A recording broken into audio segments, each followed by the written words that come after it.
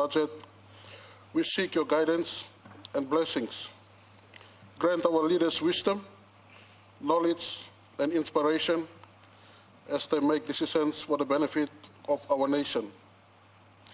We pray for the Prime Minister, the opposition leader, and all the members of the National Parliament, that they may work together with unity and purpose. May they prioritize the needs of our citizens and work towards a prosperous future for Papua New Guinea. Lord, we pray for unity and love and peace throughout our country. May we recognize and appreciate the richness and blessings you have given us. Forgive us for our shortcomings and grant us peace. Let us pray the prayer that Jesus has taught us. Our Father, who art in heaven, hallowed be your name. Thy kingdom come, thy will be done on earth as it is in heaven. Give us this day our daily bread, and forgive us our trespasses, as we forgive those who trespass against us. And lead us not into temptation, but deliver us from evil. Thine is the kingdom, the power, and the glory, forever and ever. Amen.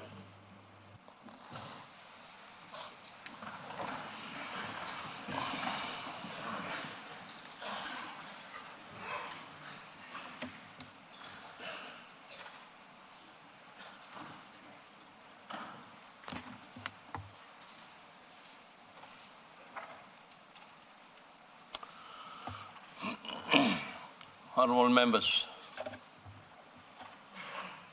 Lord, this morning, Lord, this day today,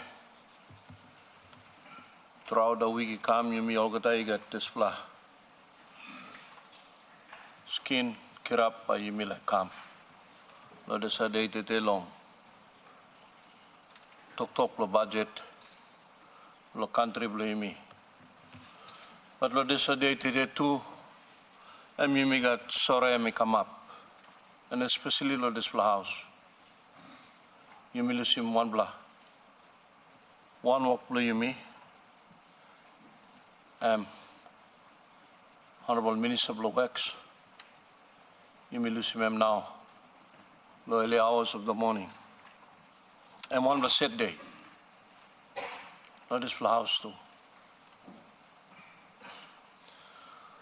Look, si mouse, the parliament. Me lagi imbig bla tok sore. Lol people bla telephone in. Now family belong on there's a time. All sub sore na you me too sore one time.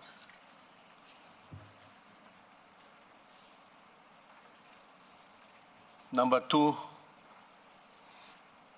me get lo this what they me sore too. Also me this la. Mani go pass this house, now walk to this house. Me sorry long bla lig when I come up. You me. I'm the lig process for you me. No opposition. In makim leader belongan. And this is something I mean you can sort him within long. Walk the parliament yet. But you mean no make him all say na you go long court na court come na you run him. This election blue you me. This lamb set day lo me also money go pass for parliament. You set him one black kind look sabe. Also supposed to say parliament. You mean up manage him when blue you me long process for parliament lo make him. And back court come inside lo parliament and make him this la walk. So want them to slay anyway, call them me make him look sabable and finish. Me too me can make him look sabable me lo see also. Me can look sabe and me no look sabe.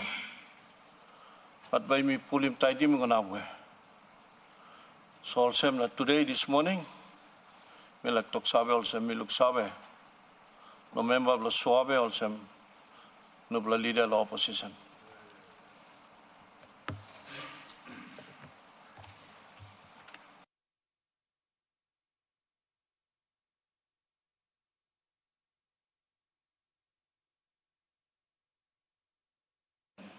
Speaker, I ask of Parliament to move a motion without notice. Question is that the motion be agreed to. Those in favor say aye. Those against say no. The ayes have it. Leader of Government Business. Mr. Speaker, I move that so much of the standing orders be suspended as would prevent order of the day number 95, government business, being called on forthwith. Question is that the motion be agreed to.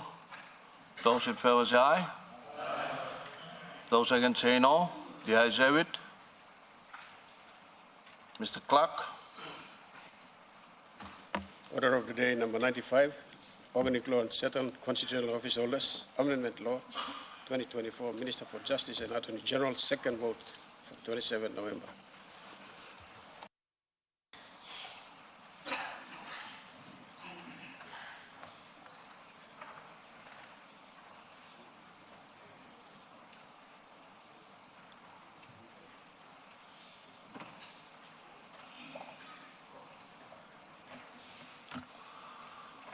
Honourable members, as this is the second vote, the Constitution requires that the vote must be recorded and that in order for the proposed law to pass, it must also be supported by a two-thirds absolute majority of 79 members. Honourable members, the Parliament will now vote. Clerk, please ring the bells.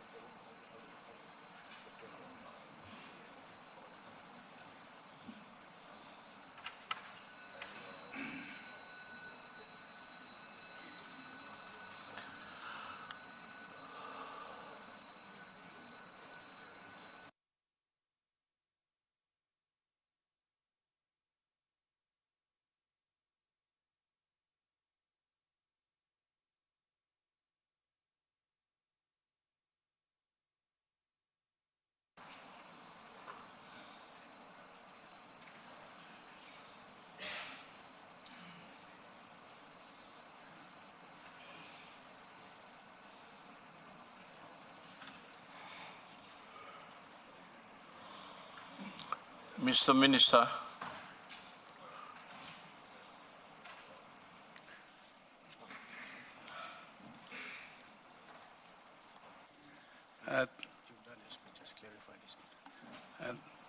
Thank you, Mr. Speaker. Just to clarify with the constitutional office holders, this amendment is going towards this particular constitutional office holders. Public prosecutor, public solicitor, chief magistrate, the clerk of national parliament, and the auditor general from 55 years and 60 years, respectively, to 72 retirement age and 75 compulsory years. Thank you. Just to clarify this, there's a confusion on, and these are the officers we want to increase their age. Thank you. The question is that the proposed law without amendments be now agreed to. Those in favor, please stand.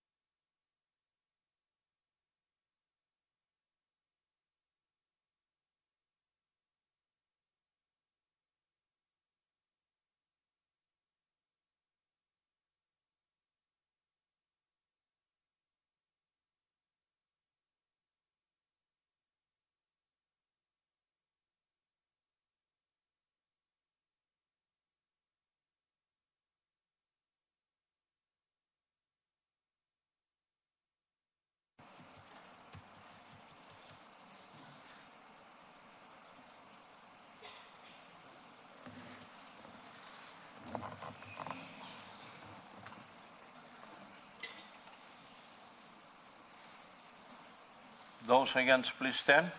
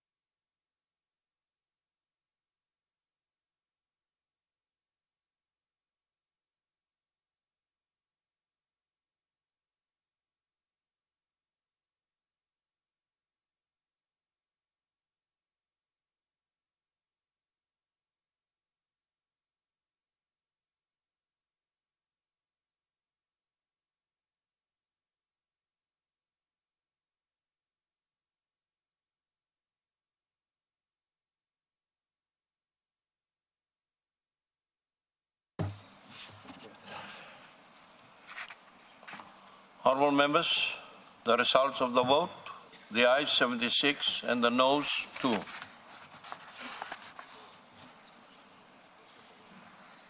Leader of Government Business. Mr. Speaker, I rescind the vote. I move to rescind the vote. Question is that the motion be agreed to. Those in favour say aye. Those against say no. The ayes have it.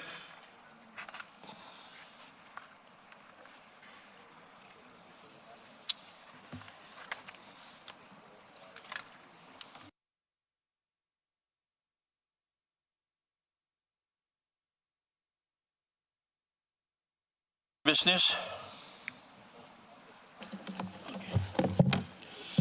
Mr. Speaker, I ask leave of Parliament to move a motion without notice. Is leave granted? Leave granted. Mr. Speaker, I move that so much of the standing orders be suspended as would prevent orders of the day numbers 178, 179, 180, 181, 182, 183, 184, 185, 186, 187, 188, and 189 government business being called on forthwith, and the opposition spokesman on Treasury matters replying on the 2026 budget. The question is that the motion be agreed to. Those in favour say aye. Those against say no. The ayes have it. Mr. Clerk. Order of the day number 178, Appropriation General Public Services Expenditure 2026, Bill 2025. Second reading, resumption of debate from 25 November. Mr. Brian Kramer in continuation. Order of the day number 179, Appropriation National Parliament 2026, Bill 2025. Second reading, resumption of debate from 25 November. Mr. Brian Kramer in continuation. Order of the day number 180, Appropriation Judiciary Services 2026, Bill 2025. Second reading, resumption of debate from 25 November. Mr. Brian Kramer in continuation.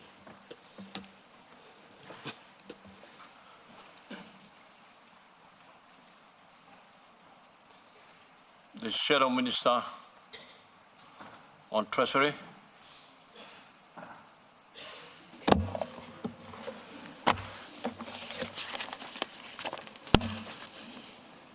Thank you, Mr. Speaker. Before I provide my budget response, I'd like to first pay condolences to the late Honourable Misiriam and to his family and to the people of Telefomin on behalf of the people of Madang. Mr. Speaker, honourable members of this House, I rise to deliver the opposition's formal response to the 2026 national budget, presented by the Minister for Treasury, Honourable Inling Staki, titled Security with Growth. I thank the Treasurer for the presentation and I acknowledge the enormous work undertaken by Treasury officials every year to prepare these documents. But, Mr. Speaker, our duty in this House is not to applaud the thickness of the budget books. It is to scrutinize the content, the assumptions, the risks, and the real impact on the lives of our people. A budget must be more than a political speech. A budget must be an honest economic document. And, Mr. Speaker, with regret, I must inform this House that the budget presented to us is heavy on rhetoric, light on reform, strong in promises, weak in realism, and dangerously dependent on revenue assumptions that are defying economic gravity. The Treasurer has delivered the largest budget in our history with 30.9 billion in expenditure, 29.3 billion in projected revenue, and a claimed deficit of 1.6 billion, which claims is just 1.1% of GDP, alongside talk of a glide path to surplus by the year 2027.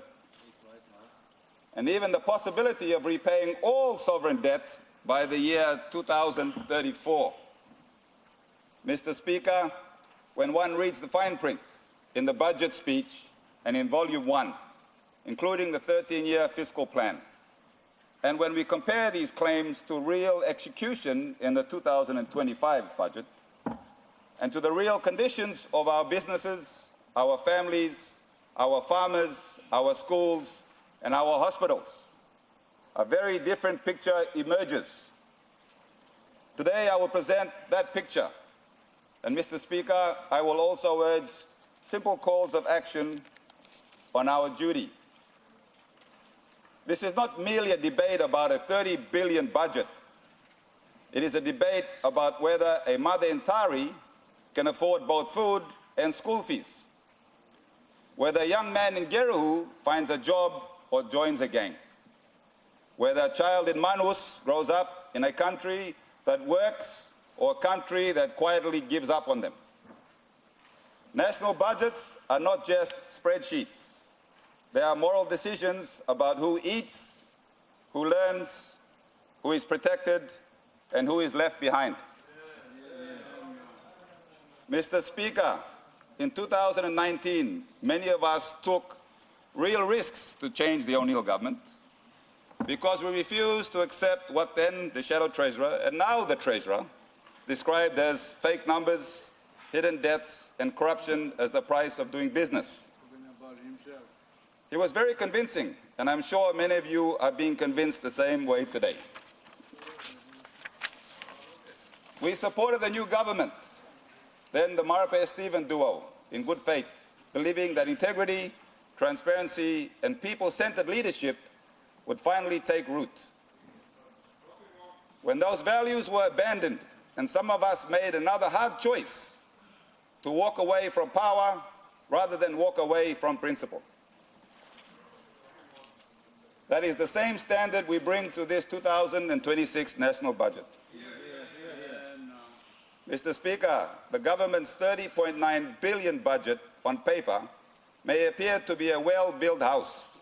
However, like in too many communities, it still feels like a house cook where some get the meal and others only get the smoke. The truth in these long-term numbers, Mr. Speaker, let us start with long-term record. What different governments have actually done to revenue, expenditure, and debt. When the Makerere government took office in July 1999, the actual revenue to run the country was just 2.5 billion kina. And his expenditure budget was 2.9 billion.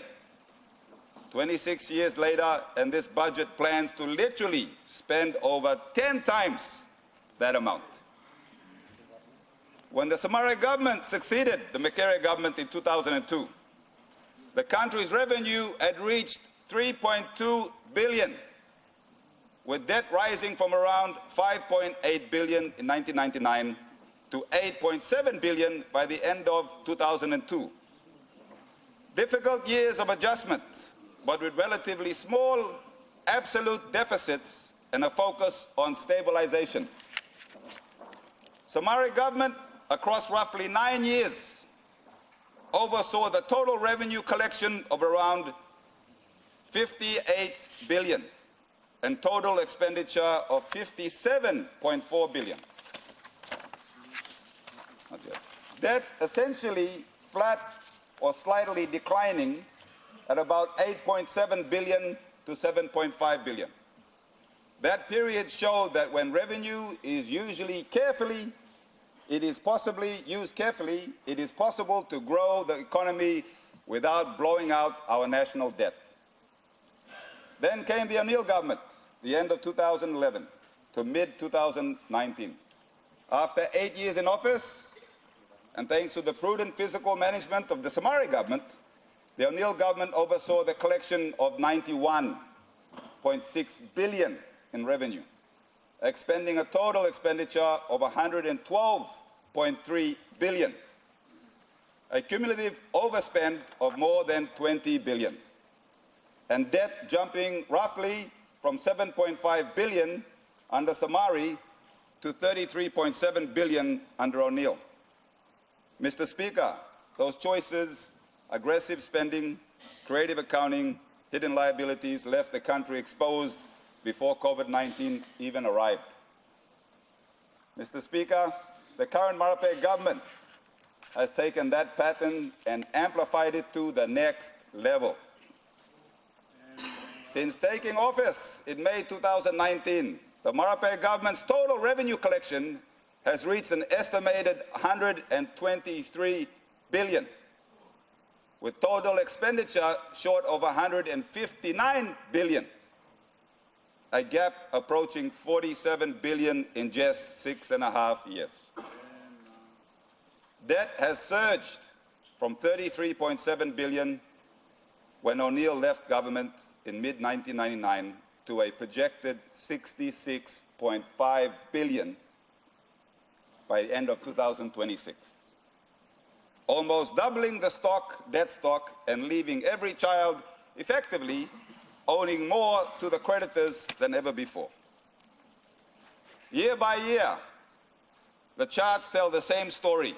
In the early 2000s, deficits were measured in tens of hundreds of millions. You guys hold it up.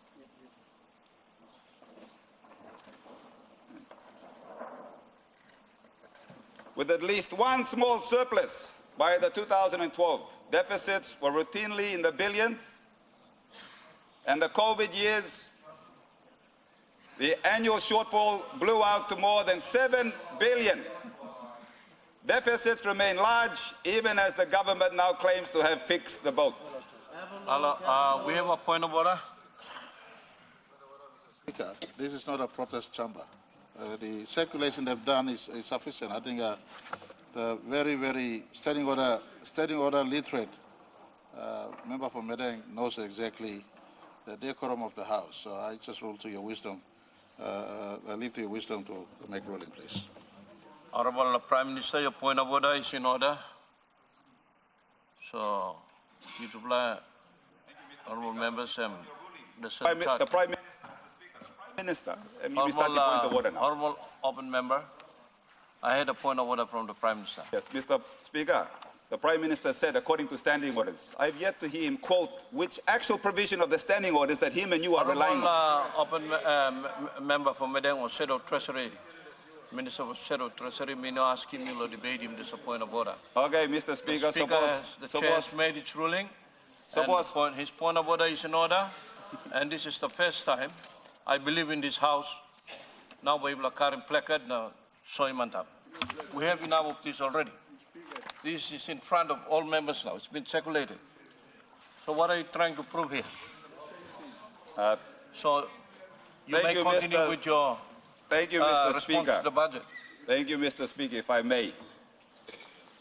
Your question is why we are trying to do here. We are not only the people in this House that is watching these proceedings. For that reason, they do not have the public, do not have the benefit of a table that you have.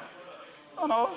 Honorable, Mr. Speaker, it's my budget response. So reply. Honorable Shadow Treasurer, yes. I have ruled. You are trying to tell us, or tell the chair, that every information that is here, it will eventually go to the medias are here. But you report him to the public. That's correct. That's right. Okay, so I'm right. So you may continue with your... Mr. Speaker, so was Sabla Pilim Pen, Biplak and Rausi memo right? You may continue with your budget reply. As they say, numbers don't lie. So if I can continue. Honorable Minister, what is your point of order? Mr. Speaker, such displays like this has to seek leave of the Parliament or leave from the chair. Leave was not taken. How did he bring it in? How did two people stand up, Mr. Speaker? Honorable Minister, point of order, in order. You may already understand him also. It's just that, like, give me like making some show or something or similar flow. And we shouldn't be doing that.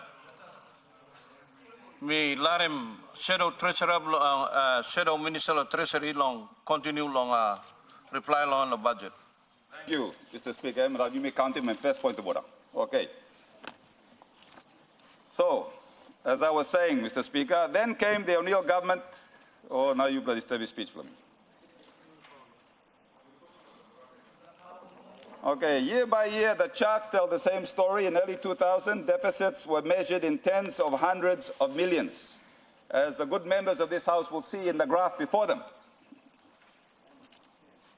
With at least one small surplus by the 2012, deficits were routinely in the billions. And in COVID years, the annual shortfall blew out to more than 7 billion in 1 year.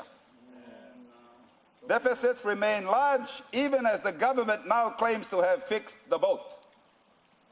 With the legacy of those choices visible in higher interest costs, now at a record 3.6 billion budgeted in 2026.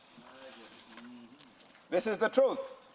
Two successive governments have normalized a structure where expenditure constantly runs ahead of realistic revenue and where borrowing fills the gap, while the quality of frontline services lags badly behind, and growth in the budget headline.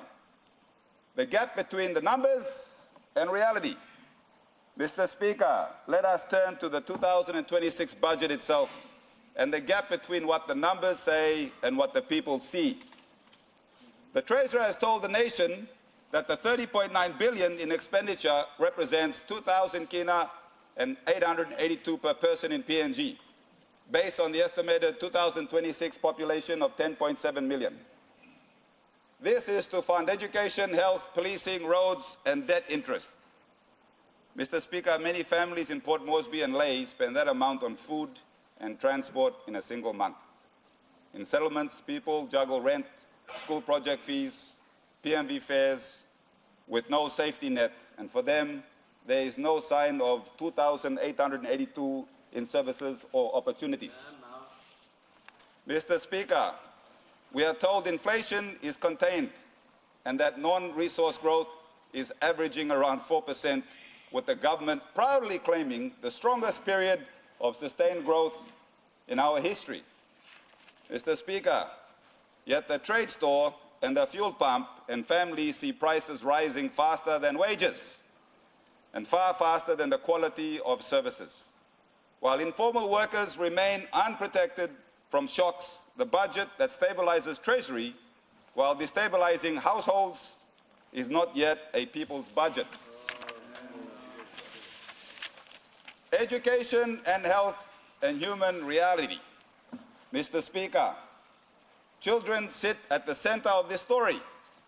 The government highlights a 4.9 billion for education, the largest sector allocation on paper, and a substantial increase compared to a decade ago, when education spending was only a fraction of today's level.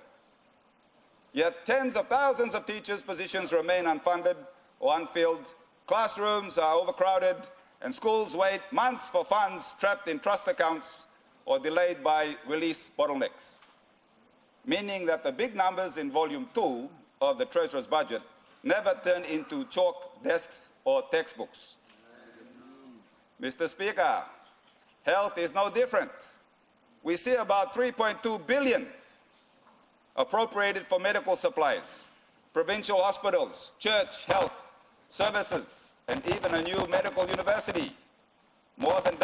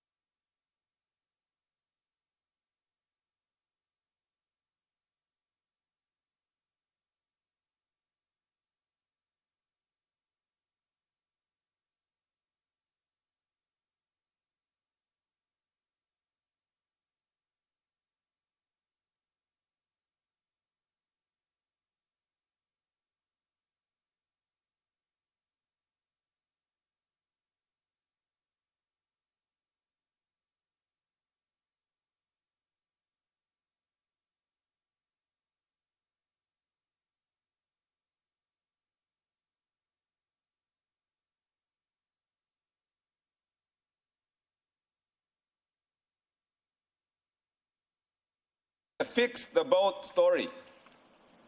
We are told the government has fixed the boat. The deficits have fallen from around 8.9% of GDP, or 7.3 billion, at the COVID peak to 1.1%, and that debt will trend down for nearly 50% of GDP. So, Mr. Speaker, I noted that the Treasurer puts percentage, so we put him amount. So 50% of GDP is 66.6 billion. 50% of GDP, figure says it's 133 billion in 2025. Mr. Speaker, the government's achievement towards consolidation is real, on paper, and deserves acknowledgement. But it sits on a fiscal tightrope. That tightrope is built on highly optimistic revenue forecasts, very ambitious capital spending plans, and an assumption that nothing goes wrong between now and the year 2034. Mr. Speaker, in a country where one earthquake, one major mine shutdown, one major drought, one global shock, or one Black Wednesday can rewrite the national story in a single week. This looks more like wishful thinking than conservative stewardship. Revenue, structure built on sand. Mr. Speaker, the total revenue for 2026 is projected at around 29.3 billion, a sharp increase compared to the actual collections by a few years ago, driven by big steps in tax collections and ambitious increases in state-owned enterprise dividends and other non-tax revenues. But state-owned enterprises have a long history of under-delivery, withholding dividends and being hit by commodity volatility and operational failures. Past years show that projected dividend lines were not met. And when those checks did not arrive, the cuts fell on maintenance, goods and services, and arrears to suppliers. Mr. Speaker, if those new checks do not arrive in 2026, it will not be boardrooms that feel the pain. It will be schools, clinics, roads, and frontline wages.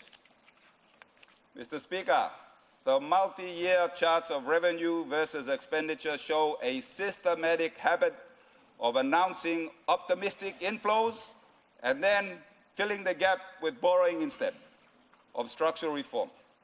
That habit has left us more dependent on a narrow tax base, and a handful of large projects, while the informal sector and rural economy carry the hidden costs of inflation, weak services, and insecurity. Expenditure, big spend, weak delivery. Mr. Speaker, 30.9 billion in expenditure sounds transformational, and there is no doubt that nominal spending has more than tripled since the Somare government and doubled from 2017 under the O'Neill government. But the wage bill continues to grow faster than the real non-resource economy. The thousands of unattached or ghost workers still remain on payroll systems that have resisted reform for more than a decade. Capital budgets look impressive, and each year the volume 3 of the budget books lists long roads, new health facilities, and economic projects. Yet historically, only a fraction of these are actually delivered on time and to standard. And maintenance of new infrastructure is consistently neglected. Mr. Speaker, we risk more ribbon-cutting projects that fall apart within a few years, while calling it security with growth, as communities are left with collapsed bridges and roads, broken vehicles, and no recurrent funding. The charts show the real outcome clearly. Ever-rising expenditure lines, a widening gap over the revenue in the O'Neill and Marape years, and debt stocks climbing steeply since 2012. Mr. Speaker, what they do not show is the father who cannot find work, the mother selling betel nut to keep children in school, and the youth in the settlement drifting towards crime when the promise of record budgets never reaches their street or block. Addressing the government's favorite excuse, the other guy. Mr. Speaker, this is the point where the government members will say, yes, mistakes were made in the past, but we are better than before. That is very low bar for our country, a country without potential. In this House, I have probably been the most critical of the member for Yalbu Pangia. Our differences are well documented. The O'Neill years left hidden debts, inflated numbers, and a mountain of arrears. The chart documented the surge in expenditure over revenue and the jump in debt from around 7.5 billion to 33.7 billion. I accused him of sinking the country in debt and accusing his government of reaching 40 billion in debt. Mr. Speaker, the Marape government has pushed our debt past 60 billion, an amount that would be incomprehensible against a debt level during the Somare government term. But, Mr. Speaker, there were also significant successes under the O'Neill government that I can admit. Peter O'Neill's 8 years as Prime Minister saw commissioning of the country's first LNG, during real GDP growth and boosting export revenues and billions in oil and gas revenue that the Marape government now enjoys expending. The project now showcasing Papua New Guinea's ability to deliver major international investments. The O'Neill government did deliver transformative infrastructure, such as the Kumul flyover, a new city roads, APEC House, the relocation of Port Moresby's port to Motukia, upgrades in over 20 airports, and the 3 billion highway rehabilitation. It was the O'Neill government that reintroduced free education in 2012, expanded health facilities, and constructed institutions like the West Pacific University. Under his leadership, Papua New Guinea hosted the 2018 APEC Summit, raising the nation's profile and attracting new investment, cementing his government's reputation for ambitious development and modernization across the country. Those years were not without controversy. That is precisely why some of us fought for change of government in 2019. However, Mr. Speaker, Mr. O'Neill is no longer in charge of the country's affairs or its finances. So the buck no longer stops with him. The Treasurer can no longer continue to blame the failures of this government on him. And Mr. Speaker, for the record, this is why I printed out a graph that actually confirms the actual numbers. In the minister's speech, he said that his government was burdened by deficits. You will see on the form that the majority of the deficits have been under this government and not the O'Neill government.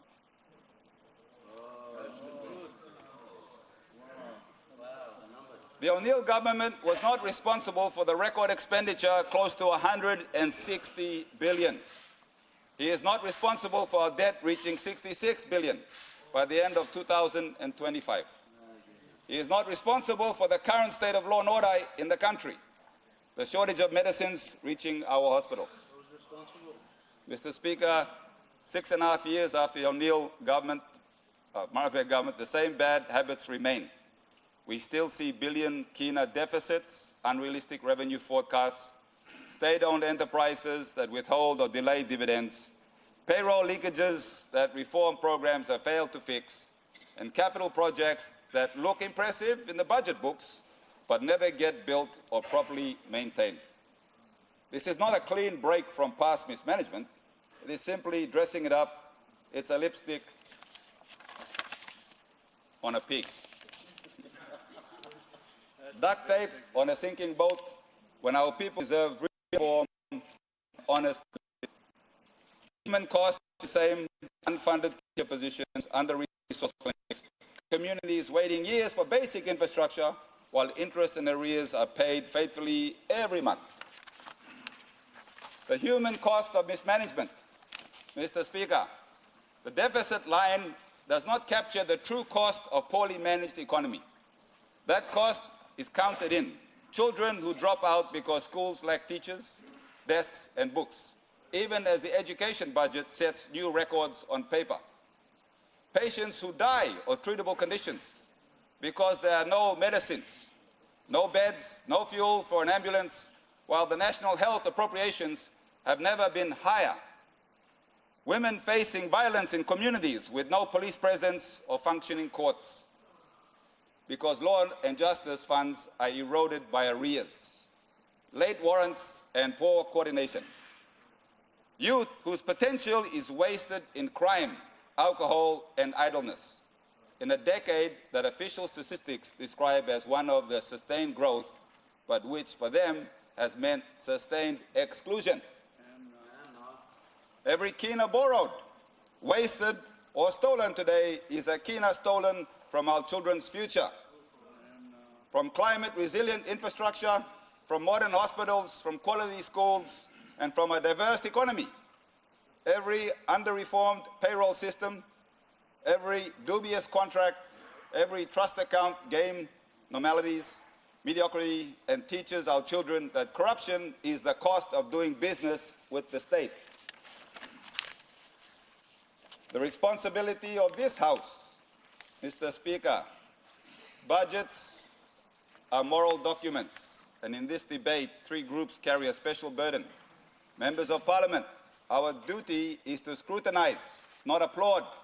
We must challenge unrealistic assumptions, expose waste, and demand that savings first go to teachers, nurses, police, and rural infrastructure, not to campaign expenses or new convoys of vehicles.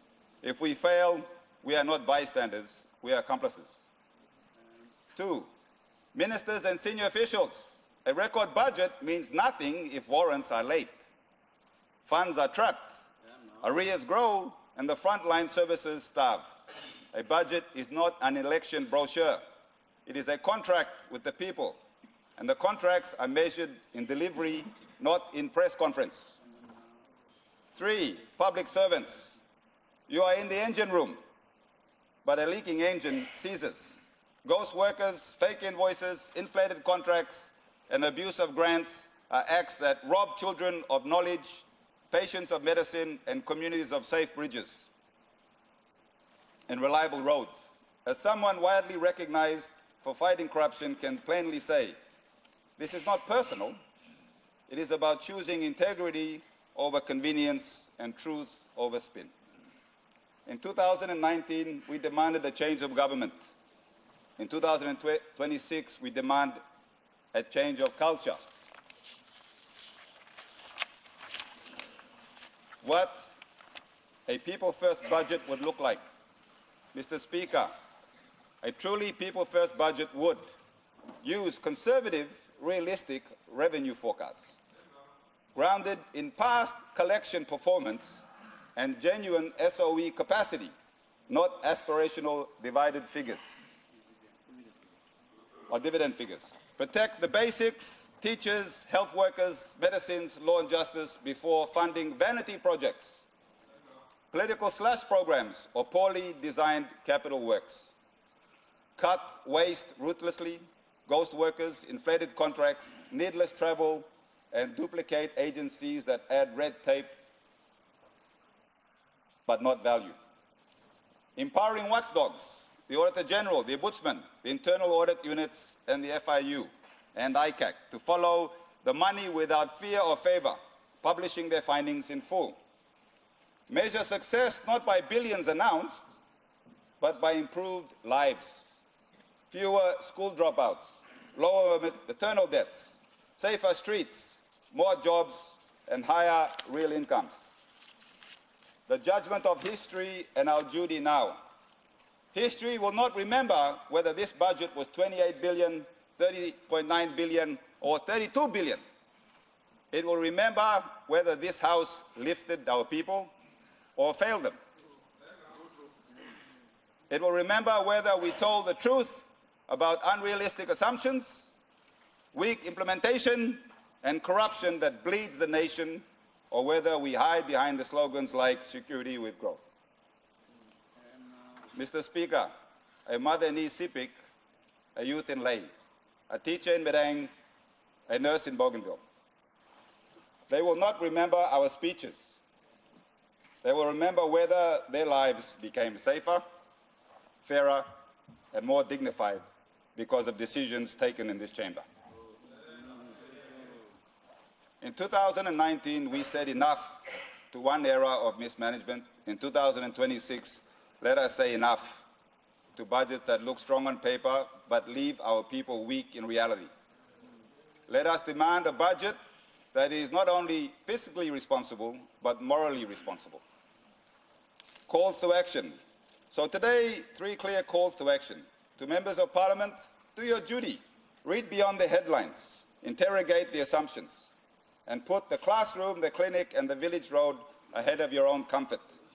To ministers and heads of departments, honor the trust placed in you. Release funds on time. Fix the leakages, enforce consequences, and make sure money reaches the front line, not just the press release.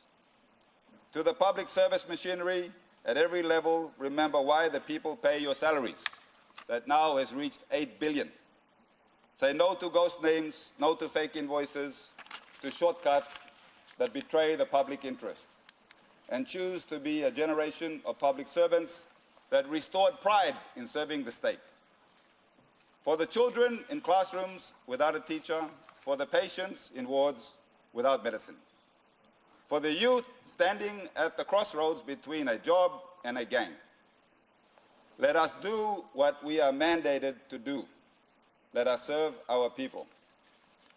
Mr. Speaker, as the last part of concluding my speech, in handing out a graph that illustrates the expenditure from 1999 to 2025, which all members of this House have a copy. And you will see the different governments that took office and the legacies and record that they left. These are numbers, and they don't lie.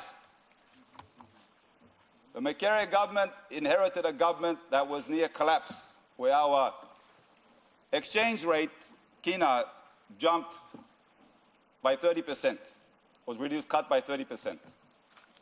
So they were managing the entire country with 2.5 billion, not 30 billion, where GDP, debt to GDP had reached 70%, while we talk about 50%. Yes. So my question to the Marape government is, what will be your legacy? The record shows the legacy of Makere's reform, and it shows the record of Samare's diligent management of the economy, where they left a 598 million surplus. The O'Neill government, deficits. The Marape government, the next level of deficits. Will the Marape government be the next line of the story? What will it tell? Right now, it tells of corruption, incompetency, inefficiency. I commend also the efforts of the Treasurer.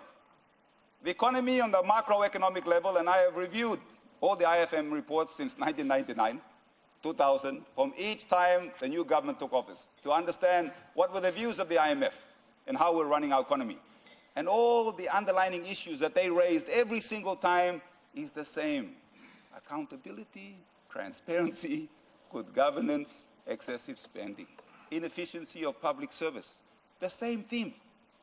Since 1999, they are saying the same thing. The only difference is that the likes of Makere and Samare adopted what they said, and we have seen the results on paper. That is the difference.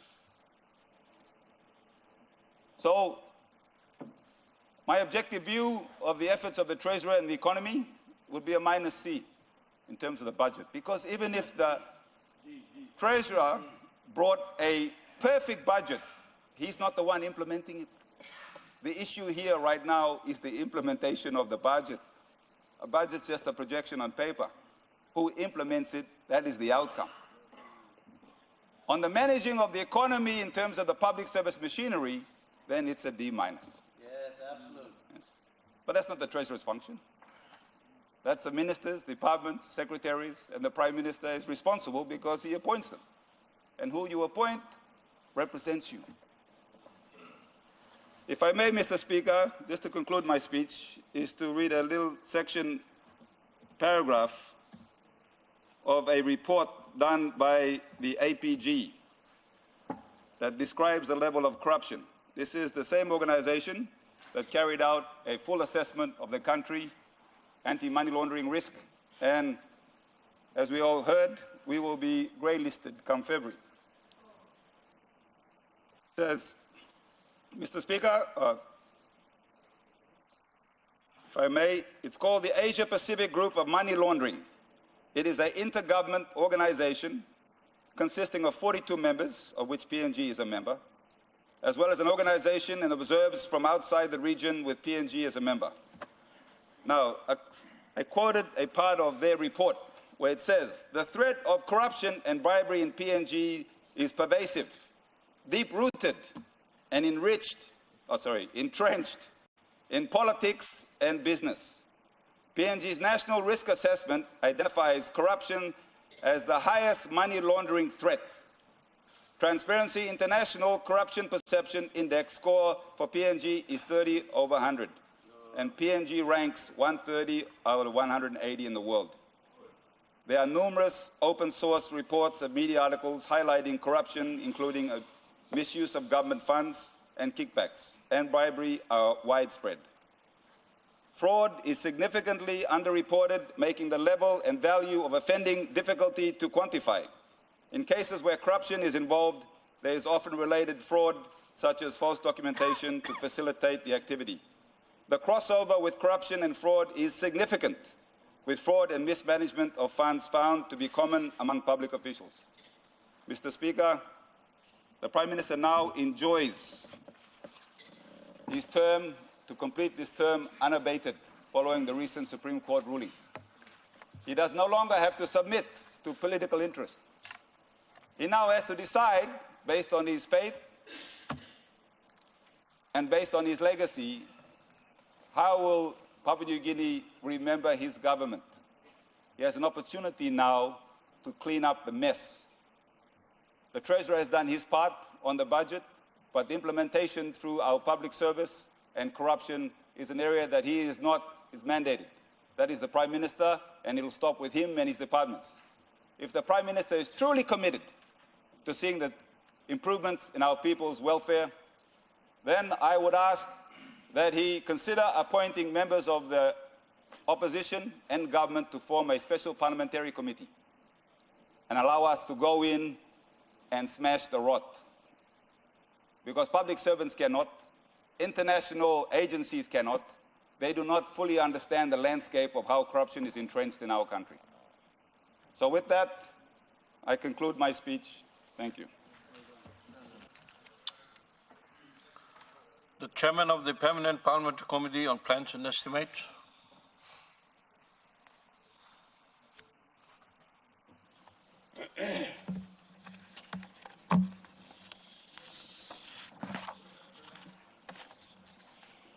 Mr. Speaker, I rise once again to present the views and recommendations of the Permanent Parliamentary Committee on Plans and Estimates on the 2026 National Budget. Mr. Speaker, let me remind the House again that the government has a fundamental duty to allocate funds responsibly and must take heed to consider making necessary changes in certain key government agendas and strategic investments that are not implemented properly to gain maximum benefit. We hear the outcries of the opposition and other stakeholders when budgets after budgets are not implemented transparently in the proper manner. A responsible government must consider the views of all stakeholders, including the Plans and Estimate Committee. This will reflect the government's commitment to transparency and accountability on all our spendings. Mr. Speaker, we have now a record budget in front of us of 30.9 billion kina, despite varying local and global challenges. This House will definitely have diverse opinion on the budget, but it is crucial to harmonize the challenges and perspectives and adopt effective best practices to enhance the lives of our citizens. The committee thoroughly looked into the 2026 budget and came up with the following observations. Mr. Speaker, budget overview. Papua New Guinea's economy is influenced by global events. The global economy is experiencing a period of slow growth and declining inflation. characterized by resilience, but also significant risk like prolonged uncertainty, rising trade tension, and physical vulnerabilities. The U.S. state tariff introduced during the first quarter of 2025 have changed the global economic landscape, forcing policymakers to rethink traditional policy responses. The 2026 national budget is boosted by an aggregate expenditure of 30.9 billion kina, excluding debt repayments, an increase by 2.6 billion kina from the 2025 national budget. The 2026 national budget projects approximately 29.3 billion kina in total revenue, which results in the projected deficit of approximately 1.6 billion kina. The 2026 national budget is based on the theme security with growth, which means that Papua New Guinea has made a substantial development progress, which must be continued and expanded. The 2026 national budget is guided by 4 principal areas: strong economy, connect PNG, going rural, and good governance. Mr. Speaker, issues considered by the committee. The committee has noted and considered the following issues that have influenced the effectiveness and sustainability of the 2026 national budget. 1, over-optimistic budget figures. The budget is not a political speech or a campaign brochure. It is like a social contract between the country and its people. When the figures presented to this House consistently exceed the realistic, it puts the social contract at risk. The 2026 national budget is as such a scale that demands rigorous and realistic assumption with transparent evidence to back every projection. The committee is deeply troubled that the 2026 national budget figures appears to be overly optimistic, with the projected figures, both revenue and expenditure, far exceeding the past actual figures and economic realities. This gap risks undermining service delivery, unnecessarily increasing debt and eroding public trust. Mr. Speaker, over-optimistic budget figures carry 3 immediate risks. First, it can lead to unsustainable borrowing if anticipated revenues fail to appear. Second, it diverts attention from necessary fiscal discipline and prioritization of frontline services across the provinces. And third, it undermines the credibility of the Parliament's oversight role and the ability of government agencies to plan effectively. Mr. Speaker, the committee encourages the government to take appropriate steps in revising the budget-focusing methodologies and assumptions to help restore realism in budget figures and improve accountability to our fiscal process. 2, budget balance and cash flow. The committee observes that the budget expenditure continues to exceed the budget revenue, and this is again the case in the 2026 national budget. With government spending often exceeding revenue, PNG continues to consistently face budget deficit, leading to high borrowing from external financing and increasing the national debt which is expected to rise to approximately 66 billion kina or even more in 2027. Through our budget briefing with Treasury Department and the review of the 2026 budget papers, the committee notes with grave concern on the government's ongoing cash flow challenges. The 2026 national budget reveals that the government expects a cash deficit of approximately 1.6 billion kina. Without a clear strategy to reduce the deficit and resolve cash flow issues, the committee is concerned that this would undermine the financial stability, increase borrowing costs, and limit the government's ability to focus on long-term investments in development. Mr. Speaker, the committee urges the government to focus on sustainable and realistic fiscal consolidation by cutting unnecessary spending, reduce spending wastage and leakage, improve revenue collection, and prioritizing value for money and high-impact projects and services. Law and order issues, number three.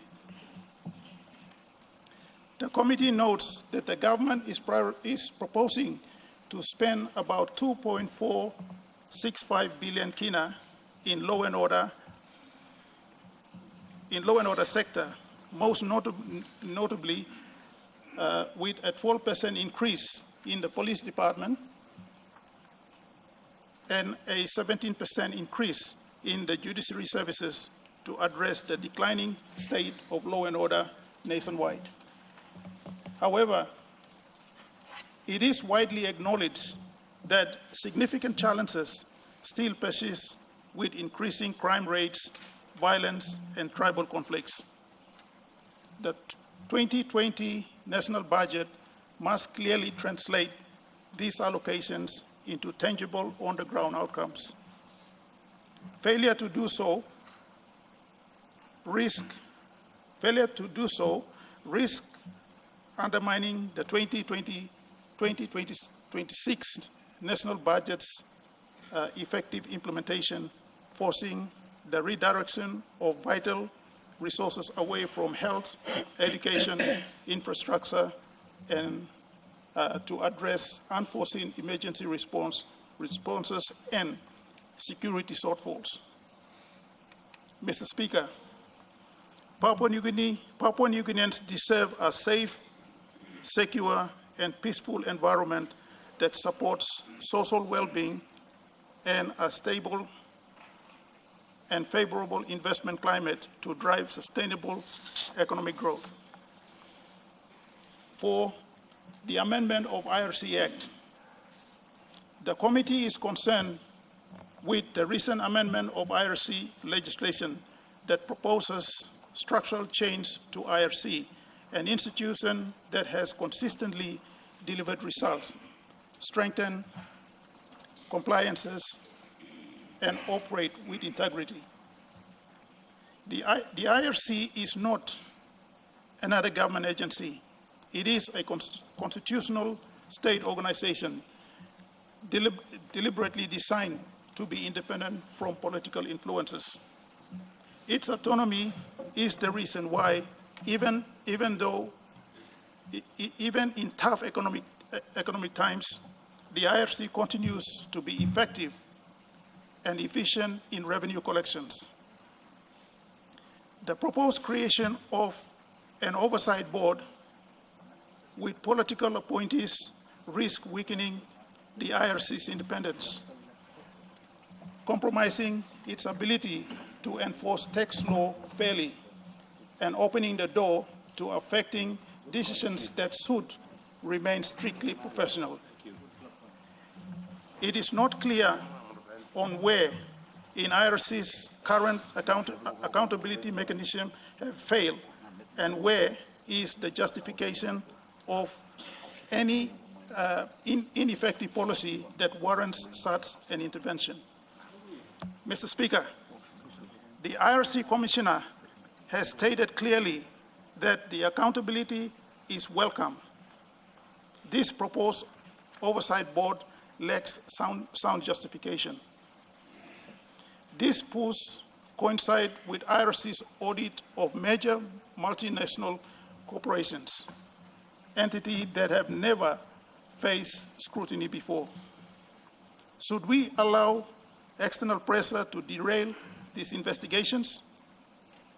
Should we compromise our sovereignty and integrity of one of our strong institutions that, for reforms that serves unclear interests? Good governance is about protecting strong institutions, not undermining them. The IRC must remain independent, free from external pressure, and sealed from political control. This amendment bill threatens that independence and should be rejected in the best interest of transparency, fairness, and the long-term health of our tax system. Mr. Speaker, the committee has a clear message to the government. Papua New Guinea must not trade institutional integrity for conditional support.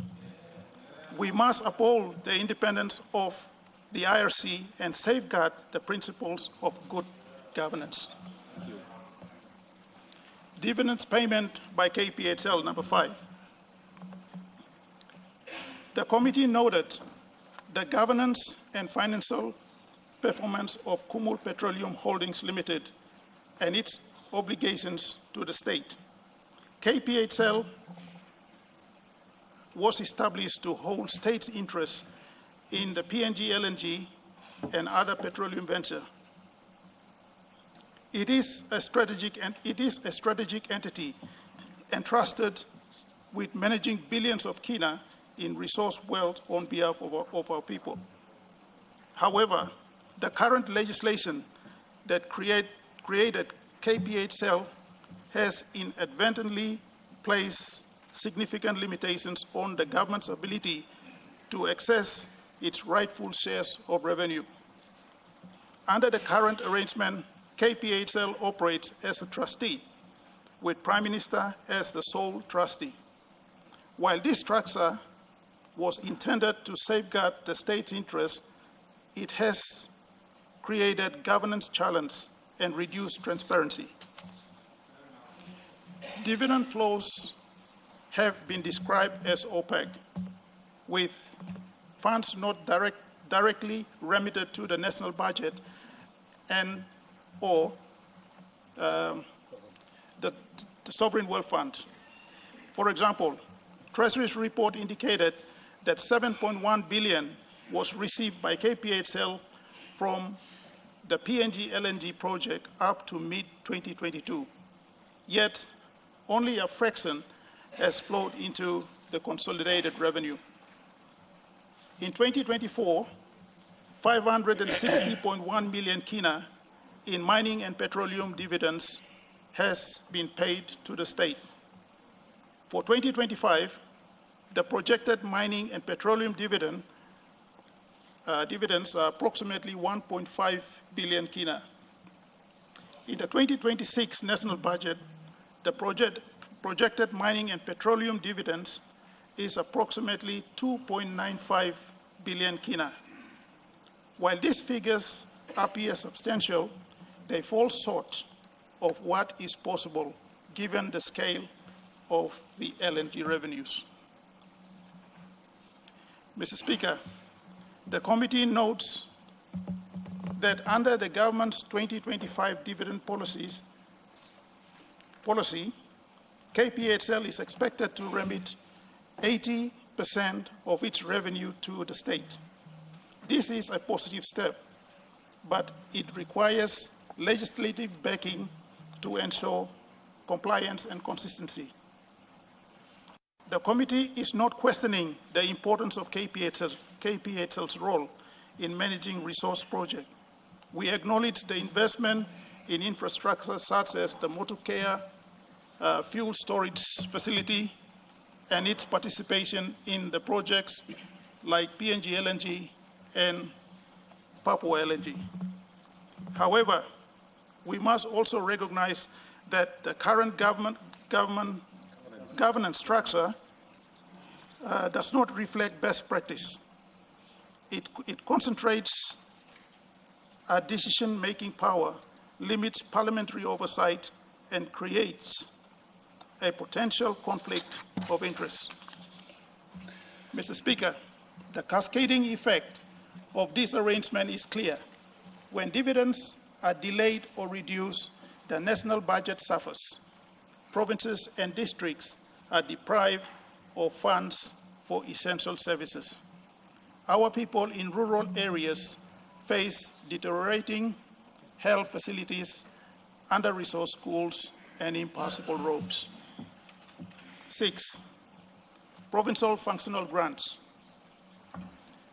The committee observes that the heart of service delivery and the well-being of our people are directly impacted by the timely release of provincial functional grants and the consequences of their shortfall. When this House passed the national budget in 2024 and 2025, we did also with the expectation that allocations of provincial functional grant be fully honored. We must know that these grants are not merely figures on paper. They are foundation for health services, education, law and order, and infrastructure in all our provinces. However, the reality is deeply concerning. While the Department of Treasury asserted that warrants were issued on time, the actual release of cash fell short of what was appropriated. The 2024 national budget projected 638 million kina for provincial functional grants, but the 2024 final budget outcome report recorded 535 million kina as committed by the government. However, the committee understands that provinces wait months for funds that never arrived when needed. In the 2026 national budget, 770 million kina was allocated for the provincial functional grant. The committee is now unsure if this proposed amount can be fully committed. Mr. Speaker, the consequences have been severe and far-reaching at the cost of cutting other operational and capital expenditures. Provincial administrations left scrambling. Many public servants could not perform their duties effectively. Some could not work at all. Hospitals lacked medicine, schools lacked materials, and roads remain impassable. This lack of funding has had a cascading effect on our communities. In rural areas where basic services have collapsed, our people have been forced to migrate into towns and cities in search of better opportunities. This rural-urban drift is accelerating. Families leave their villages because there is no functional health post, no teachers in classroom, and no roads to market. They arrive in urban centers like Port Moresby and Lae only to find overcrowding schools, shortage of classrooms and teachers, and settlement mushrooming without proper water, sanitation, or housing. Health facilities in cities are overwhelmed. Crime rates rise and unemployment grows.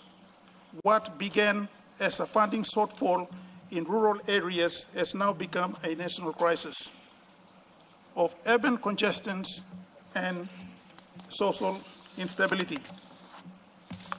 The delayed and under-release of provincial functional grant has undermined governance at the subnational level and placed unbearable pressure on urban infrastructure.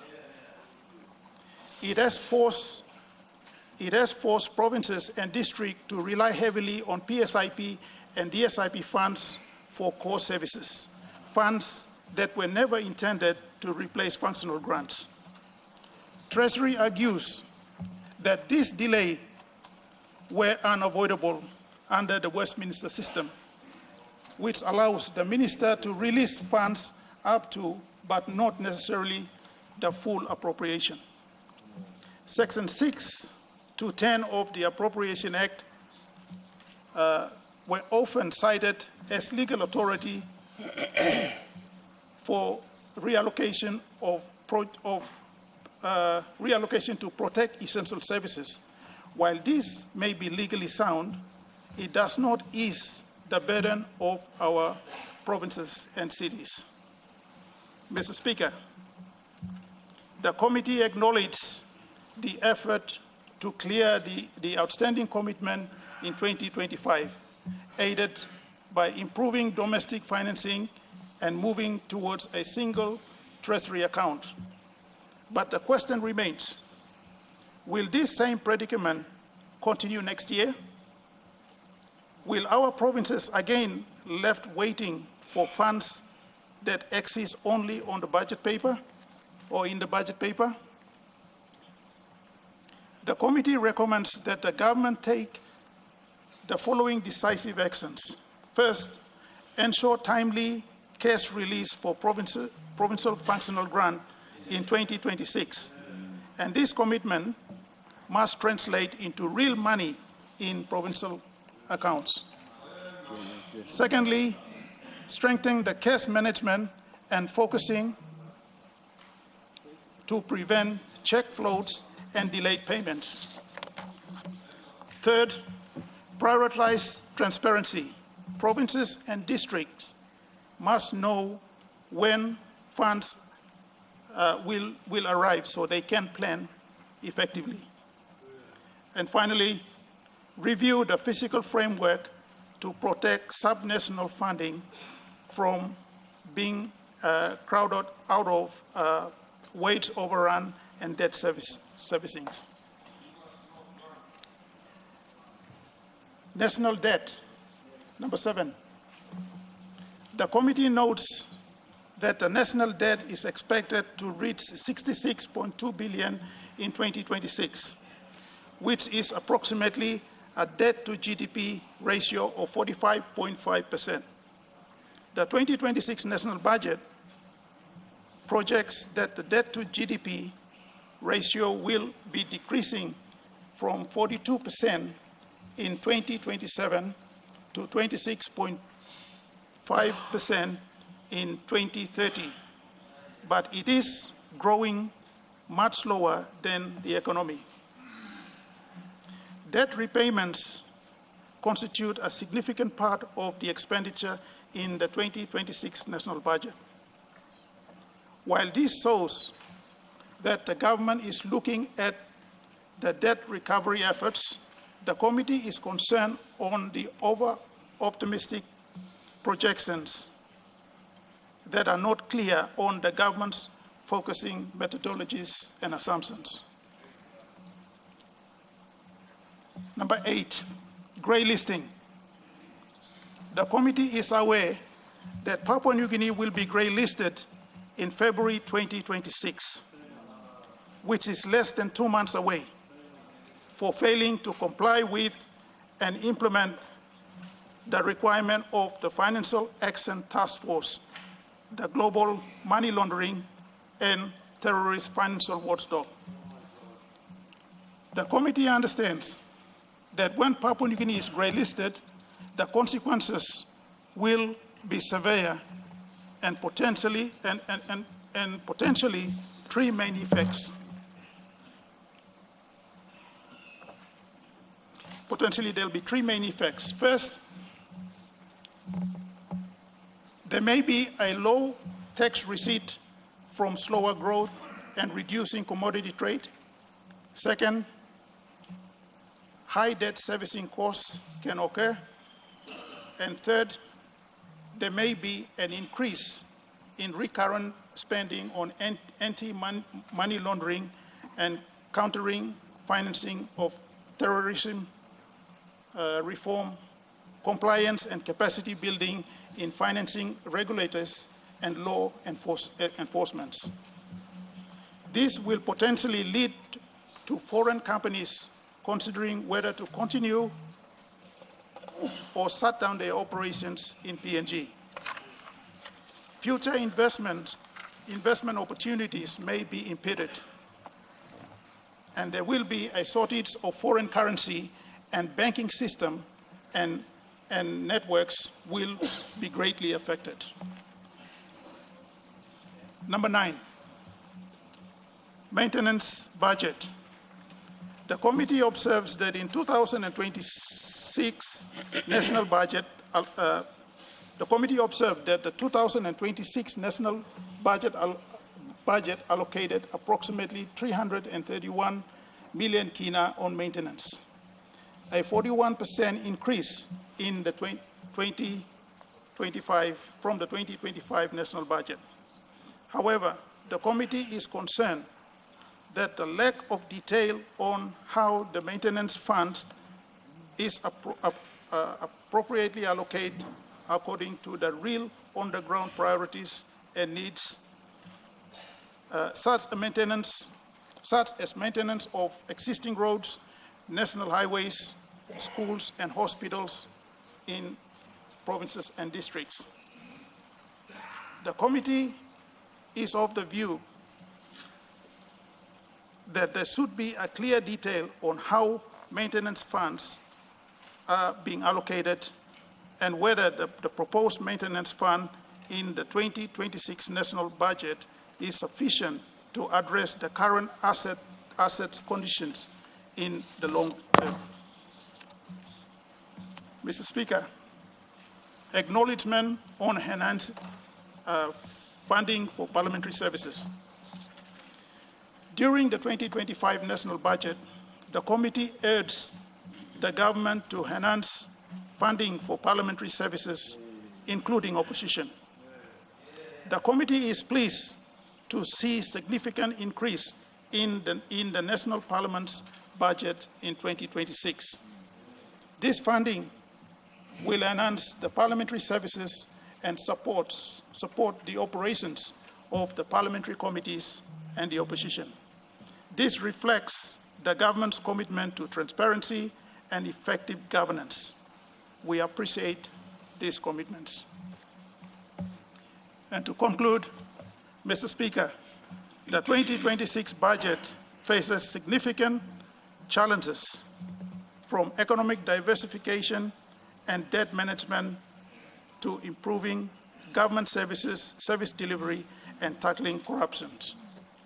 However, with careful planning and a focus on sustainable development, fiscal responsibility, and improved governance, the 2026 national budget and future national budgets can address these issues and help set PNG on the path towards economic growth, social stability, and improved living standard for its people. Thank you, Mr. Speaker. You will find there's an attachment here. It's just the analysis that the committee has gone through. It's attached with the speech that I presented. Please have a look at it. If you can go through the budget book, maybe this will help you to get your minds in order. Thank you.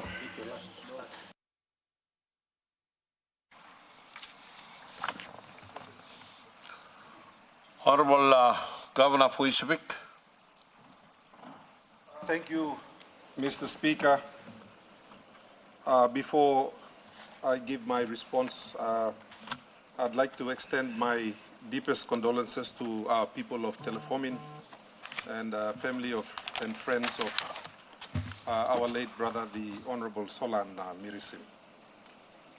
Mr. Speaker, I want to start by acknowledging the excellent response by the Shadow Treasurer, first of all. And I also want to acknowledge the excellent response from the Chairman of Budget and Estimates, the Honorable Joseph Yobiopi. Mr. Speaker, this is the first time in this House that I have sat and heard a response from the Shadow Treasurer and the Chairman of the Budget Estimates Committee sound almost the same. And I'm thinking that maybe the same person wrote those two papers. However, I say that because it is quite rare for two different, one in government and one in opposition, to come out with the exact same failings in a budget, Mr. Speaker. Now, you will find, Mr. Speaker, that a lot of the things I wanted to say were already said by these two gentlemen. But I can tell you that I wrote my own speech, Mr. Speaker. And it took me many sleepless nights of going through the books. Mr. Speaker, I start by acknowledging one of our hardest working treasurers, 7 consecutive record-breaking budgets, Mr. Speaker. And, you know, we always sit here and applaud the size of the budget. We never go to check the size of the achievements. But in any case, Mr. Speaker, many Papua New Guineans are watching this debate and they're asking themselves one simple question. When will these record budgets translate into record-breaking solutions, Mr. Speaker? When will they feel safer in our communities? When will these young men and women find a job? Or even simply just to access basic medicine at one of our clinics? The disconnect between these grand budgets, massive record numbers, and the reality our people are living could not be greater, Mr. Speaker. The government can no longer ignore the fatal flaws in its budget assumptions for 2024, 2025, and now 2026. Mr. Speaker, they are repeating the same mistakes that we have seen in the last 2 budgets, and I will outline this as I continue. These budgets appear to be driven more by political necessity than by technocratic rigor. And the numbers are so scary, they don't add up.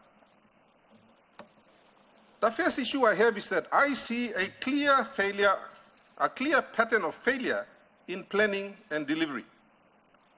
The evidence is undeniable, Mr. Speaker. In 2024 and 25, we experienced severe cash flow crisis, forcing media adjustments that crippled service delivery. Mr. Speaker, I raised on this floor that the ECP provincial government and many provincial governments and PHAs received our first allocation in September, Mr. Speaker. Now that's the 2025 budget. All of these media adjustments actually crippled service delivery, Mr. Speaker. And you heard it from the Chairman of Plans and Estimates. He very clearly outlined it. He said it better than I could with all of the details. We had critical shortages of medical supplies last year. Mr. Speaker, we had this problem last year. My leaders, the ECP leaders, sat down and we allocated money to purchase medicines in November last year because the problem was already evident last year. This year, almost all Geta Health Center, all PHA, those in charge of the curative services, had to advise that they were shutting down. Now, all of these they're not isolated incidents, Mr. Speaker. These are symptoms of systematic failure in budget formulation and revenue forecasting, and the government is simply ignoring the message. The government's very famous slogan of building the richest black Christian nation sounds very hollow, Mr. Speaker, when in practice, it means that some black people are getting rich while the majority cannot even afford to buy Panadol. Our people's aspirations are not extravagant. They don't set out to become millionaires, Mr. Speaker. Our people simply want safety from harassment and violence and law and order. They want regular power. They want shelter. They want regular water. And they want food. And finally, Mr. Speaker, dignity. A young man wants to be able to get a job so he can feed his small family. He's not setting out to become a multimillionaire in this country. And he can't even get that. This budget, like its predecessors, fails to make those aspirations of our people its central priority. The second point is financial engineering and a lack of transparency, Mr. Speaker. This budget masks deeper problems through questionable practices that you need to be aware of, Mr. Speaker, as the chair of this House. The budget has several issues that I will outline. The first one is floating debts, Mr. Speaker. The escalating practice of writing checks against the following year's cash flow needs to stop. In 2023, when the budget closed, Mr. Speaker, there was $1.5 billion in floating checks that were cashed in 2024. In 2024, we had $1.8 billion in floating checks when the budget was closed by the government. Now, what this effectively does is you take out a mortgage on the following year's cash flow, Mr. Speaker. How much money you may allocate him now? Yeah, and there's all floating checks. When they close the account in 14 days' time, only pass him. There's all floating checks, but I money lo first na second quarter blow next year. Because that's been the practice we see in 2023, 2024, and it's floating into 2025. And it's likely to float into 2026, Mr. Speaker. Now, this same model is applied at scale in the Connect PNG program, where billion kina contracts are awarded with payments deferred for future years. Mr. Speaker, I raised this issue on this floor when I was sitting on that side in the 2024 budget debate. It is now come home to haunt us, Mr. Speaker. The second issue in terms of this financial engineering that I speak of, they are off-budget allocations, Mr. Speaker. In 2023, 980 million kina was diverted, as demonstrated in the FBO in 2024. Final budget outcome, yeah, and we step inside, Mr. Speaker. I'm not making these numbers up. We still don't know who got the 980 million, Mr. Speaker. Now, in 2024, if you look at the final budget outcome again, there's another 900 million kina that was allocated to certain special provinces, Mr. Speaker. And I can assure you, Manus is not one of them. We need to know that people of Papua New Guinea deserve transparency on the way the national government is handling public funds, Mr. Speaker. Number three, lack of transparency on close of account funds. Mr. Speaker, in 14 days' time, the accounts are going to close. What happens every year when the accounts close is that all get the money silip lo one account here, also broom him na bung him. Na any CISA decide usaid by kissing desla money. There is still no accountability over the last 6 years. Every year also sweep him. 300, 400 million na bung him here. We have not received a single report on this floor where that money goes. And I ask the government to bring it onto this floor so all the Papua New Guinea can sawe. Tell blodesla rat useti kisim, lek blonge museti kisim, yaw blonge museti kisim, Mr. Speaker. The fourth point I wish to raise, Mr. Speaker, is in hidden liabilities. Now, I remind the House, I raised these issues in 2 subsequent budgets. Finally, the hard-working people in Treasury have confirmed exactly what I have been saying on this floor, Mr. Speaker. If you look on page 84, volume 1, the government finally admits, because for the first time in 50 years, they have put in a small line that says that the 66 billion kina debt, you plawbim go page 84 of the book, number 1, volume and a second. Numbers don't lie, Mr. Speaker. Numbers don't lie. So, Now only talk of them. There's a 66 billion kina debt does not include arrears. I am asking for transparency, Mr. Speaker. How much are the arrears? Is it 7 billion, 8 billion, 9 billion? How much? Why you play high team? Karimi kam na talk out talk threat so all the Papua New Guinea can survey. What is the true debt? You are hiding it from IMF, you are hiding it from World Bank, and you are hiding it from the people of this country, Mr. Speaker. Mr. Speaker, I raised serious issues about the funding of the Connect PNG. Finally, if you look at the WEX budget, they are allocating 100 million kina a year for arrears. Now, only got narbla arrears ken, emoli high team backside lo Connect PNG, because their own budget books tell us, Mr. Speaker, numbers don't lie. Those are your numbers, not mine.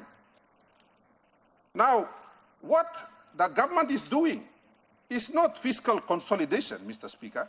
It is a deliberate effort to keep massive state liabilities off the books. Only talk 66 billion, but true number is not on the books. We are not seeing it, Mr. Speaker. Now, there's all kind line also. IMF na World Bank koklo bekim yupla lo haitim desala number ya. Someone needs to tell us the truth. What is the total number for all of the Connect PNG contracts? Is it 10 billion, 12 billion? How much, Mr. Speaker? These are, again, mortgages on future revenue. The house, the people deserve to know. This is clever accounting, Mr. Speaker, because what they are doing is, only kisimol contractor lo working work now by paying more next year na year behind. So trupla dinao ya emi stop finish, but only no put him on top so all people by looking, Mr. Speaker. Clever accounting, creative accounting. And I am asking again, is IMF and World Bank endorsing this practice of clever accounting? The next one is the unrealistic revenue assumptions and election consents. Mr. Speaker, he got some all budget items only put him inside long 207, where he no got clear explanation. This is one M something. For example, under 207, there is 150 million kina for a contingency fund. M1M, election contingency or 1M. There is 75 million for SDG number 8. There is no description on what they are going to do with that money, Mr. Speaker. And then there's 200 million for unnamed government obligations. Only put him lohap. He got 75 million, you blow open member, you blow harim staff. Only height him 75 million long 207, only talk blow district maintenance. So you blow open member harim, me talk him you blow now. And then there is 180 million, Mr. Speaker, for the PM slush fund. M2 is tablo 207. This year it was 200 million, Mr. Speaker. Very clever accounting. Now, this is all problem here. Na 2 plus speaker go pass it talk pinis na me like repeat him. They are dangerously high projections on revenue, Mr. Speaker. From KCHL, the estimate of increased revenue from this year to next year is 385%. This year, it only collected half that, Mr. Speaker. This is a fantasy. They need to tell the people of Papua New Guinea how they expect to collect extra money when it's not there. They did the same thing in this year's budget, Mr. Speaker. This year, they projected that SOEs will give them 153 billion. 1.53 billion. Now, they only collected 45% of that. And next year, they are expecting to increase collections from state-owned enterprises from 802 million to 3.1 billion. If they don't do it, you mean by expecting cash flow problem next year in up September. I know many MPs were promised money for their projects next year because by Halevi Molo winning 2027 election, me sorry lo you plan no good September next year you plan by waiting yet. This leads me to another problem, Mr. Speaker. The 2027 general elections, and I say this as chair of the elections committee. Mr. Speaker, there's some funding to the the commissioner, but there's no funding to police and some of the other agencies that are going to be carrying out the elections specifically. So me just talk out as well as a warning after what we've seen in the LLG elections just concluded about a week ago. You may not like to repeat him 2027, Mr. Speaker. Finally, the empty promise of provincial funding. Mr. Speaker, people belong ECP, long 2024, 44 million me play no kisim. Last time me raise him, me talk out also in 14 days time when accounts close, 45 million people blow ECP. I mean no come yet. PHA, 8 million only outstanding yet. As far as the people of ECP are concerned, 2024 was a fake budget. 2025 was a fake budget. Now, prove me wrong by making sure that 26 is not another fake budget, Mr. Speaker. Mr. Speaker, this is the government's 7th budget. It continues to blame votes of no confidence for its lack of performance. The truth is that poor performance stems from poor budget priorities. There are no new initiatives in this budget for manufacturing, even though they say so.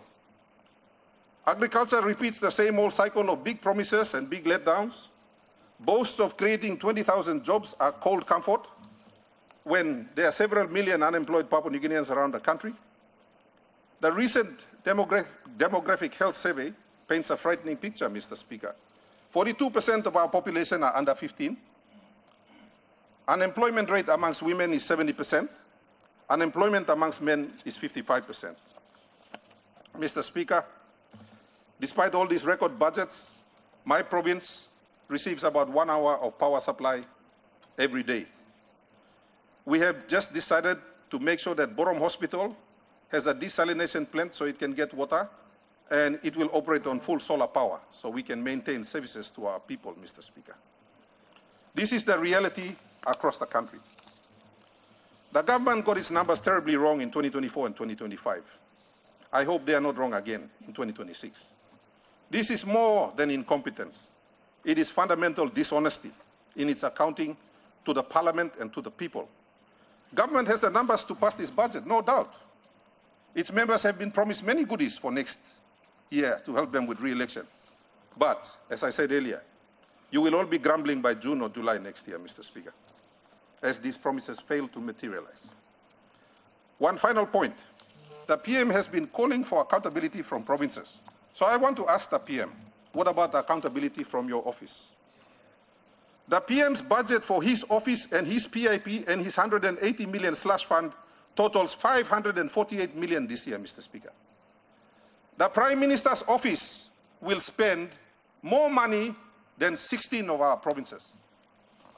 Only 6 provinces will spend the same amount as the Prime Minister's office, Mr. Speaker. ECP has 700,000 people, and we are looking at a budget of 370 million kina this year. Manus is not going to receive as much money as the PM's office. Most of you here, your provinces are not going to receive. Central will not, West Sepik will not, Madang will not, East New Britain, West New Britain, New Ireland will not, Chimbu, Jiwaka, Western Highlands will not, Western Province will not, Gulf will not, Central, Milne Bay and Oro will not, Mr. Speaker. The Prime Minister needs to lead by example and show what all these monies, over $500 million every year that his office spends, has achieved before he calls for accountability from anyone else. Security with growth, Mr. Speaker. One can also take back PNG, the richest black Christian nation. It sounds like an empty slogan, sadly. These slogans are designed to mask a budget of false assumptions and failed delivery. Our people deserve the truth, Mr. Speaker. They deserve a budget that serves them, not just political fortunes for government cronies. This is not the people's budget. We deserve better. Mr. Speaker, Mibla all member of parliament ibin kisintok gaman lo 2024 budget, the 2025 budget, the now 2026 budget. It is an insult to the intelligence of the members of parliament when the government front bench continues to make promises, big promises in budgets, it cannot keep. It makes us all look silly. People outside on the street are laughing at us. And that cannot be the way that we continue to allow this noble work of putting people at the center of our budgets to flounder and fail every year, Mr. Speaker. Let me ask him, you member of parliament, especially colleagues on the government side, you should be holding your front bench to account. No can lari mipla opposition kam na karim heavy pla work lo lug lo country. I mean a work blo mipla one and work blo yumi olgata. So I appeal to you, honorable leaders, think of your people. 16 provinces will receive less money in next year's budget than the Prime Minister's own office. Thank you, Mr. Speaker. Honorable Minister of Education. Thank you, Mr. Speaker, for giving me this opportunity to contribute to this debate in support of the budget. Before I go on to my speech, I would like to take this opportunity to thank the member for Chihuahua for his ascension to the opposition leader's seat. I also would like to pass on my condolences to the people of Teleformin, to the family members of the late Minister for Works, Honorable Sola Mirisam. And recent events have taken over. I also do not want to forget the 3 youths who have died in the fire in Western Islands. I also send my condolences to the family members of the students who have died. I rise to commend and fully support the 2026 national budget presented by the Treasurer. Many times in public utterances, we tend to pick on education, health, and law and order as the favorite topics to debate on. But this budget is anchored on the government's underlying theme, security with growth. And for the education sector, this translates to what I term as security with growth through human capital investments. Human capital remains the bedrock of national security and prosperity. A well-educated and skilled population reduces vulnerability, expands opportunities, drives economic competitiveness, and strengthens national cohesion.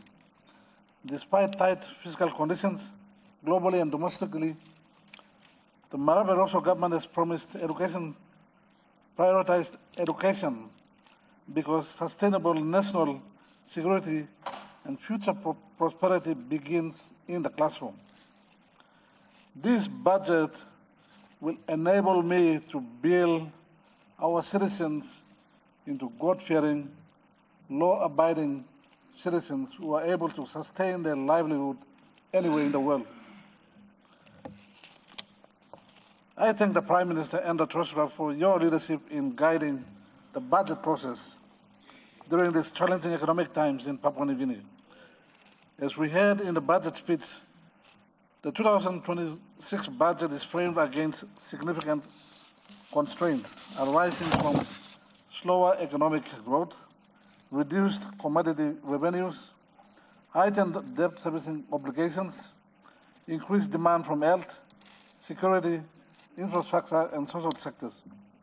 In response, the government has adopted a disciplined approach to protect frontline services, prioritize high-impact development programs, improve efficiency and accountability, and phase out non-essential expenditures, ensure value for money, amongst others. Against this backdrop, presenting a budget of 30 billion with the best budget deficit since 2012, I repeat, the best budget deficit since 2012, and prioritizing protection and advancement of education sector shows the government commitment to driving long-term growth through investment in its people. The government is committed for the household assistance package assistance package, which include removing taxes from 13 basic household items, maintaining the threshold of salaries at 20,000, increasing the threshold of first home buyers to 700,000, and paying full school fees and project fees for all our children will impact families' livelihood. I can confirm that the government's threshold assistance package is timely and deliberate, moved to leave no child behind. Mr. Speaker, let me make a few remarks related to the education ministry or the education sector.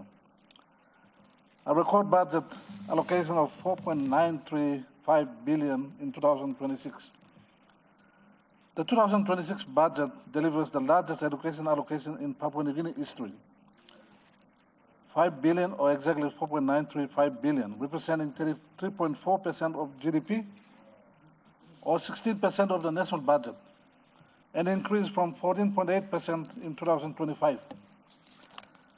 The allocation of this significant portion of the budget is not an expenditure, it is a national investment into our future wealth, stability, and productivity. I wish to say a few examples. Teacher salary adjustment, additional 251 million. Teachers and teaching is the most critical element in the education system. A motivated and supported workforce is essential to quality education. I have been steadfast in my position to improve teacher standards and conditions.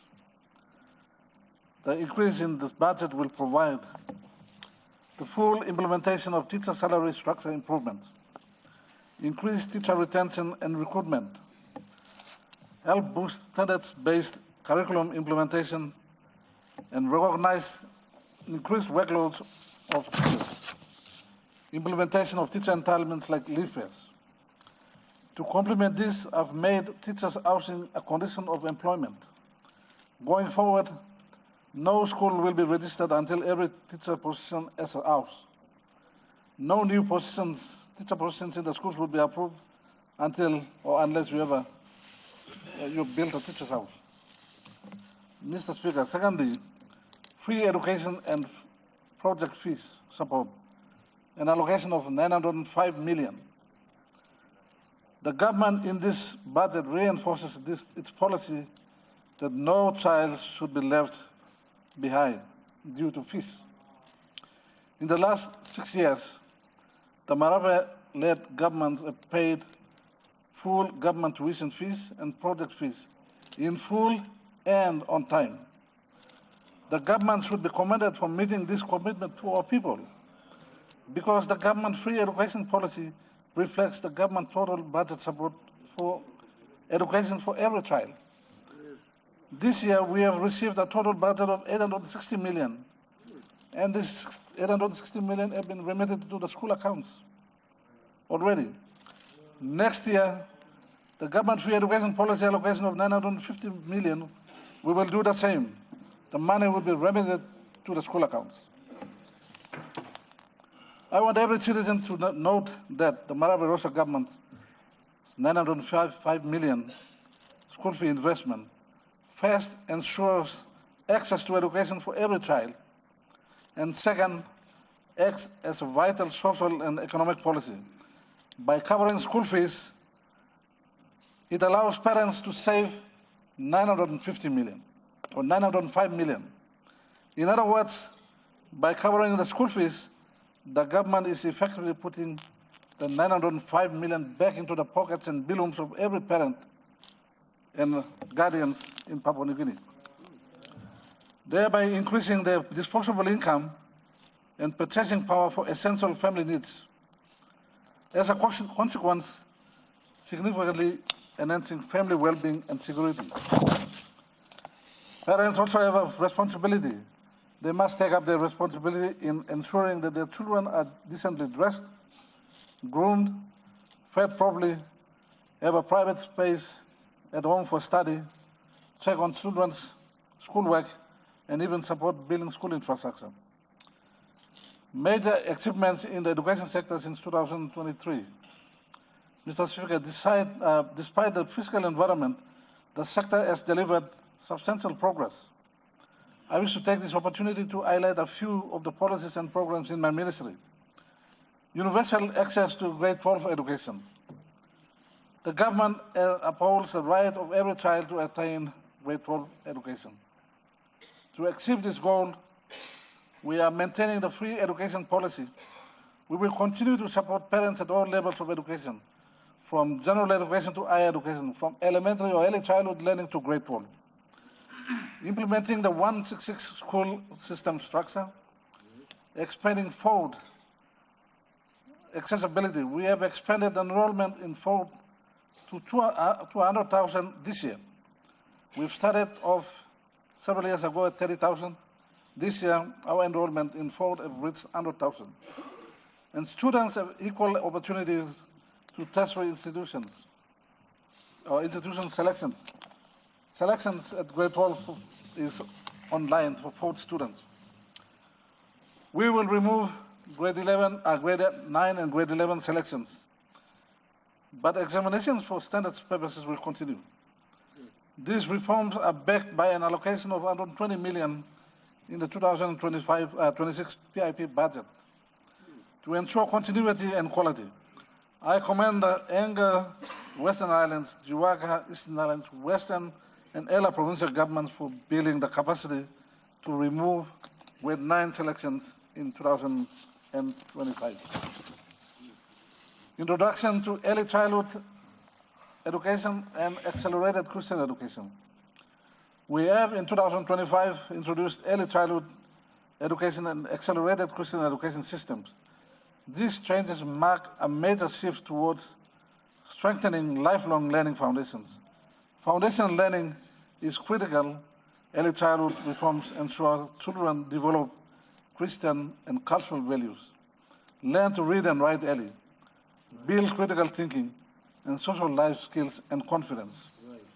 Right. STEM scholarships. Mr. Speaker, a knowledge-based economy requires scientists, engineers, ICT specialists, doctors, and innovators. To date, we have 378 students on STEM scholarships in the United States, in China, in India, in Malaysia, in Australia, and in Fiji. Now, I'm proud to say that the majority of our students are performing exceptionally well in the USA and China. We want to produce a steady pipeline of engineers, scientists, ICT specialists, medical professionals who can be employed anywhere in the world. The ministry aims to provide 250 STEM scholarships annually, but this will depend on funding, and I'm happy the Barbados government has provided the funding to ensure I meet my dreams. Having students who meet academic requirements to enroll in national schools of excellence and universities abroad. National schools of excellence are elite schools, and we will not lower the standards when we have standards we have set. National Education Endowment Fund. We will not. To ensure long-term stability of reforms in education, the government has developed the National Education Endowment Fund, now in final clearance for cabinet approval. This fund will sustain overseas STEM scholarships, support priority education programs, reduce long-term reliance on annual budget allocations, and support an intervention to have a children superannuation fund to enable them at the graduation, promote a life-saving cultural and promote enrollment retention. Mr. Speaker, the final point I wish to make is on demarcation and partnership in service delivery. For too long, there has been some lack of clarity and duplication on levels of service and demarcation of responsibility in delivery of service, education services. We have developed minimum service standards for service delivery at the 3 levels of government that provide guide for services to be delivered from wards up to the national level, taking into account education laws, policies, and practices We aim to identify minimum service standards for each jurisdiction and designate responsibility for planning, governance, resource, and infrastructure by 2026. And the service standards will be distributed to the governors of each provinces. Mr. Speaker, in conclusion, investing in education strengthens national security by empowering rural communities, reducing inequality, and creating economic opportunities for the youth bulge that will define PNG's future. The 2026 national budget is balanced, responsible, and forward-looking financial plan. It upholds fiscal discipline while securing the nation's future by investing in our children. With a record 4.93 billion allocation, improved teacher salaries, expanded free education support, and expanding transformational education initiatives like STEM scholarships and endowment fund, this budget places education at the heart of PNG's security, growth, and long-term prosperity. I wholeheartedly support the 2026 national budget and urge all honourable members to do the same in the nation's interest. Finally, before I take my seat, on behalf of my family, my electorate, my ministry, I wish you, the Speaker, and all honourable members a early Merry Christmas and a Happy New Year. Thank you, Mr. Speaker. The Honourable Member of Yalibu Pangia. Thank you, Mr. Speaker. Thank you for giving me the opportunity to make some comments on this budget. But firstly, let me also join you in expressing our sympathies and our prayers to the families of the late minister and member for Telefomin. To his people of Telefomin, we share this great, huge loss to your family with you on this occasion. And we offer you our prayers and our condolence. But, Mr. Speaker, I also want to congratulate the Treasurer for bringing another budget to this Honourable House and pay respect to many of the Treasury officials who have worked so hard to prepare this budget for us for deliberations here today. I must say that I know that they've been under a lot of pressure from our Minister, our Prime Minister, the ministers, probably members of Parliament, our bilateral partners like IMF to include all sorts of things and all sorts of cuts to the budget. But once again, they've done a tremendous job, so I pay my respects to them as well. Mr. Speaker, the Treasurer enjoyed making a few comments about the other guy, as he normally does at every budget session. I thank him for remembering me. But he made reference to my people of Yalibu Pangia on a few occasions, and I want to remind him, they deserve my respect and your respect as well. We can personalize debates on this floor, but I want to say that the people of Yalibu Pangia selected me to this Honourable House on 5 different occasions with massive absolute majority on first count, and they don't need to be insulted, Mr. Speaker. We can debate on policies and issues, but I think we have to have respect for our people. I did not get elected on saucepans and rice bags and things. I got elected in a very proper manner, Mr. Speaker. So, Mr. Speaker, with those, I also want to thank and congratulate the Shadow Treasurer for excellent presentation of his reply to the budget.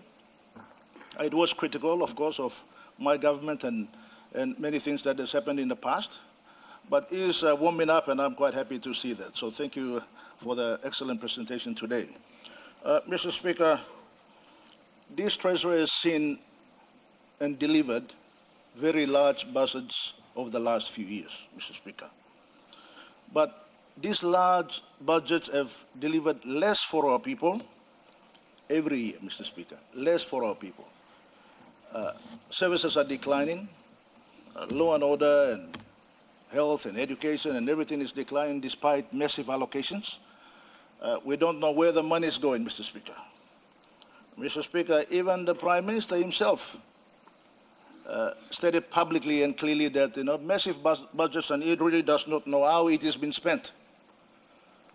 So I think, Mr. Speaker, some of these issues around projects that are not delivering to our people and budgets that are not delivering to deliver services to our people need to be re-examined quite properly. And I thank the chairman of the Estimates Committee for bringing a very realistic assessment from their point of view that this budget, again, as presented, is unlikely to deliver on the promises that it is making, Mr. Speaker. Mr. Speaker, many projects and many things that we've been assuming that it'll take off the ground, like Papua LNG and WAFI and all these major projects that will underpin our economy, are yet to be delivered, Mr. Speaker, are yet to be delivered. Yet, we are spending massive amounts of money, Mr. Speaker, massive amounts of money. Of course, it is necessary to get the support of our landowners, but without project certainty and FID announcements, government is continuously spending money that is not readily available to them. We are spending money where we are cutting from other sectors in order to meet these demands. When there's project certainty, when you start spending money to all forums and engage with landowner negotiations, that is fine. But we are not talking about just 1 or 2 million kina to all a few meetings. Mr. Speaker, we are talking about tens of millions and sometimes hundreds of millions of kina. Mr. Speaker, I think we need to take stock, and I think as the other speakers have stated, we need to pull back a little bit. And I know that our Shadow Treasurer made reference about past governments, and I've been fortunate enough to be involved in many of them in the past, so let me just make these few comments about that. In 1999, when Makerere government came into formation, we were coming at the back of the Asian financial crisis in 1997. 1997, the collapse of the Asian economies led to PNG economy also struggling and in very dire stress, Mr. Speaker. And of course, Sir Makerere introduced some very tough reforms and tough cost-cutting measures. And that affected the delivery of services, and many of our people reacted badly in the 2002 elections as a result. But those reforms were good for the country, Mr. Speaker, and you have to give credit where it's due.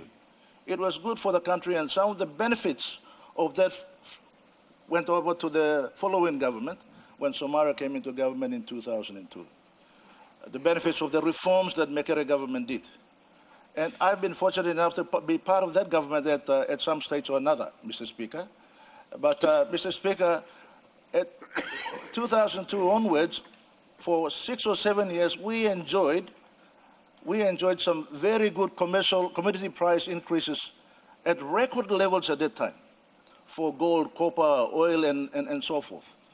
And the revenue flow was very good, Mr. Speaker, very good, as we are enjoying today. But, we thought that these prices would remain very high for the long time, as we are doing today again, Mr. Speaker. But the prices collapsed. In 2011, when we came into government, the trust accounts were dry. There was hardly, I think there was about 600 or 700 million in various trust accounts.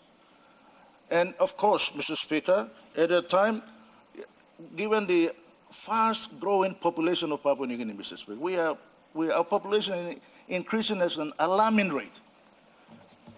As a result, we had to take some very tough decisions. We deliberately entered into a deficit budget, Mr. Speaker.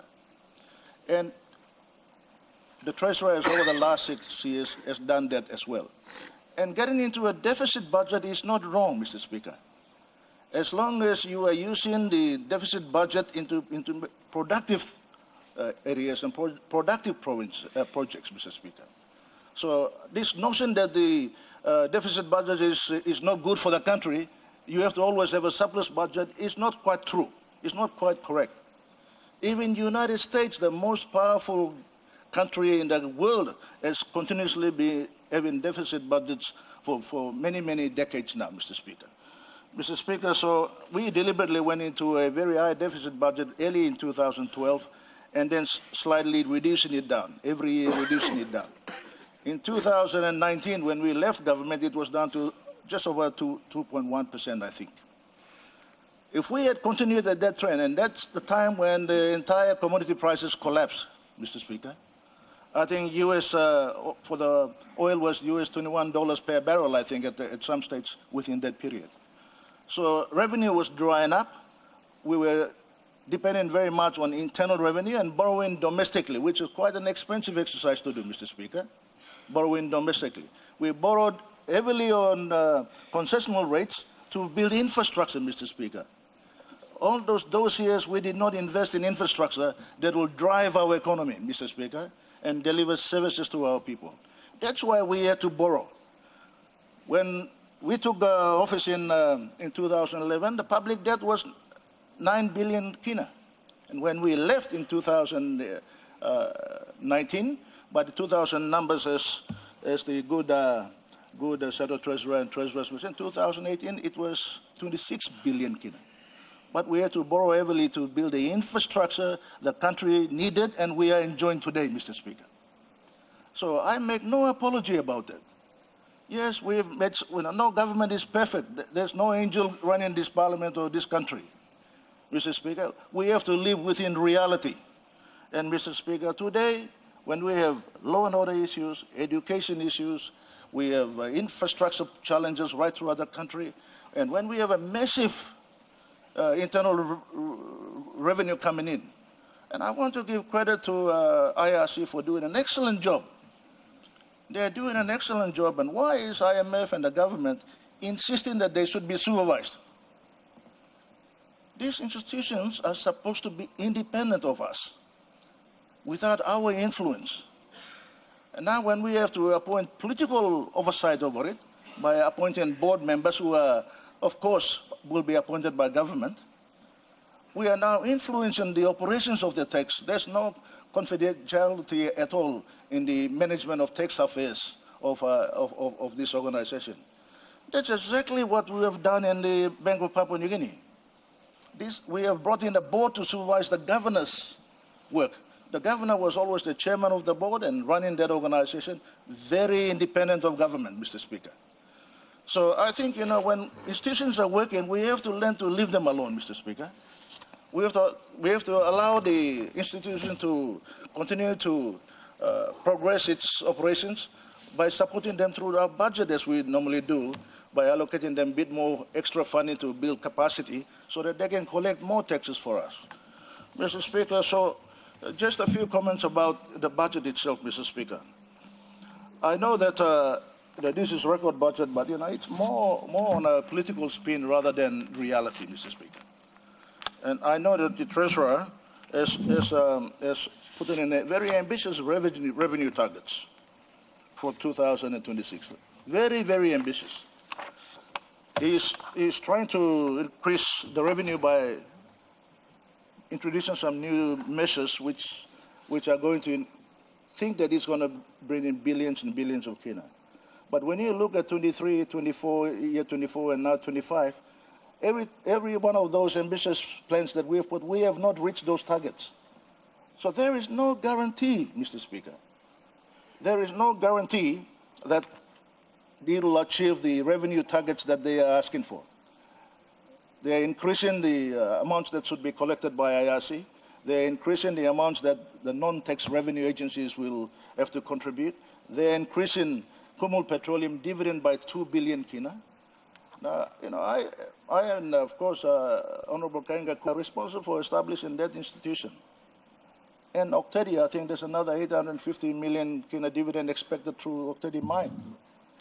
Now, when we took over this and started this organization, it wasn't built for us to just go in there and grab the cash that's available, Mr. Speaker.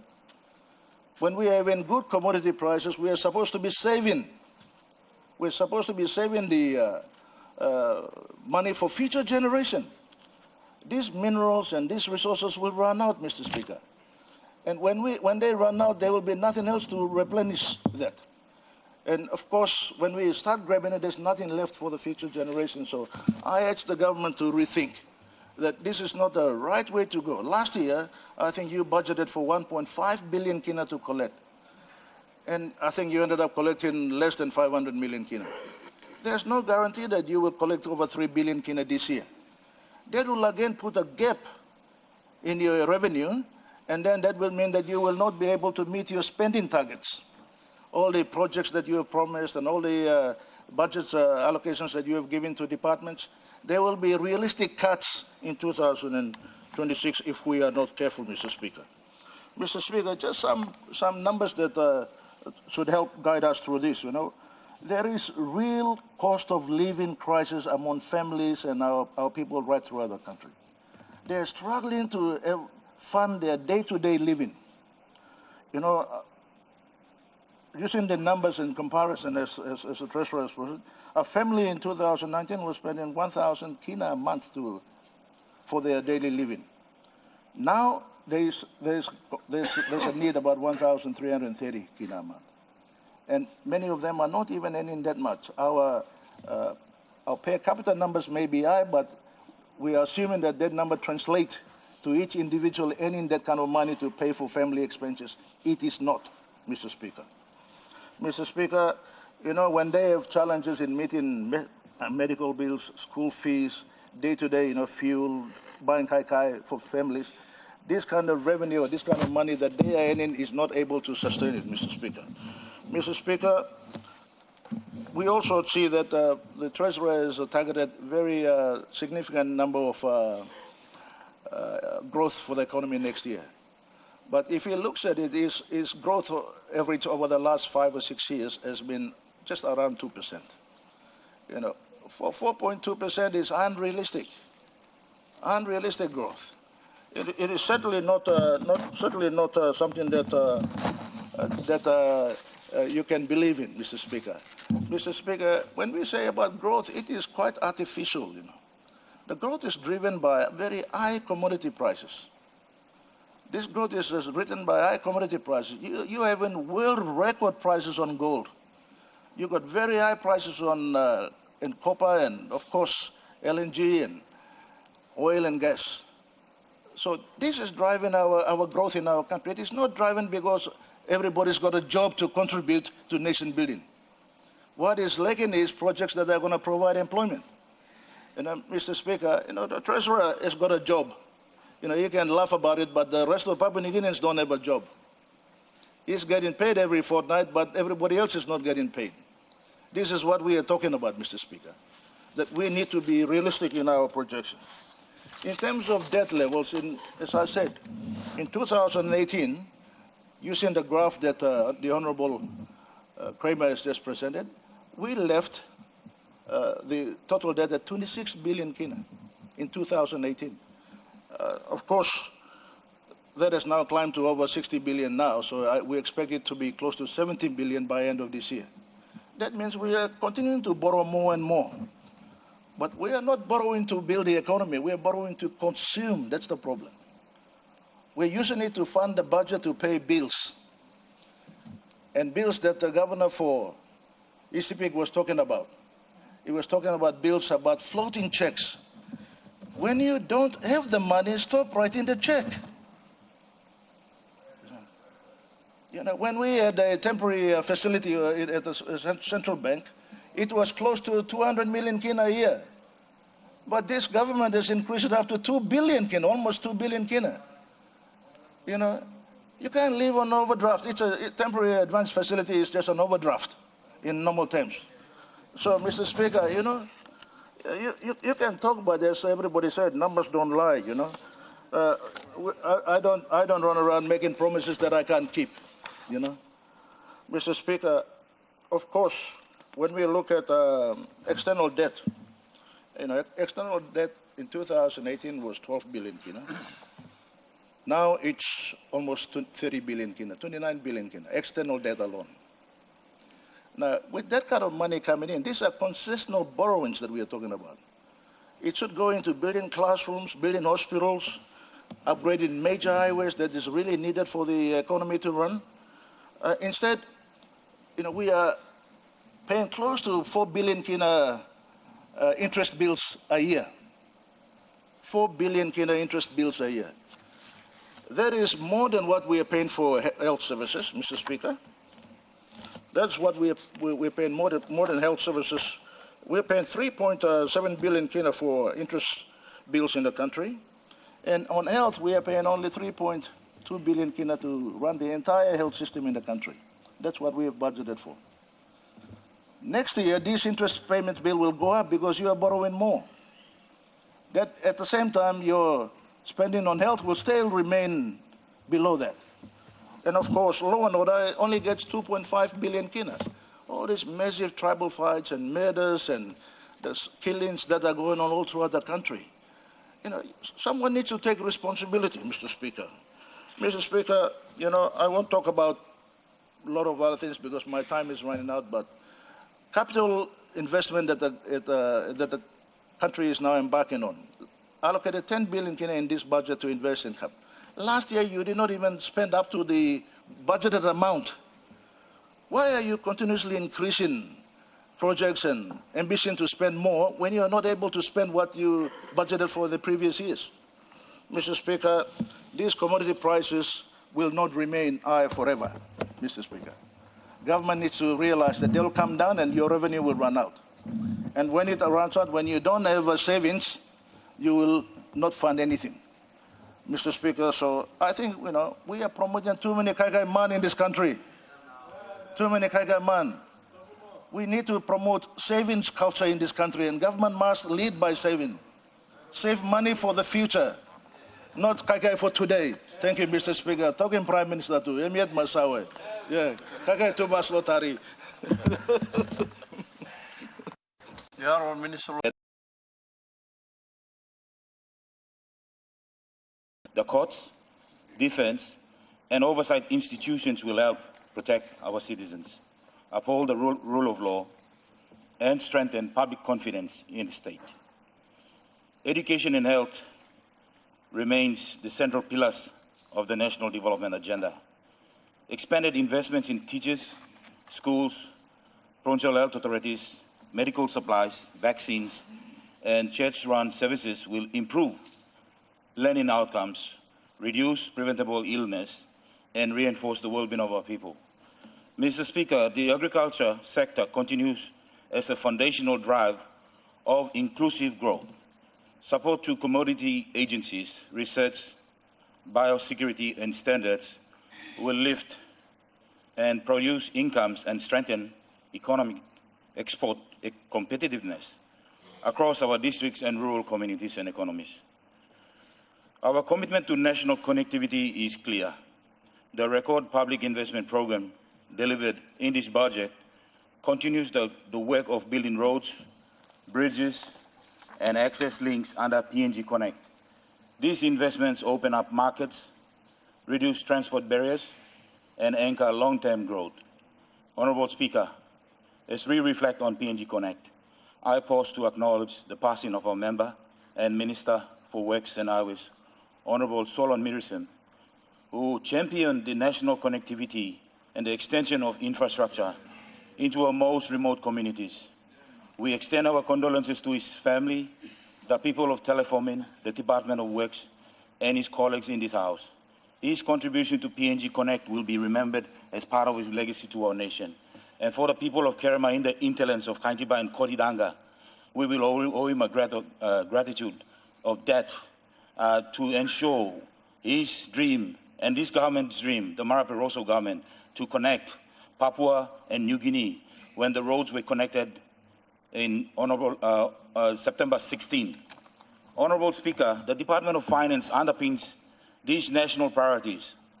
Our job is to ensure that every kina appropriated by this Parliament is safeguarded, properly accounted for, and directed to priorities of the government. Contrary to what we have heard so far, the Department of Finance is responsible for the appropriations of government expenditure.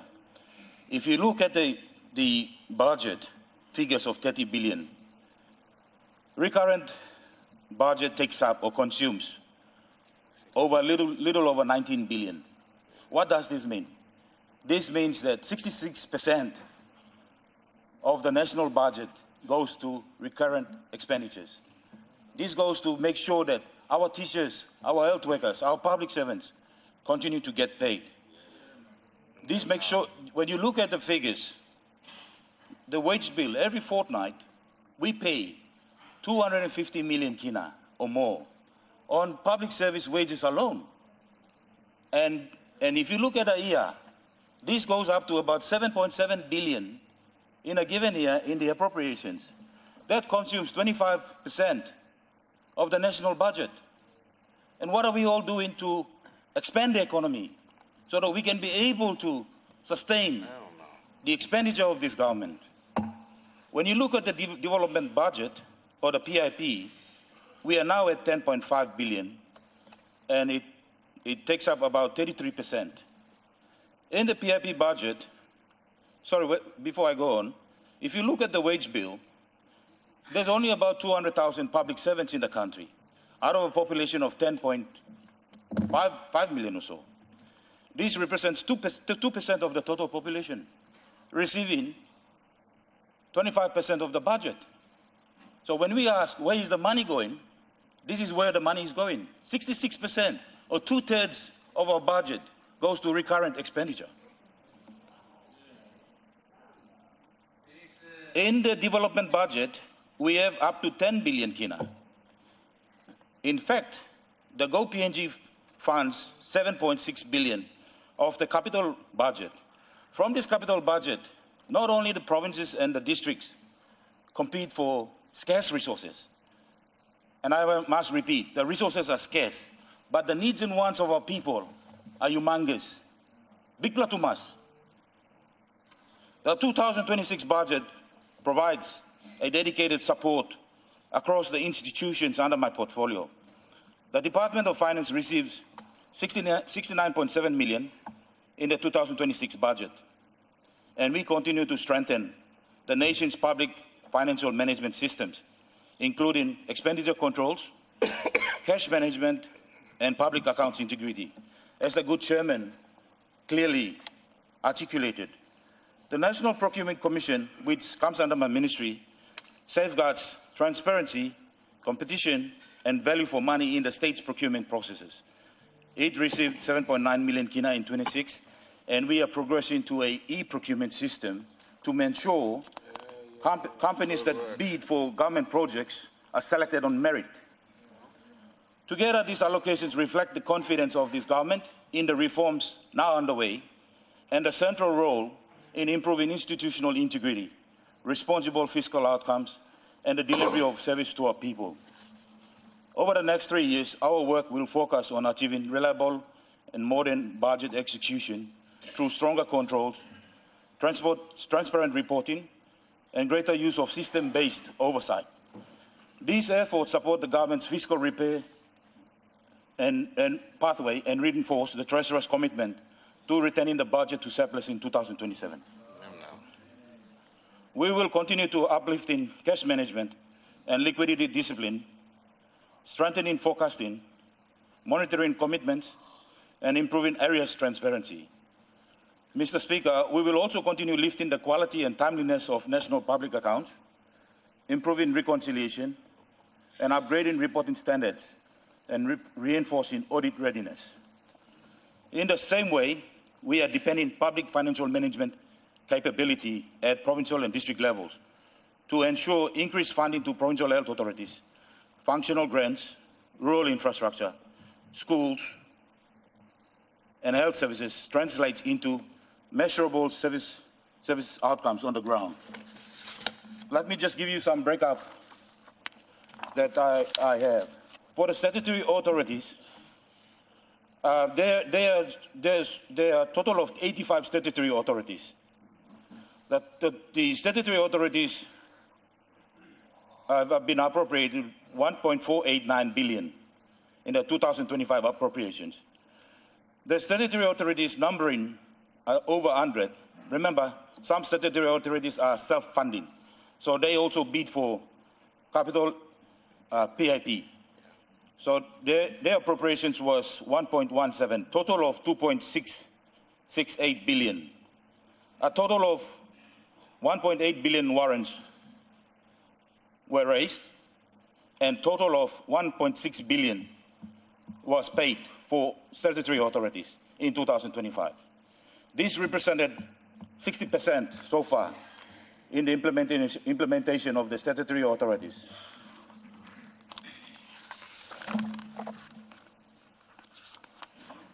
For the PHAs, the current appropriations in the 2025 appropriations, the total number of PHAs will receive 569.3 million in 2025. Total paid so far, 421 million, has been paid to all PHAs, representing 75% monies paid and remitted directly to all the PHAs. We have warrants available to pay for the months of November and December. Medical drugs, 148 million, plus supplies, 21 million. So far, we have paid 170 million. Provincial grants. Provincial grants recurrent. The recurrent for provincial grants stands at 700 million for last year, and provincial grants for development was 858 million. So far, we have paid a total of 439.3 million kina as recurrent to all the provinces. On the development budget for all the provinces, so far we have paid 409 million kina.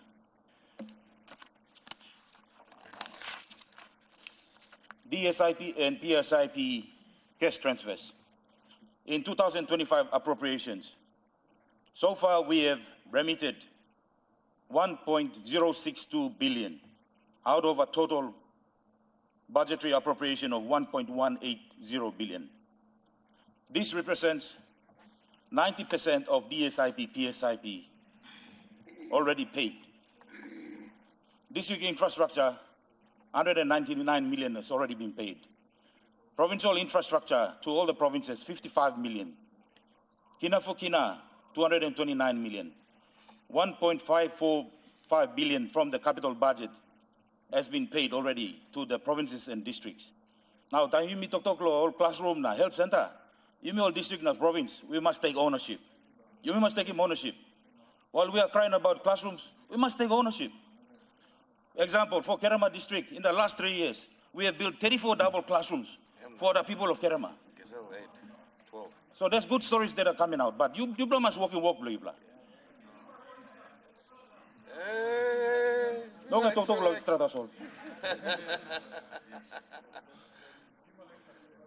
There's truth in this, come on. So these are the facts and figures from this year. Now. Together, these allocations reflect the confidence of this government in the reforms now underway and their central role in improving institutional integrity, responsible fiscal outcomes, and the delivery of service to our people. Our portfolio also remains focused on strengthening governance in procurement and public contracting, reinforcing transparency, probity, and value for money. My ministry is driving its reforms as an essential part of the government's security for growth commitment, because national development depends not only on the money appropriated by this parliament, but on the integrity, the discipline and diligence with which those funds are managed. So the issues of accountability, guys. Mr. Speaker, the budget continues to support the reforms modernizing the state's financial architecture with a 2 million for digital payment reforms. The national rollout of secure electronic payment replaces outdated systems, reducing fraud risk, and improving speed and accuracy, and strengthening the confidence in public transactions. The work to fully digitize revenue receipting brings all state fees and charges in a transparent and traceable environment. Improved controls over government revenues are essential to supporting the fiscal repair pathway and protecting the state's income base. And further 2 million kina was allocated for this project. Mr. Speaker, the further expansion of IFMS as the core public management platform continues. This system standardizes expenditure control, strengthens compliance, improves real-time visibility of public accounts, and embeds accountability across departments, provincial health authorities, and other public bodies. 500,000 was specifically allocated to support PHA rollout to IFMS. Just to reiterate this point, I recently wrote to a statutory authority to allow my financial inspection division, based on certain allegations. The authority refused to allow my staff from the Department of Finance under the inspection division, refused to allow them in. So we have a lot of issues. We at Department of Finance are allowed and mandated under the Public Finance Management Act for those who receive public finance to allow our officers to go and inspect their books. The further expansion of IMS as the core public finance management platform continues. This system standardizes expenditure controls, strengthens compliance, improves real-time visibility of public finance. Mr. Speaker, these reforms complement key fiscal outcomes reflected in the 2026 budget, which is sustained non-resource growth above population rates, moderating debt, a falling deficit, improved revenues, and continued progress towards a surplus in 2021. We are on track to achieve the 13-year plan that the good treasurer has continued to tell us, and we stick to the 13-year plan. They are the foundations of responsible financial governance and a modern state.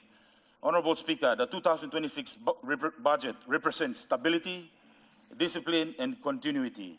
Through strong systems, sound controls, transparent reporting, and responsible expenditure oversight, the Department of Finance will continue supporting this government's national priorities and ensure that public funds achieve their purpose for the benefit of our people.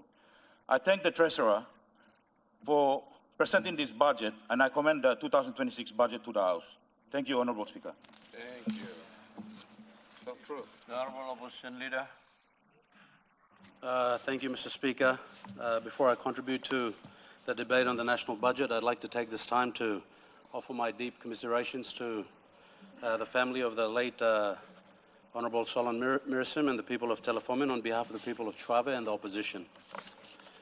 Mr. Speaker, I'll start my debate taking cue from the excellent budget reply by the Shadow Treasurer, and just remind all members of Parliament about the handout that was given and the steep spike that has resulted from 2019 to 2026 in borrowings that has taken the total national debt stock to 65 billion kina.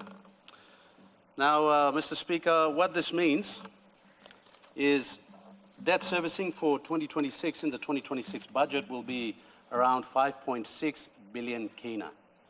That's a combination of interest, which is 3.7 billion kina, and principal repayments of 1.9 billion.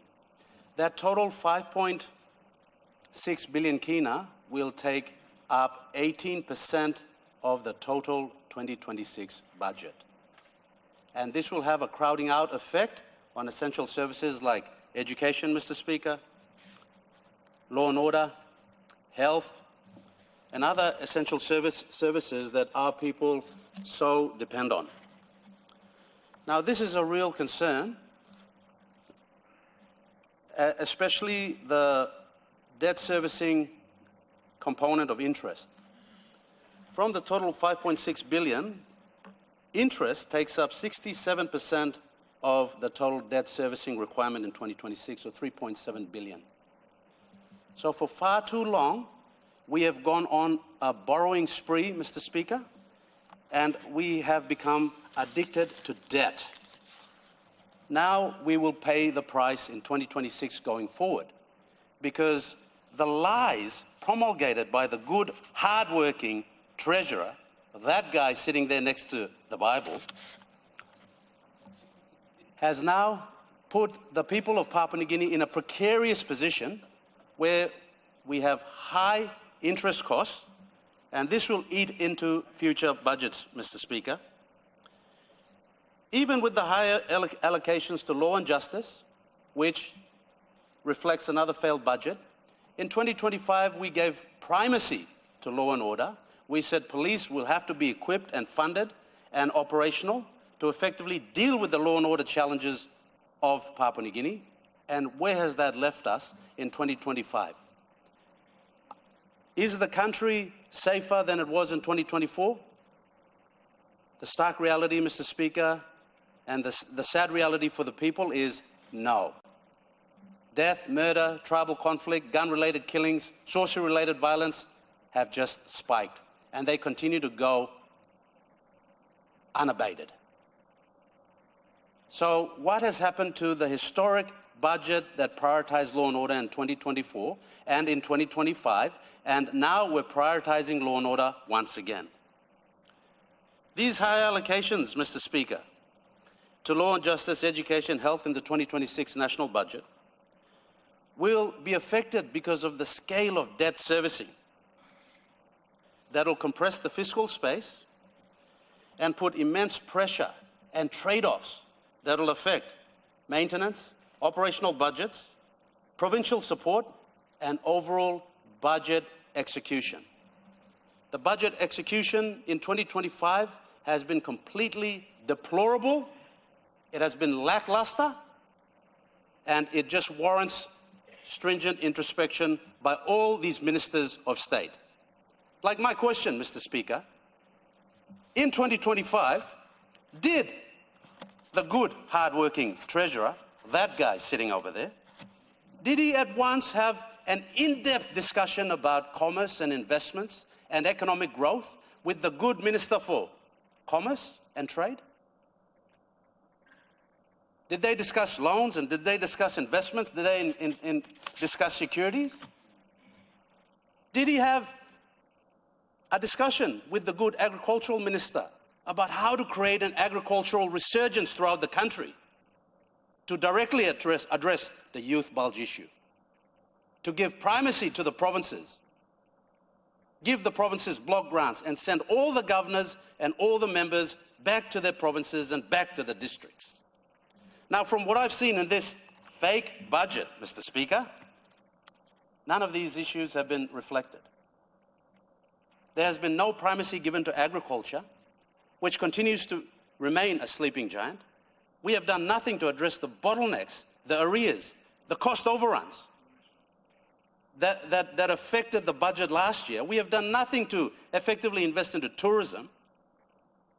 Yet we come here and continue to spin a fictional riddle that historic budget after historic budget and the government's tracking so well, Mr. Speaker. The debt services component, Mr. Speaker, will affect all other sectors, including infrastructure, yet the Treasurer fails to make any tough decisions about how he will cut spending to effectively deal with the high cost of borrowing and debt servicing that will affect implementation in 2026. So what this means, Mr. Speaker, for all the good members of Parliament on the other side, is that we will continue to have a protracted cash flow crisis that's going to affect implementation of the budget because of the long borrowing that we have undertaken from 2019 to 2026. Nothing will improve in 2026, Mr. Speaker. Now, Mr. Speaker, I am confused at how the good Treasurer has increased the overall size of the budget. The total budget now stands at 30.9 billion, let's say 31 billion kina, when in 2025, according to my IFO, the Treasurer fell short of revenue collection, Mr. Speaker, by almost 2 billion kina. So the actual spend in 2025 was 27 billion kina, and then in 2026, 1 year later, we're increasing the total fiscal space, the size of the budget, by 4 billion kina, Mr. Speaker, to 31 billion kina. The Treasurer underperformed in revenue collection in 2025, and all of a sudden, he's got a magic wand, and he's going to be able to generate 4 billion kina. This is the same Treasurer doing the same thing. How can the people of Papua New Guinea trust them or have any confidence, Mr. Speaker, in this budget? Based on his deplorable track record, we cannot trust these numbers, Mr. Speaker. And now the heavy reliance that the SOEs will all of a sudden, Mr. Speaker, provide dividends, and fund the 2026 revenue. This is just fiction, Mr. Speaker, absolute fiction.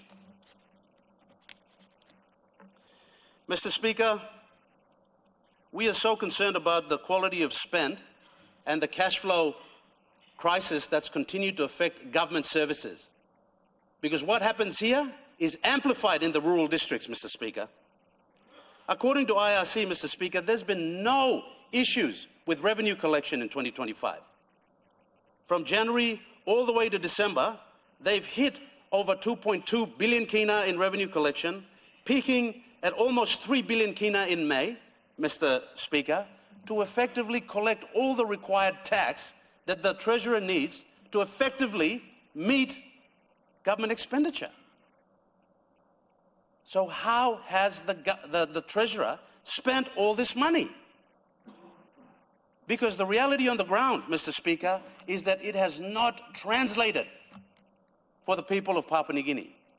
And we've seen it firsthand. None of the honourable members, Mr. Speaker, can deny that we had a health crisis that just affected the country, with all the PHAs and with all the hospitals saying that there was no medicine. The number of deaths that took place because of this funding shortfall. It's a cash flow crisis. So, Mr. Speaker, I remain incredulous with the voodoo economics applied here by the good Treasurer. And unless this government knuckles down to make some tough decisions to stop selective warranting, that means we have to repeal Section 31 of the Public Finance Management Act. And unless we get serious, Mr. Speaker, about parliamentary oversight and start to enforce Section 3, subsection 2 of the Public Finance Management Act, Mr. Speaker, which requires public expenditure, the Treasurer and the Finance Minister to publish the expenditure and revenues on a quarterly basis. So there's public scrutinies. So all members of Parliament can see how we're tracking and then make the right interventions at that point to correct a failing budget and failing implementation. Now, this level of accountability, good governance, transparency hasn't happened, Mr. Speaker.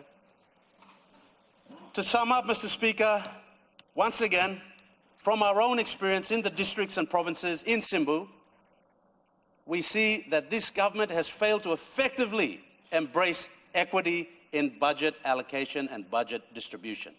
With too many pie-in-the-sky projects, Mr. Speaker, that will not see the light of day, with too much going to consumption rather than investment, Mr. Speaker, we see that there will be more of the same with the same people doing the same thing again.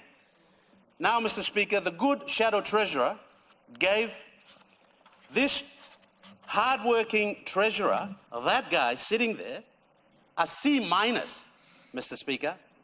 But as far as I'm concerned, his failure to enforce equity in budget implementation and appropriation, and his failure to spell the word equity, I would give him an F-, Mr. Speaker, for a failed budget in 2026. Thank you, Mr. Speaker.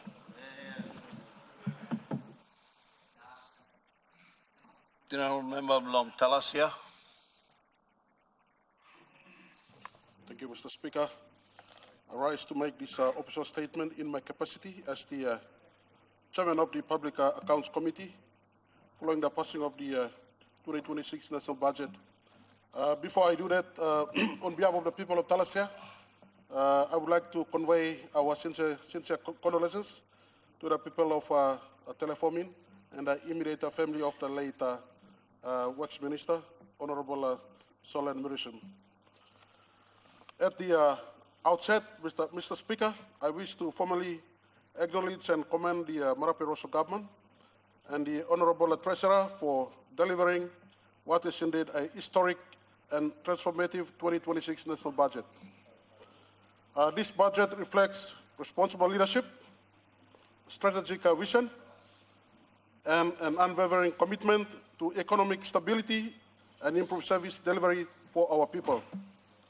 Mr. Speaker, As this Parliament has now passed the 2026 national budget, it is important that we reaffirm one of the most critical principles of public administration. Good governance must guide every kina of public expenditure.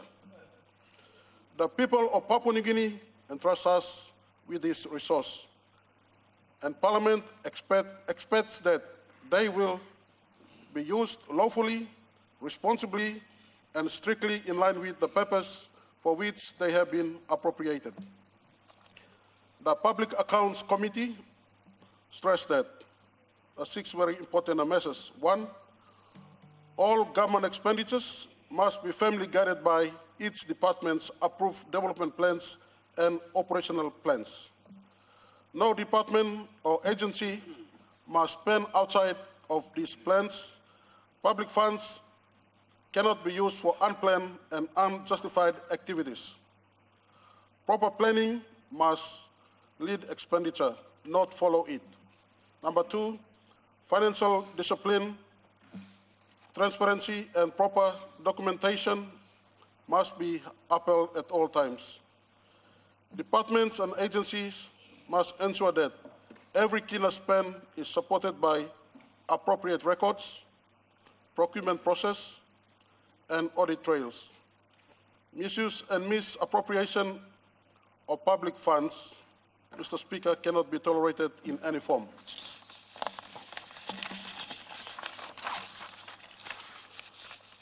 Number 3, the Office of the Auditor General must be adequately funded and strengthened.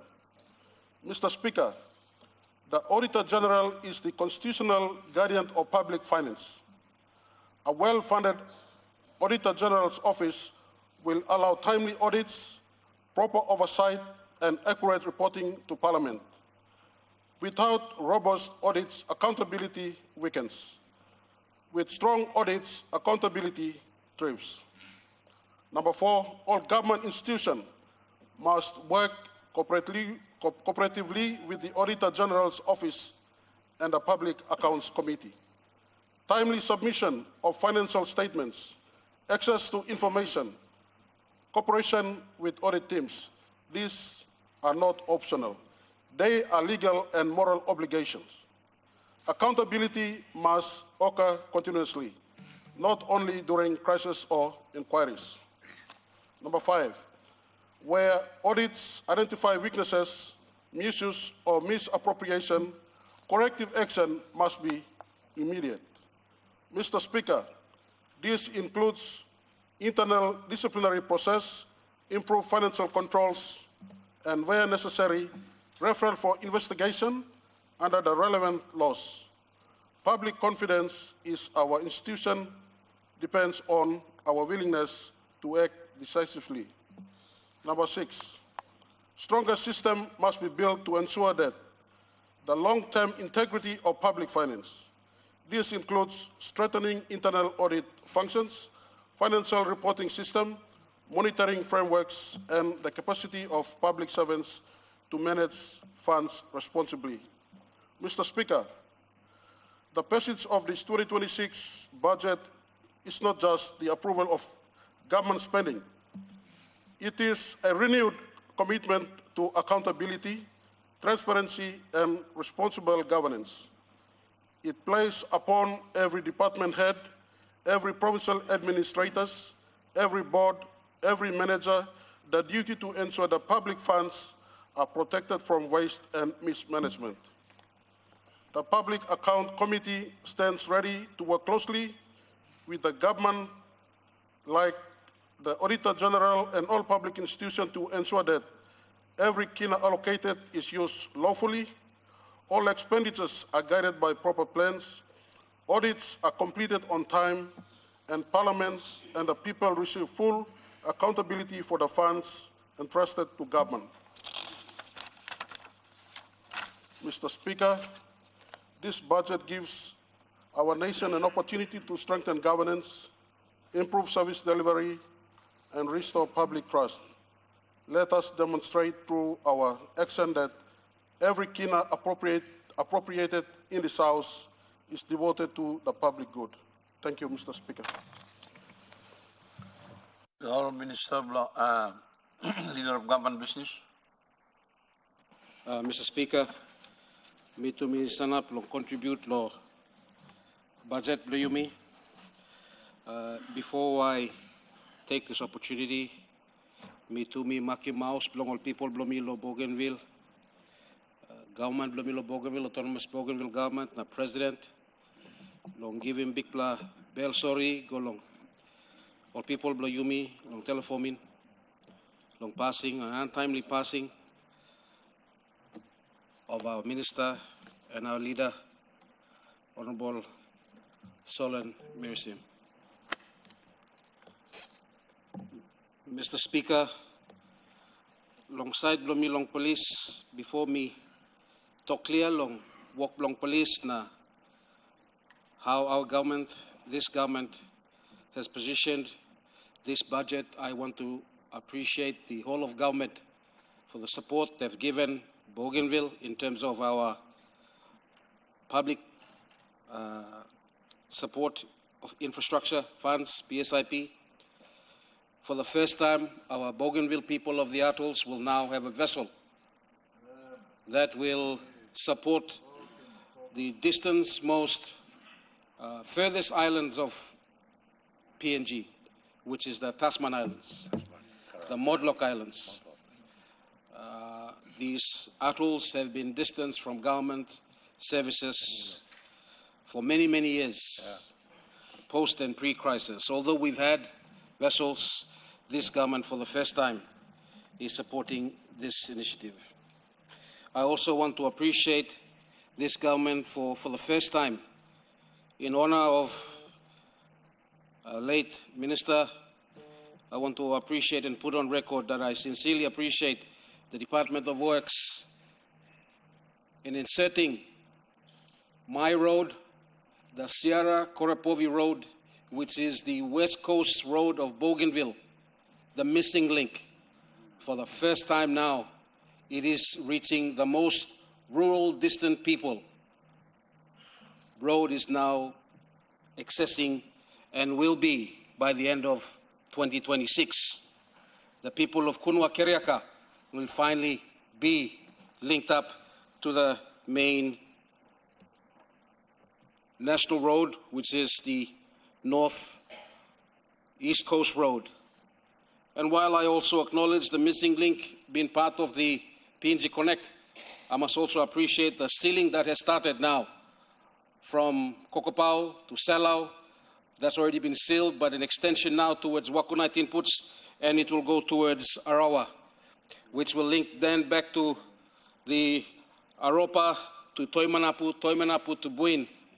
And just as of last week, we were making the finality of the Buin to Bana, Bana to Siwai, linking back up to Panguna, coming back to the East Coast Road. So there are many work being done by this government, and I want to appreciate, on behalf of the Bougainville people, the many fundamental key infrastructures that are going to help anchor the economy of Bougainville. And I want to say thank you to the Marape Rosto government for that support. Mr. Speaker, safety and security is a cornerstone for development, and the 2026 national budget makes the biggest contribution to law and order in our history. This indeed is the people's budget that prioritizes the safety and security of our people, but in doing so, does not impose any new taxes. While I take a first glance of this graph, Mr. Speaker, as provided for by the Shadow Treasurer, as I glance through, and in my layman's view of this graph, what I take from this is that the key take-home for me from this graph is that, firstly, the O'Neill government increased debt by almost 350%. This is the structural burden PNG still carries today. Secondly, the Marape inherited a broken system. We were faced with COVID, commodity collapse, and major shutdown of economies around us, but yet kept PNG stable. Most of Marape and Rosso's borrowing is concessional, cheaper, and targeted at fixing areas and stabilizing a nation. But what we must take note from this is that we can learn from our predecessors. Not to do the same mistake. Somare remains the benchmark of physical discipline. And fifth, the point I take home from this is that PNG must grow revenue, not cutting services to return to sustainable debt levels. I commend the Marape Rosso government for prioritizing discipline in services so that we can build a stronger future. This government does not look at individual security elements in isolation, but it takes a holistic approach. Allocations have been increased across law and justice sector. This covers police, the public prosecutor, the defense, correctional services, judiciary, and medical services, the Impeachment Commission, and the Independent Commission Against Corruption.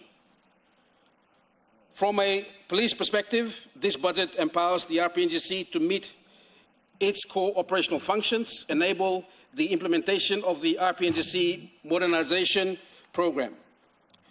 Now, looking at our budget for 2026, the police budget of 761 million provides the backing the RPNGC needs at this crucial time of change.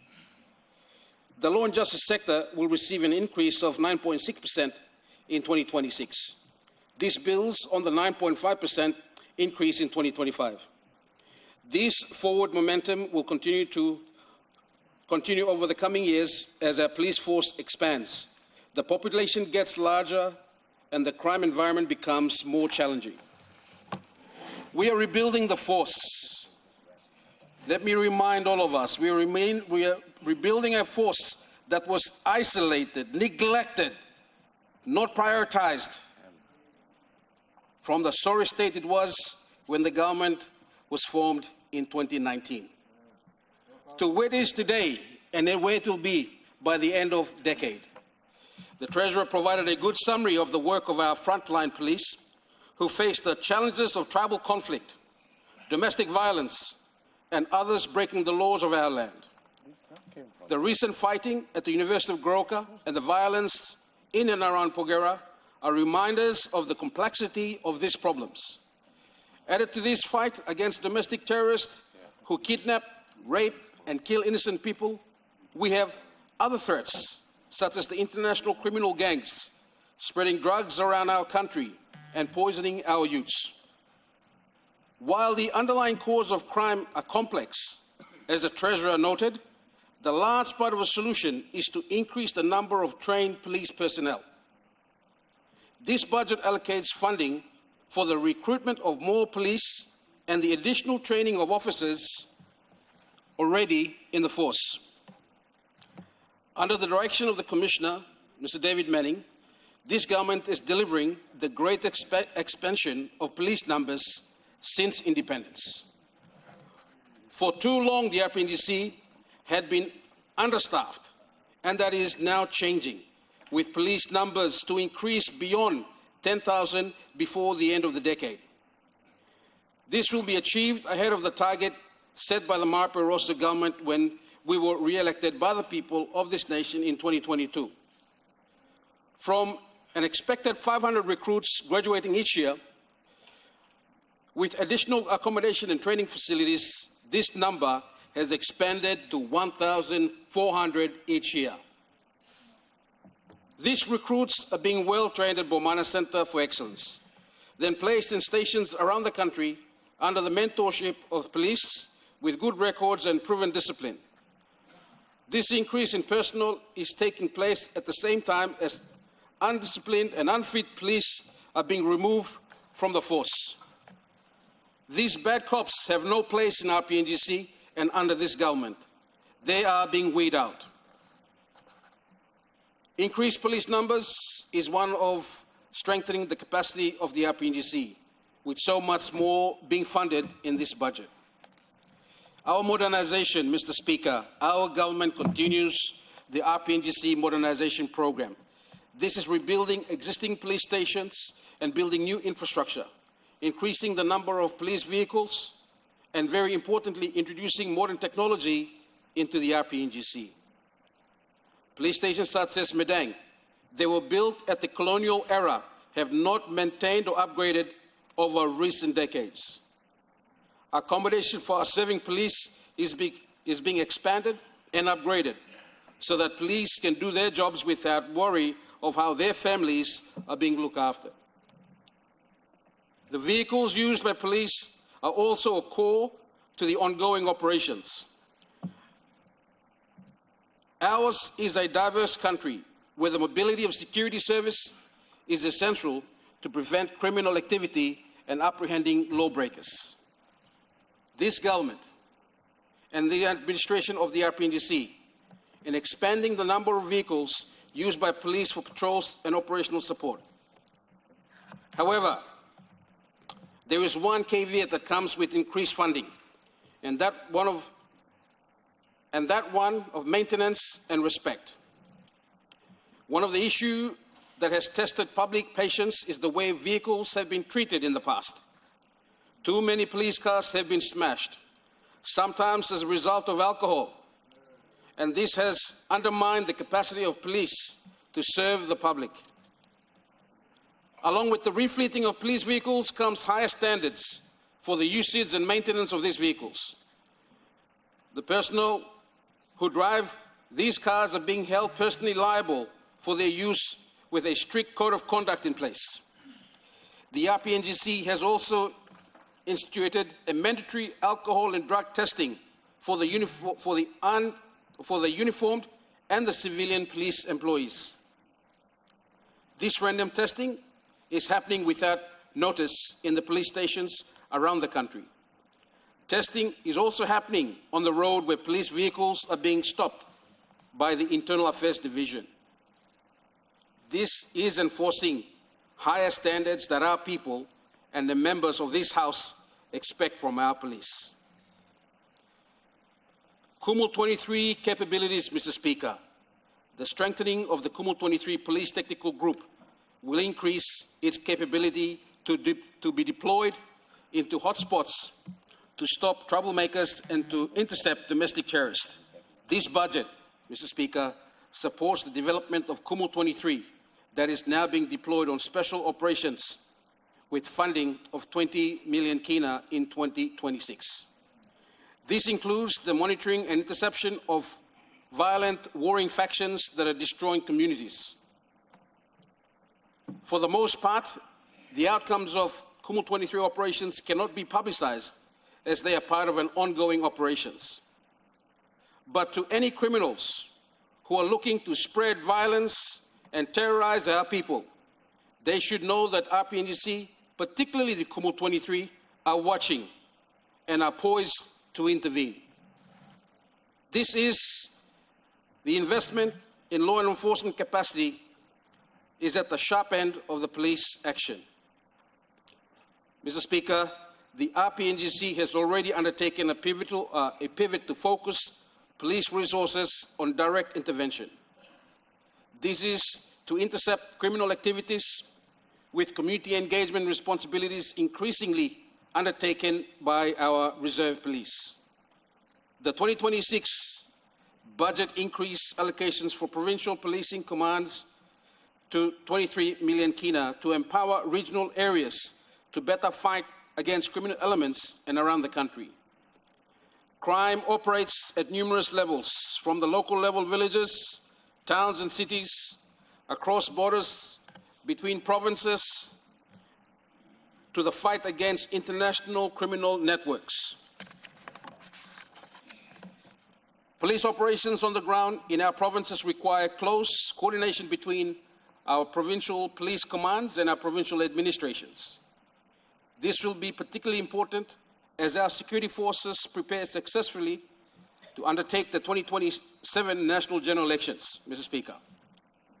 Aside from the well-known hotspots areas, the 2022 elections were calm and peaceful, and the same is true for the recent local level government operations. The planning for election security deployments begins well in advance of the campaigning and votes being cast. Preparations began with the review of the 2022 elections, and this was factored into the LLG elections, and now for the 2027 national elections. The 2026 budget further enhances intelligence gathering to identify potential activities intending to cause disruption, and further training of security personnel and specialist operations. Mr. Speaker, the management of any police force in any country will always be controversial. This is because safety and security is an important issue for every man, woman, and child. Our police force is built on strong foundations that on the independence of 50 years ago was a most capable agency. But we are all aware that from the 1980s into the 1990s, and for the years after, RPNGC has lost its trajectory. Successive governments tried to rebuild the police, but came up short. They tried, I will give them that, but they could not find the right strategy. It is only over the past 5 years that progress has been made to stop the rot and to start rebuilding. This process began when Commissioner David Manning was appointed in 2019. The Prime Minister, the Honourable James Marape, told the Commissioner Manning, he has a core task at hand: restore RPNGC to be a trusted, credible law enforcement agency serving our people. This is what we are doing in our government and the RPNGC. My job as Police Minister is to stand here and tell this Honourable House what we are doing today and into the future to create a modern RPNGC that will deliver safety and security in our country. This starts with stability and continuity of leadership. In conclusion, Mr. Speaker, this budget that has been presented by our Honourable Treasurer enables us to continue the work plan of reform set by this government. Through this budget and working with our international partners, we are taking our police to the expected level. This will help our communities safer and build our stronger economy. I go back to the first point I made. Safety and security is a cornerstone for our development. Business needs a safe and stable environment in which to invest, create jobs, and provide a better future for all Papua New Guineans. This budget provides the resources needed for the police to keep rebuilding on this overriding priority of the Marape Rosa government. Thank you, Mr. Speaker. Honourable Member Blomeniamia. Thank you, Speaker. Lo Luke Savelo, for people Blomeniamia. First time through, before me making response, Blomilo, it's the budget where hardworking treasurer Blomibla President Blem. Me like through Maki Mouse Law, people Blomeniamia, also family where me representing Blem. Me la pass him talk sorry, Blomi Golo. All people blo telephone lo Lucy one plus strong pla leader, lo telephone also one pla minister blo country Blomi pla. Me taking this time lo pay him respect, lo work where me make him lo save him country. Na pay him this lo respect lo am. Na pass him bell sorry Blomi pla people Blomeniamia. He go lo people blo telephone na lo sundown. Lo response Blomi lo display. Good pla budget where treasurer me representing them, but me talk gilgik tasol before lo me sit down. At the heart of this budget lies the ambitions to bolster our nation's economic stability, security, social equity, and sustainable growth. As we dive into these provisions, it's imperative to critically assess the potential impact and the pathway it proposes for our nation's growth. Number one, economic stability. Mr. Speaker, the Treasurer has outlined a comprehensive plan to aim at fortifying our economic foundations. It is encouraging to see measures that target inflation control, fiscal discipline, and prudent debt management. The allocation of funds towards infrastructure development, particularly in transport and energy sector, promises to catalyze economic activity and create employment opportunities. However, it is critical to ensure that these investments are both efficient and equitable. We must be vigilant in monitoring project implementations and avoid overrun and delays. Mr. Speaker, economic growth and job creation are the bedrock of prosperous society. The budget focuses on stimulating economic activity and creating employment opportunities is commendable. Nonetheless, we must ensure that our growth strategies are inclusive and sustainable, supporting small and medium-sized enterprises, investing in education and skills development, and promoting innovations are critical to driving economic progress. Furthermore, we must address the barriers that hinder job creation, such as bureaucratic red tape and inadequate infrastructure, to enable our people to thrive in a competitive global economy. Capital investment. Number 2. Mr. Speaker, capital investment is pivotal to our nation's development. The budget's emphasis on infrastructure projects such as road, bridge, and ports will undoubtedly spur economic growth, improve accessibility and quality of life for our citizens. In saying so, Mr. Speaker, it will be remiss of me not to acknowledge Marape Rosso government on behalf of the people of Manyamnya, who are major beneficiaries of investment by this government, such as road. Hence, we want to say thank you to the national government. Whatever you have given us, we assure you that we have invested in improving the lives of our people, such as road, building roads, police stations, water supplies, market, and the district office infrastructure. And we want to assure the government that we will try our best in whatever that you remit to us, whether big or small. It is our responsibility to manage it wisely and use it prudently. It is also vital to ensure that these projects are implemented and efficiently and transparently implemented. Mr. Speaker, the country has never known Manyamnya. Country knows that Manyamnya struggles in the mountains. We push and pull cars with bags of coffee.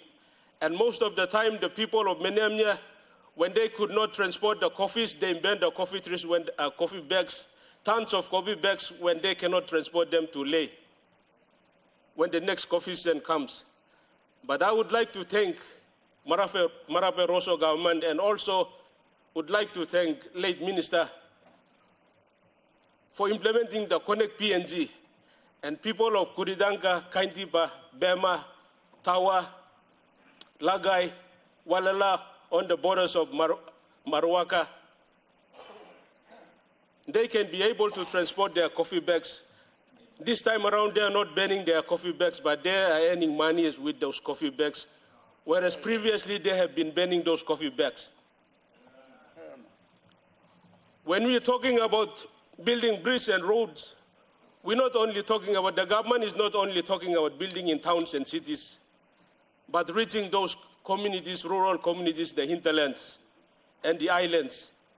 It's important to acknowledge the government and what the government is doing. Manyamnya, everyone knows that Manyamnya is the tucked away and rural hinterlands. But I would like to, Mr. Speaker, I would like to present to this House that Manyamnya will be a point, it will be a transiting point connecting three regions, the southern region, the highlands region, and the Momase region. So Menyamni will be a transiting point.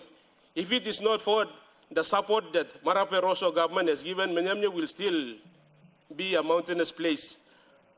But through the effort that the government is putting through Connect PNG and this capital investment that brings out those commodities to the market, Menyamni will be a transiting point, and Menyamni will be the center for three regions to pass through. So I would like to acknowledge and place on record the effort that Marape Rosso government has done to the people of Menyamni. There are some districts and provinces where so much have been given by the national government, but to commensurate such level of investment on the ground, there is nothing to show for. So it is up to us in managing those resources that the government has given us and remits yearly. It is up to us, each districts and each provinces, to show for those. Additionally, prioritizing investment in critical sectors such as healthcare, education, technology will lay a strong foundation for resilient and prosperous Papua New Guinea. Number three, social equity. Mr. Speaker, one of the commendable aspects of 2026 budget is its focus on social equity. The increased funding on education and healthcare is a step in the right direction. Investing in our human capital is essential for long-term sustainable development. We must also ensure that these funds are utilized effectively to bridge the gap between the urban and the rural areas. Access to quality education and healthcare should not be a privilege, but a fundamental right for all Papua New Guineans. Number four, agriculture and rural development. Mr. Speaker, the emphasis on revitalizing the agriculture sector is indeed needed. Agriculture remains the backbone of our economy, and empowering our farmers with modern techniques and technologies, improve infrastructure and access to market will significantly enhance productivity. Mr. Acting Speaker, the allocation of resources towards rural development should prioritize building resilient communities that can withstand economic shocks and environmental challenges. Number five, Mr. Acting Speaker, the security of our nation is paramount. That's police and defense. The budget allocation towards enhancing our police and defense capabilities are a step in the right direction. However, it is essential that these funds are utilized effectively to strengthen our law enforcement agencies and military. Adequate training, modern equipment, improved infrastructure, and necessary the safety and security of our citizens. Moreover, we must foster a culture of accountability and integrity within our security forces to build public trust and maintain peace and order. Fiscal prudence. Mr. Acting Speaker, while the budget aims for ambitious growth, it is essential to maintain fiscal prudence. The projected revenue streams and expenditure plans needed to be realistic and achievable. We should be cautious of over-reliance on external borrowing, which could potentially lead to debt distress. Instead, enhance domestic revenue mobilization through efficient tax systems and broadening the tax base should be prioritized. Transparency and accountability in public finance management will be pivotal in gaining the trust of our citizens and international partners. Finally, Mr. Acting Speaker, private sector engagement. The role of the private sector in driving economic growth cannot be overstated. The budget provisions for intensifying private investment and fostering public-private partnership are crucial. It is equally important to create an enabling environment that can mitigate risks and ensures a level playing field for all enterprises. Regulatory reforms and ease of doing business should be at the forefront of our economic agenda. In conclusion, Mr. Speaker, the 2026 national budget lays down a robust framework for our nation's progress. It reflects a vision of inclusive, sustainable, and prosperous Papua New Guinea. Nevertheless, the success of this budget hinges on its implementation. It is our collective responsibility to ensure that allocated resources are used prudently and wisely, and that the policies translate in tangible benefits for our citizens. As we move forward at the dawn of nation's 50th anniversary, let us remain steadfast in our commitment to building a resilient and equitable society. Together, we can overcome the challenges that lie ahead and pave the way for a brighter future for Papua New Guinea. Mr. Speaker, with these few remarks, I support the 2026 national budget. Thank you. The Honourable Member for North Fly. Thank you, Deputy Speaker. Thank you, Thomas. Me, Sanablo. Take him cue to firstly pass my condolence on behalf of people Blomilo North Fly, go along late Minister Blomworks Emidai, people Blomilo Teleforming, Mibla Tupla districts are sharing border. And it is only our heartfelt moment this morning that Mibla realizes and pass on. So people will not fly at this occasion. Mibla talk sorry, or people will telephone one time, family blame.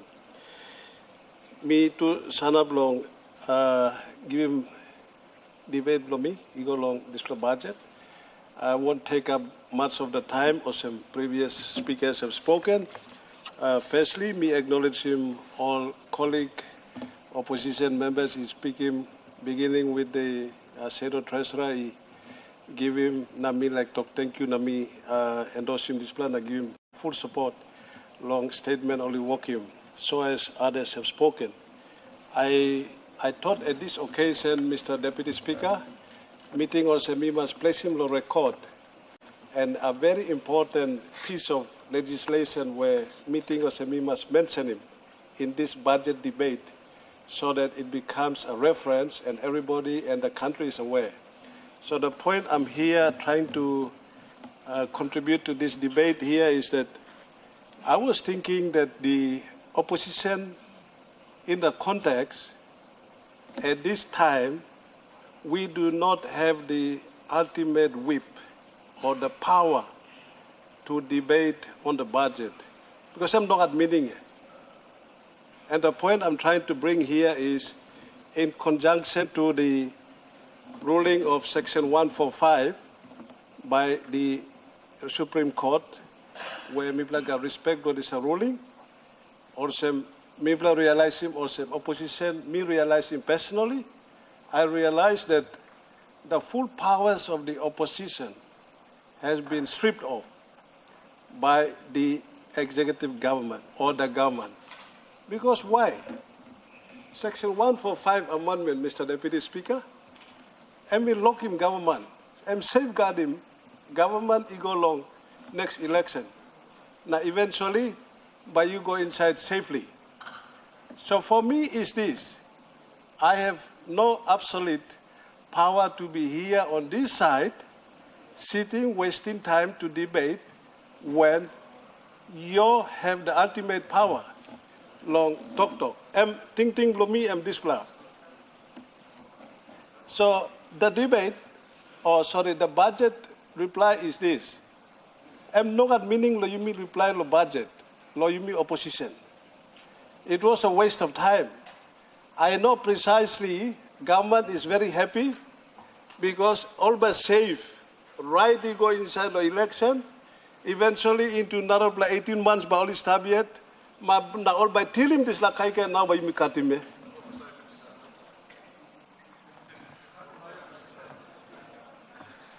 So you are going safe.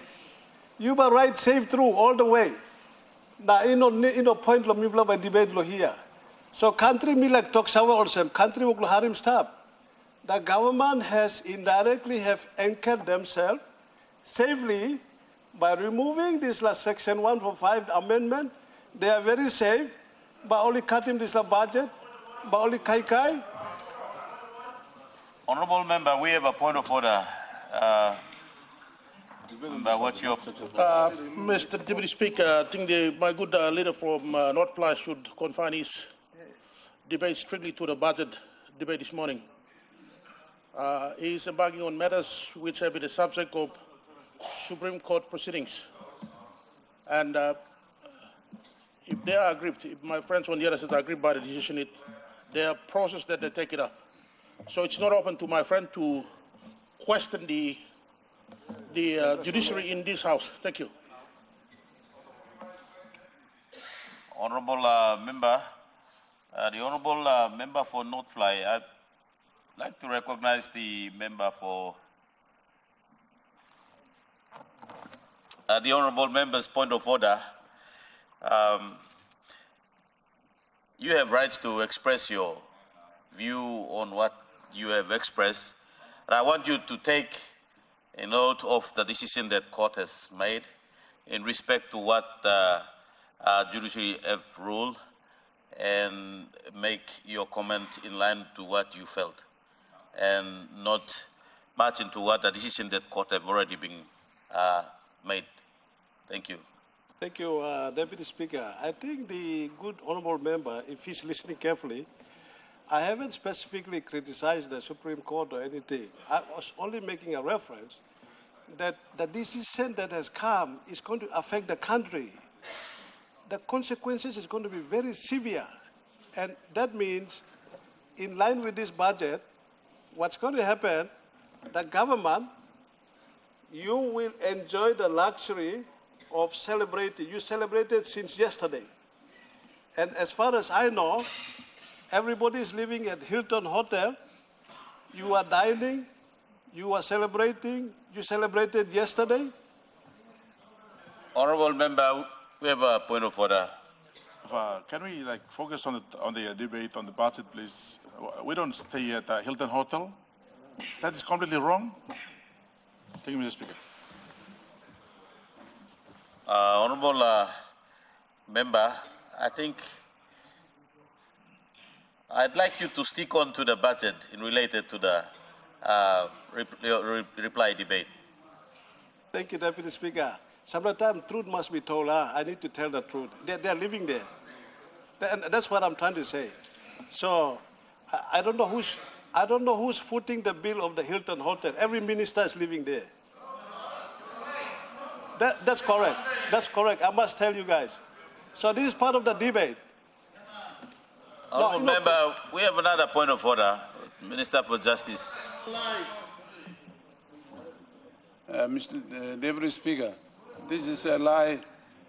Please ask, withdraw. I don't live there. Which room do I say? We don't live there.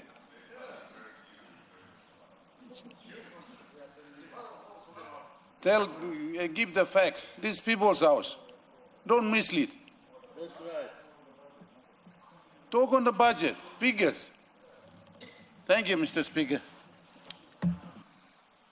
Honourable member, the point of order the minister is raising is like he's interjecting. To remind you that much of the members are not living there at the Hilton, and they are mindful of the comment you're being made because people are watching us out there. So when you put on your debate, you stick to what the budget is being said. So, members, you have the floor. Thank you, Deputy Speaker. You know, some of them, maybe I don't want to name some of them, but they live there. And so it's not a coincidence. Every time I go for coffee, I see them there. And who pay for that? I'm told that Pangu government lives there. That's what I'm saying. So anyway, I leave that point. But my point coming to the debate is on the budget. The budget, the way it's framed, it's purely centered around the election budget. with Joseph anchoring down to stay in power full until 27, and then by you come on save, you are already enjoying yourself.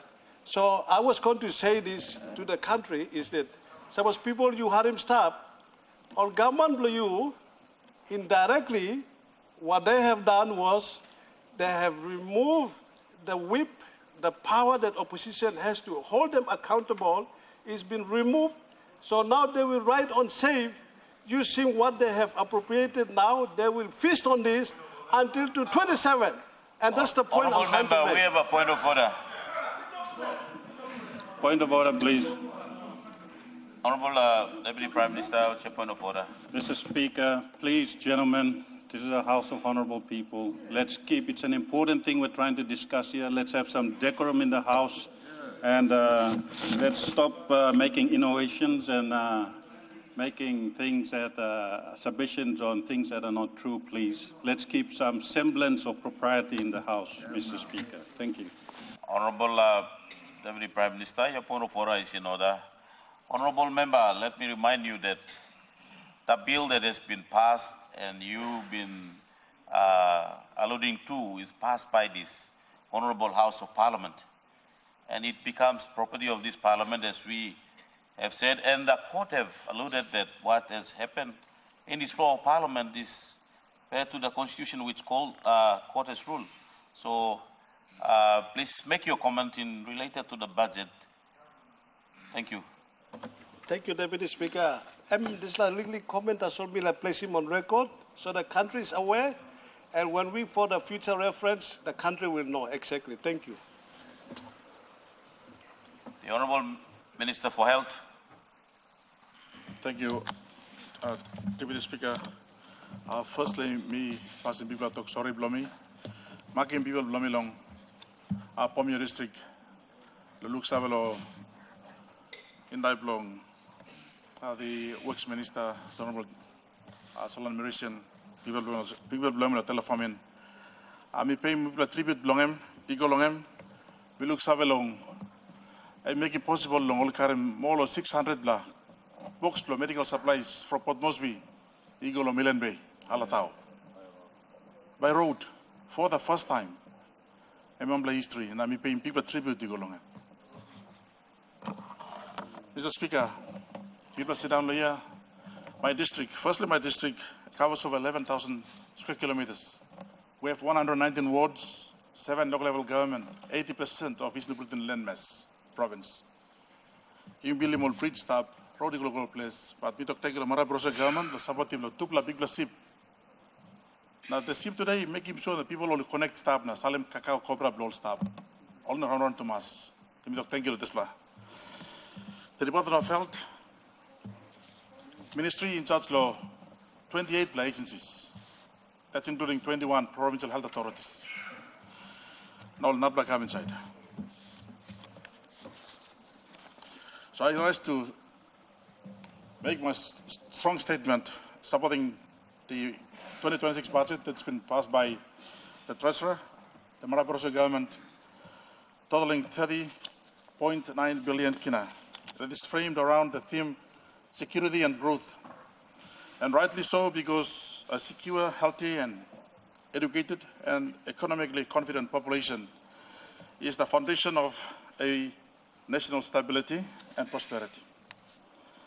Mr. Deputy Speaker, I acknowledge a statement today made by the Minister of Finance saying that to date, more than 70% of all funding for PHS has been released to date. That's over 1.9 billion kina from the 2.7 billion kina allocated this year's budget.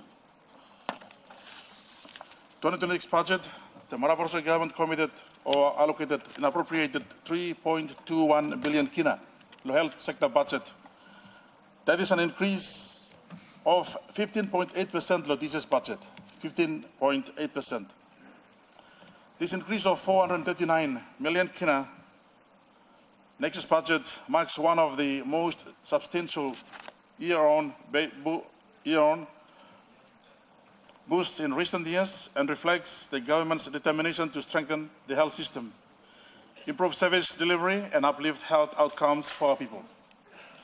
Mr. Speaker, the 2020 allocation also reflects deliberate policy choices by our government to invest in the areas that matters most. The public investment program sees a substantial increase of 39%. That is 614 million kina in 2025 to 858 million kina, enabling major infrastructure upgrades. Personal emoluments increased by 43%. That is 1.39 billion kina this year to 1.48 billion kina next year. Reinforcing workforce stability and goods and services rise by 17%. That is 754.4 million kina this year to 888 million kina next year's budget. That's mainly to the provincial health authorities. Mr. Deputy Speaker, funding to the provincial health authorities has increased by 87.6 million kina, bringing the total PHS allocation to 1.5 billion kina. There is general increase across health functional grants, reflecting strengthened support to primary health care. The total medical supplies procurement and public health commodities, that is malaria, TB, HIV drugs and vaccinations or vaccines, has increased to 55 million kina, representing 18% increase. Overall, the allocation has increased from 294 million kina in 2025 to 349 million kina. Mr. Speaker, vaccine funding increased by 40%, targeting child health and disease prevention. Church Health Services, our important partner, funding increased by 22%, particularly supporting Christian and Catholic facilities across our country. The development partners envelope for health increased by 33%, demonstrating strong donor confidence in our health system. Mr. Speaker, the health sector is allocated a total of 858 million kina, which is an 8% increase from this year's budget in capital investment. These key investments for this sector include, again, 100 million kina for the district hospital program. I'd like to commend the ADB for an important program that is happening right across our country, revolutionizing the infrastructure for the first time. We have committed 375 million kina to the provincial hospital program, and we're seeing some new level 5 hospitals starting next year. Mr. Speaker, we have appropriated in the budget this year 60 million kina to complete the Port Moresby General Hospital Cancer Unit project. This is a very, very important project that we will see. Once completed, no one in our country will be going overseas for cancer treatment anymore. And this allocation of 50 million kina as an initial allocation for the new medical university as a startup program. Mr. Deputy Speaker, in 2026 budget provides one of the strongest boosts to our public health program communities in recent years, reflecting the government's commitment to reducing the burden of communicable diseases and improving population health outcomes. The allocation for HIV treatment drugs increased from 11.5 million this year to 15 million next year. Support for malaria drugs and test kits rises from 12.5 million kina this year to 16 million next year. This is to strengthen the endemic provinces like East Sepik, Millet Bay, Meding, and Manus. The allocation to TB drugs experienced one of the largest increases, rising from 12.5 million to 19 million in 2026. That is an additional 7.2 million. Vaccination also received a substantial reinforcement, increasing from 18.96 million kina this year to 26 million kina next year. In addition, Mr. Deputy Speaker, for the first time, the government has provided 6.2 million specifically to start the rollout of HPV, or human papillomavirus vaccination, in our country, marking a major advancement in our efforts to prevent cervical cancer, the most common cancer affecting women in Papua New Guinea. For the first time, we're going to make this vaccine available to public health system. This is a very important point that we must, it's make it clear to every one of our people today. In recent years, concern about medical supply shortages have been among the most frequent issues raised by our people, and we fully understand that. This government has listened and responded decisively. In 2025, 242 million kina was appropriated for medical supplies. In 2026, this increased to 267.3 million kina. To date, 70 to 80% has been released to the medical supplies in our country. Mr. Speaker, we acknowledge the medical supply chain challenges still exist, including long lead times and cash flow delays. But this budget demonstrates the government's commitment to fix the system properly and not through ad hoc responses through sustained funding and long-term supply chains. Mr. Speaker, let me clarify to this House our eligibility as a country, as was a question raised by the Honourable Governor of East Sepik last week with regard to Global Fund reducing their support. That is mainly to the public health programs, Mela Toklia, also Global Funds is supporting tasol malaria, TB, and HIV drugs, almost of a give margin long all medical supplies in general. Important to make him law today. It is important to emphasize that Global Fund assistance only complements the government efforts, and the government of Papua New Guinea pays for all medical supplies used across the public health and church health agencies, while Global Fund resources support only the public health commodities like HIV, malaria, and TB drugs. Mr. Speaker, while support remains stable, the Global Fund has indicated that global financing pressure may result in a gradual reduction across all regions. You know, Papua New Guinea is also affected. Across the region, Global Fund support will also reduce. The government has anticipated this. This is precisely why the domestic financing for HIV, TB, and malaria drugs commodities has been increased by more than 40% in the budget for next year, signaling our commitment to self-reliance and long-term sustainability. Mr. Deputy Speaker, on that note, I would like to acknowledge with appreciation the continued support from Gavi, Global Alliance on Vaccination, WHO, the New Zealand government, and the government of Australia, particularly in the provisions of vaccines, including polio vaccines that is currently going on in parts of our country.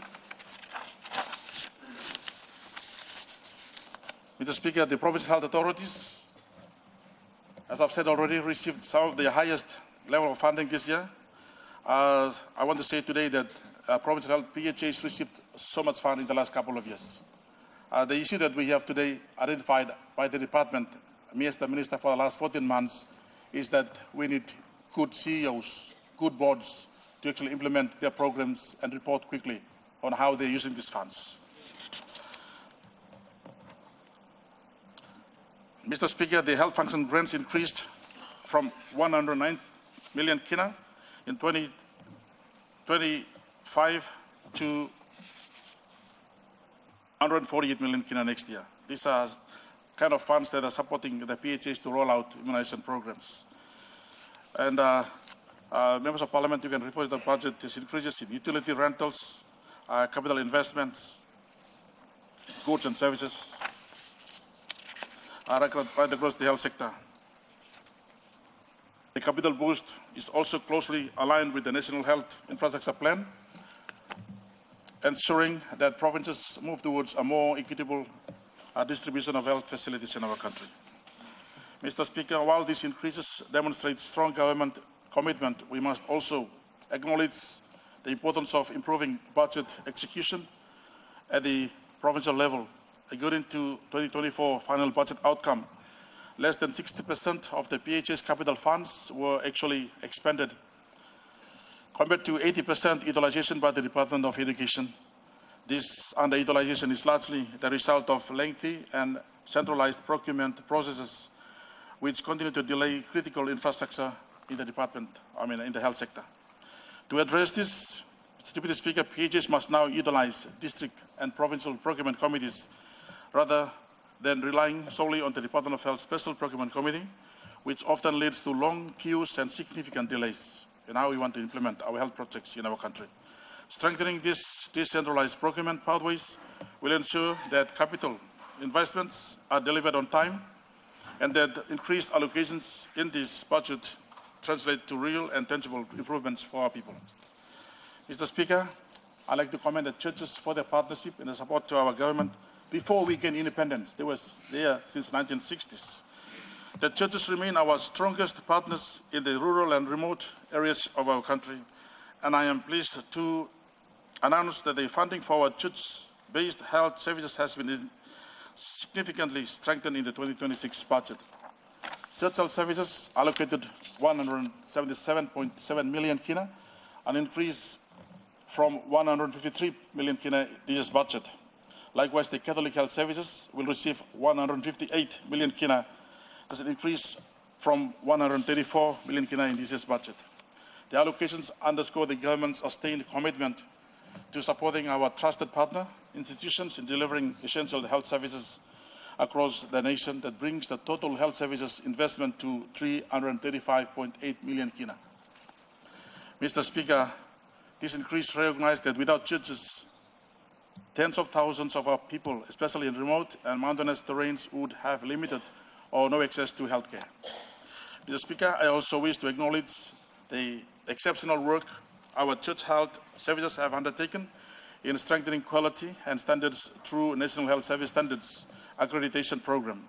This year, several church-run facilities have demonstrated excellence in meeting national compliance requirements. For example, Funa Pope Hospital, Mikende Hospital in Simbu were formally awarded Level 4 accreditation for the first time this year.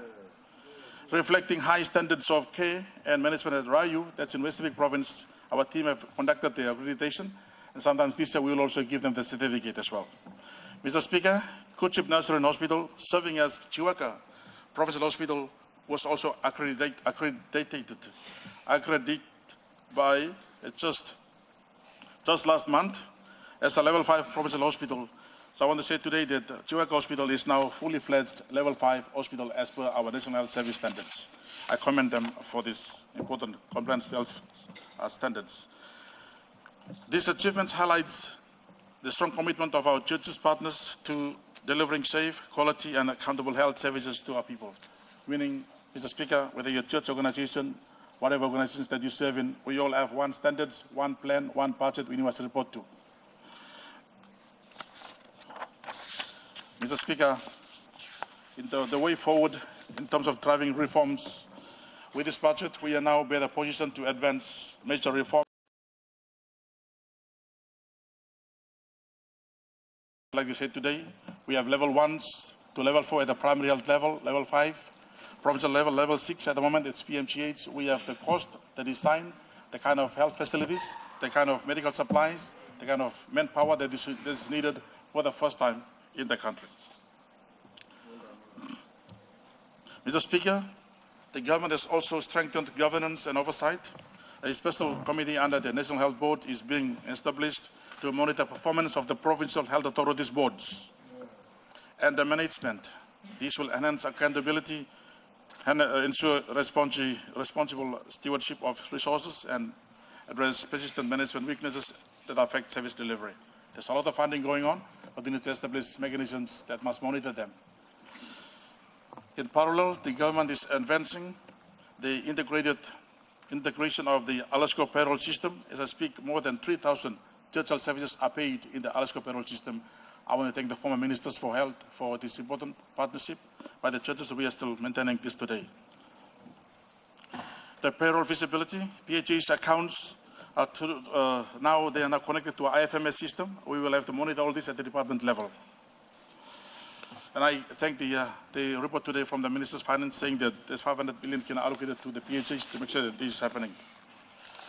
So, Mr. Speaker, I thank our partners for their support to the health sector, and we continue to remain committed to improving the health system in our country. Thank you, Mr. Deputy Speaker.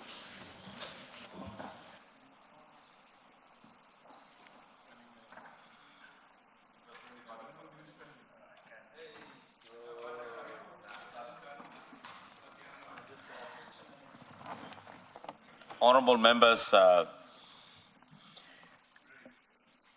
I will ask you all to resume your seat as we just wait and see if the lights come on. We'll continue on from the debate.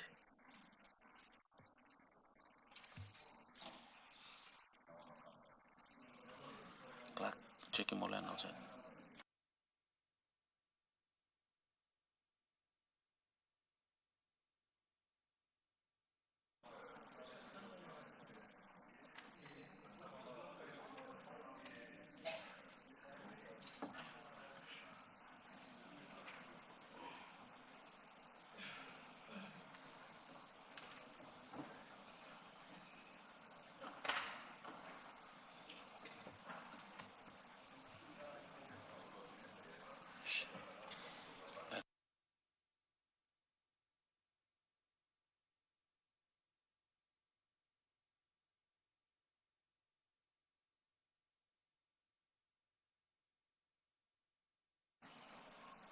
Honorable members, the lights will come on slowly and it will pick up.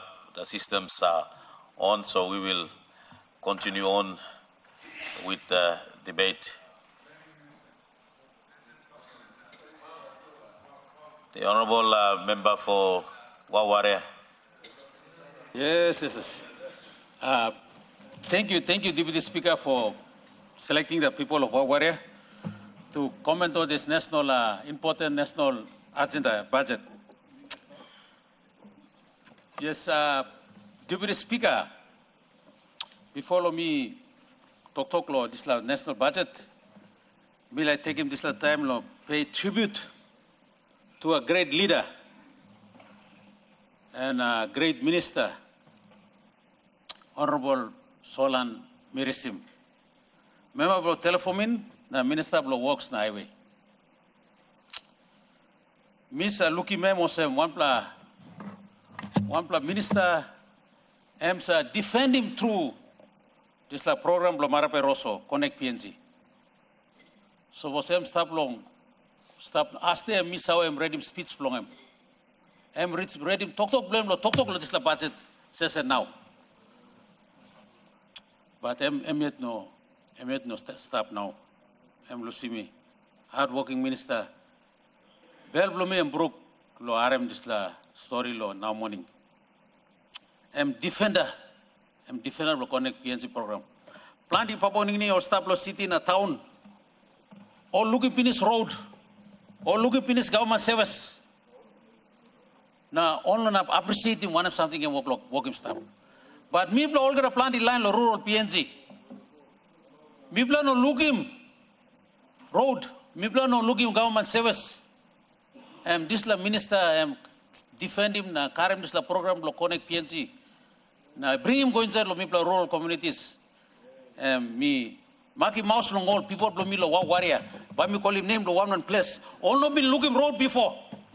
Now all look him. Me call him online lo Garaina, Sopa, Kasu, Kapiso, Sai, Bisinga. This long name me call him you know of Sour Longol. You know of Sour Longol. But because this is a Connect PNG program, now you ba Sour Longol. Online lo Kasuma ba looking road. Tori Koroa looking road finish. Online lo Bapi. Tai mixi memigo lo chopa. Want the minister secretary lo works. Mi pla go all sing amas fighting kununa. All welcome him this service lo Bapi. Lo Garaina Weli. So on behalf of my people of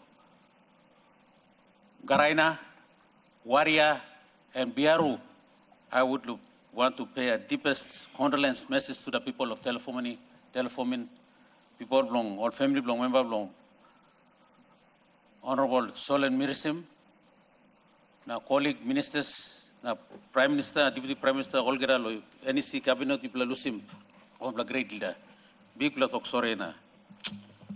You may be missing him. Deputy Speaker, Misana Pia, me la talk lo national level budget lo national government and big la Thomas amas la big la volume pages na kind of smart lo mi go through. But me la speak of some Nupla district inside lo Morobe province. Na au lugluk blomi long. Mino stap lo time long. Morata, mekere morata. Mino stap lo time long. Somare. Mino stap lo time lo pida onil. Mi kaminzer lo time long. Marape. So mi ba tok long. Wane au mi lugluk inser lo government lo marape. Country and big la country true. Papua New Guinea and big la country. You me all got responsibilities lo developing one section blue me. Minister lo help and work lo side long health. Minister lo education ba work lo side lo education. Agriculture ba lo side lo agriculture. Governor lo one province ba work lo side lo province. Na mi pla member lo one pla district. One pla work lo side lo district lo mi pla. Prime Minister, Deputy Speaker, big pla waraya emniat no sa come up. Creek, streams are forming, creeks are forming streams, na streams are go forming rivers, na rivers are go bringing ocean. You know, so start lo ocean, na kam lo wara, creek, a river, na kam back lo creek, na kam lo stream, no gat. Eno so rono sa. Sa start lo creek, behind go lo streams, behind go lo rivers, na go lo ocean. Works are start ocean. So inside lo this budget lo 2023 budget mi kam inside na budget kam mi lukim. What I mean missing? I'm captured inside lo this budget. 2024 to come. What I know missing? I'm captured inside lo this budget. 2025 to one kind. Na 2026 to one kind. You may look lo big lo something, but sample something I'm inside lo this budget. Government lo marape na roso em tupla katim. 10 million DSIP, yes. All kati yumi all garaksim. Andap long em, or putting 5 million district infrastructure.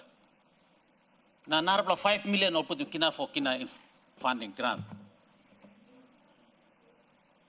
20 million pay here. All give all get a one district. Suppose you know KSIM and you know supporting government program. You know something MTD before. Suppose you KSIM and you support him.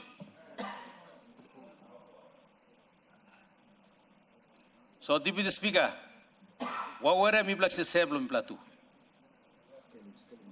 Legally creek. Mi walk him come ba bungi more province. Governor blum mi walk him come ba bungi Papua New Guinea. So what mi walking want them misla 20 million every year mix him long. Anit lopango government mi story lilik. Road ino sa Golo Garaina. Now in road come up lo Garaina station. Garaina is famous for tea.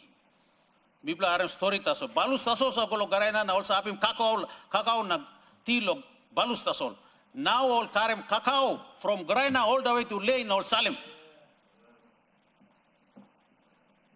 We talk lo Lili Creek ba Golo bungi bigla warai and walk lo come up awesome now. Road sa Golo Kaindi is the most economical road inside lo Morwe province. Generating over 100 million kina pay annum. Low FX. But it has been neglected for so long.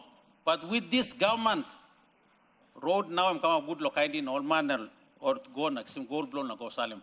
Amas la forex or generating lo country stab and minosa bian by Mare batok ni imbarem. That's road is happening. I need logisla government. Communication. Or people lo biaru, lo place lo me almost also work for 4 or 5 years, even one day lo working one phone call. Now all sinan la house blow no working phone call blow. Because tawa am communication tawa am go come up in this lo place. Never continue to go one kind of some. Education. Past mi plus tablo Bulolo district and mi plus Brook now we have only one secondary school, 3 LLG plus one secondary school. Now it was really a challenge for us. We thank you, Losla government, and we establish him. Now by the next year we'll be able to have a junior high school, catering grade 9 or 10. And I need Losla government. For them now I'm operate.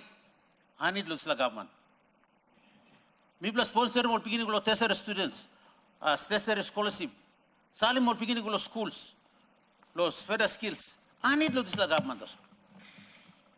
So you may look lo big budget, you may talk lo big economic impact, but suppose you may look lo Lilik district me, you look out in Lilik district me, look out in Tibetan me, we can contribute to the big economic achievement of this country. So me talk thank you. So me nugu time so you me talk to big picture na you me no looking one Lilik something will come up. So Deputy Speaker, there is hope. There is hope. Lo side long health. Me talk thank you assembly. This la government me through lo Waware district and me plan no got one district hospital or level 4 or level 3 health center. But me talk thank you lo this la government. Lo this la 2026 budget and put him counterpart funding long ADB lo fund him all district hospital. And I'm happy that Wow Health Center is captured in that. Me talk thank you. And there is hope. You may not have quick through, but you may not come up with Rome is not built over day. Yeah, it takes time. One kind of Papua, but it take him time too. So me, there is hope for this district, for my district under the Marape Rosso government. And I'm thankful that this budget is for our small district, small people. And I would like to comment this budget to this House. Thank you. Honourable Minister for Planning. Mr. Deputy Speaker, firstly, let me pay my condolences to the Honourable Solan Mirisim, who was sitting next to me, and now he's got a better place, bigger place, but he's still sitting next to us. But I want to extend condolences to the family and, of course, to the people of Telefomen. Mr. Deputy Speaker, I've got a very detailed speech, so I don't want to bore you with too many of the details, but I will try as much as possible to go through it. If my time runs out, I will want to have it incorporated in the answer. Thank you, Mr. Deputy Speaker. It is an honor for me to be allowed this opportunity to present the 2026 capital investment budget to this Parliament. I have this privilege to provide the outlay of the 2026 capital investment budget and the important tenets and components of the financing, as well as the rationale of funding and sectoral allocations within the context of the total national budget of 2026. The budget theme growth, security with growth, places emphasis where it matters. That while we focus on economic progress and growth, we must be mindful of the risks of security and safety that we must deal with at the same time.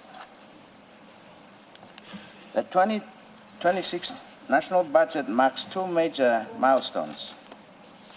It is the fourth budget supporting the medium-term development plan 4, and secondly, it is the first post-independence Jubilee budget.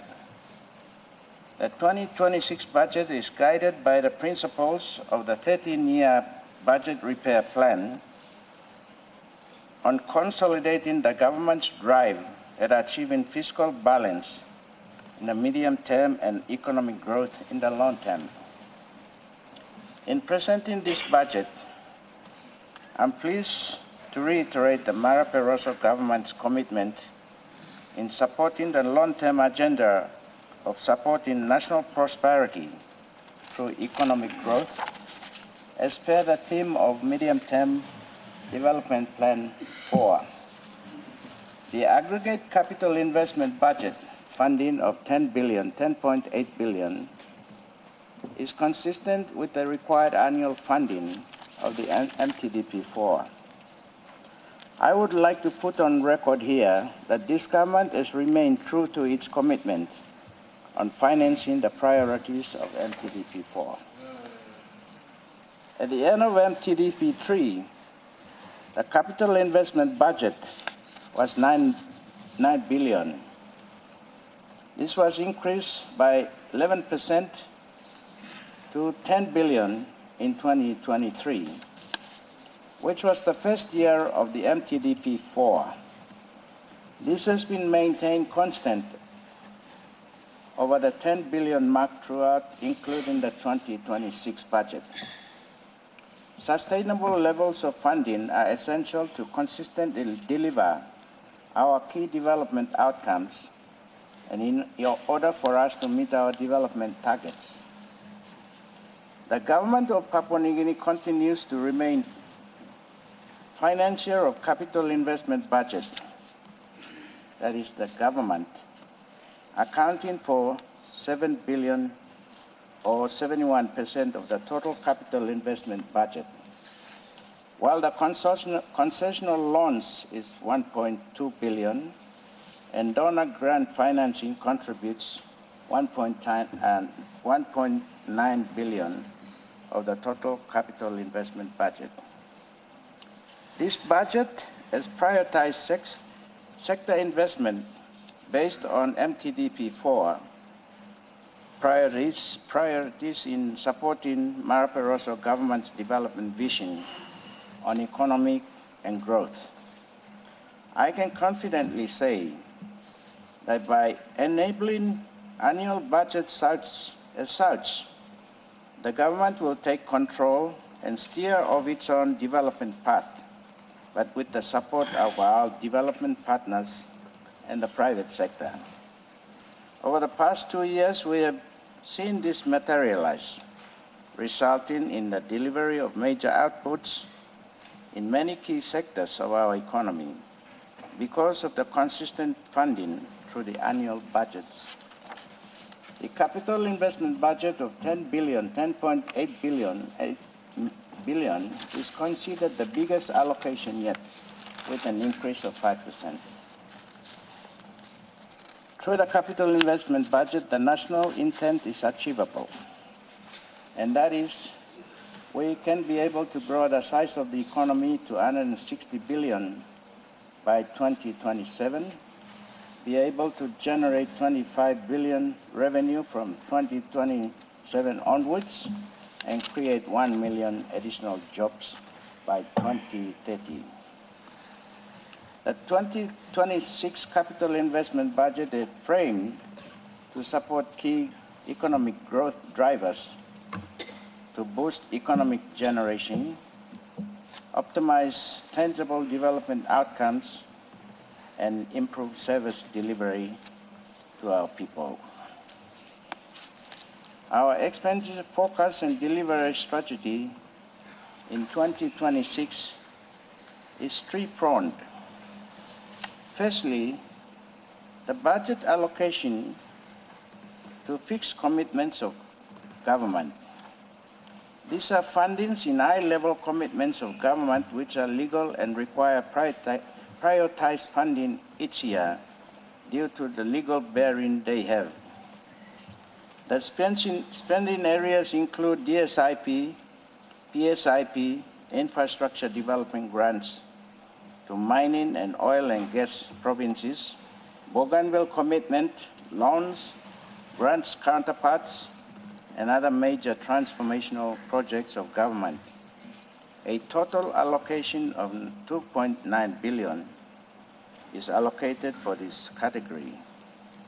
The second delivery strategy is through what is termed growth triggers, which are inclusively supportive of economy, growth, and revenue programs, and projects where the object to see an increase in international revenue, an increase in export earnings, promotion of export substitution, investing in critical enabling infrastructure, and improve law and order and national security. A total of 3.9 billion. The third focus area includes all other sector programs and services. These are investments in other sectors such as health, education, community culture and administration, remain key components of this budget. These focus areas are also favored by our development partners, donors, which covers some of the more challenging intervention programs. The capital investment, as we know, is also supported by development partners. There is a direct relationship with donors to the development cooperation strategies and partnerships that the government has with all our partners. In 2026, there is an increase of 400 billion, or 13%, and it's predominantly in grant financing. The government financing of total investment is reduced by 102 million, whilst donor grants and loans accounts for 31% of the total 2026 budget. There are more than 15 bilateral and multi-development partners, international NGOs, regional organizations, private sector foundations, and climate finance institutions. Australia, United Nations, China are the biggest sources of grant financing. The World Bank, Australia through infrastructure financing facilitate for the Pacific, and the Asia Development Bank, including Europe, all offer concessional loans for major high-impact programs. New entrants into the government of PNG budget next year are the Asian Infrastructure Investment Bank and the Exim Bank of Korea, both providing loan financing in support of major infrastructure projects.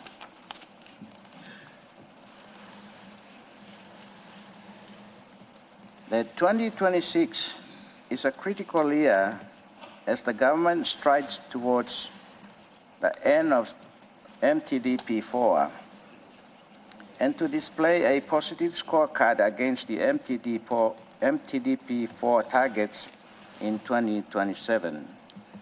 Therefore, through this annual budget, the government must move to escalate the implementation of key projects and projects towards these targets. I take this time to highlight some of the key sectoral projects funded in the 2026 capital investment. In the economic sector, the government interest is in the growth triggers, where the focus will remain on the revenue generation, export expansion, downstream processing, and import substitution. This requires support agencies to improve their capability for revenue collection, as well as to enhance agency capacity in promoting productivity and export of commodity crops. These are mainly economic export goods, especially in agriculture, fisheries sector. A total of 992 million is being allocated to this sector investments.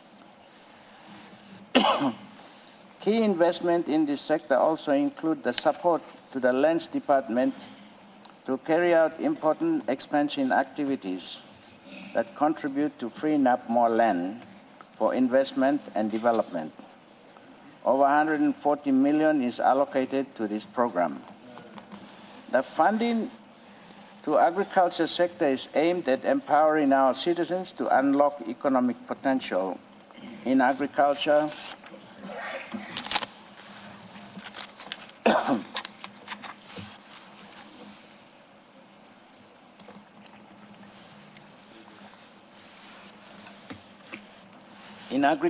and fisheries, while supporting micro, small, and medium-sized enterprises and sustainable tourism for inclusive and resilient growth.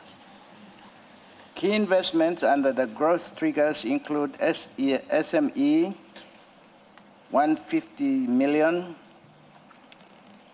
National Land Partnership Program, 140 million, agriculture investment, 130 million, revenue generation, 60 million, National Rice Development Program, 70 million, commodity access road, 13 million, special economic zone, 40 million, and special police assistance program, 200 million. The government will continue to invest in critical infrastructure in 2026 budget. The investment through the Civil Aviation Development Program has made a positive progress with the upgrade of 22 national airports and the construction and upgrading for regional airstrips. The government's commitment to link all regions and provinces by road connectivity continues to take the center stage of the capital investment budget.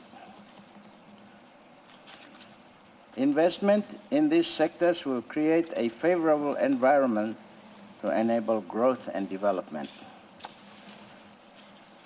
Let me now turn to the details of the 2026 capital investment budget, which I've gone through, but just go through it again. Our budget is 10.8 million.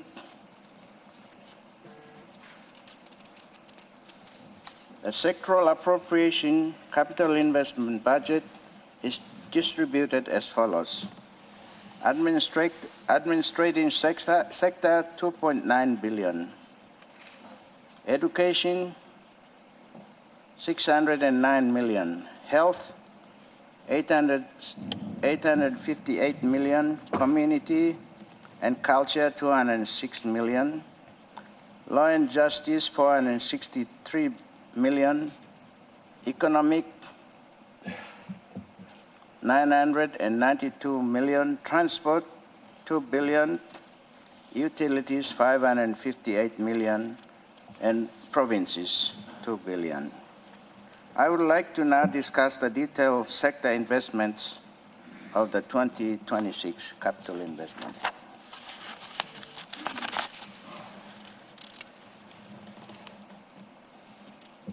Investment in the economy through deliberate intervention programs are critical and must be transformational. Tracking through from the last 2 years, the government is committed to making a change in the lives of our children and growth in the economy from the day the new government took over. When Prime Minister James Marape declared the bold vision to take back PNG, he signaled a transformative era for the country. Following this declaration, he announced sweeping changes to resource management laws, regulations, and policies aimed at ensuring that Papua New Guinea's wealth truly benefits its people. These reforms laid the foundation for the MTDP-4, which prioritizes inclusive growth and sustainable development. The review and enforcement of updated laws and regulations in alluvial mining policy, operation of a state negotiating team mechanism to oversee the investment decisions of major resources, establishment of Kumul Petroleum Holdings and the Kumul DY Holdings Limited operations, introduction of the Kumul Agriculture Limited, updates and adjustments in regulations and policies in fisheries, tree crop sector, increase in focus on special economic zone, many more have been the actions directly directing operations and investment in the sector. From 2019, when the government took over, a total investment of over 4 billion was allocated to this sector through critical programs and operations. This demonstrated the strong commitment and investment decisions of the government to have the relevant budgetary decisions and investment to stimulate economic growth.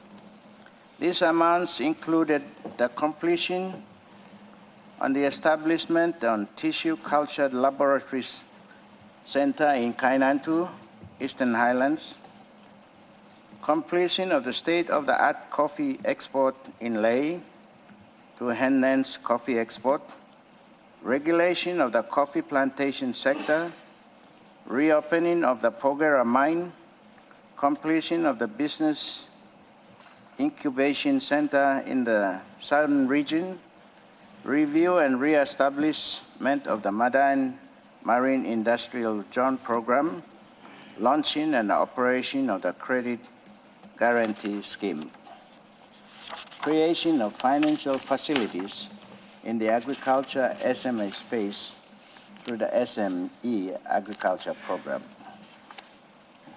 In 2026, the government will support additional programs to the tune of 990 million, aimed to increase internal revenue, create wealth, increase exports, and enhance the rural economy.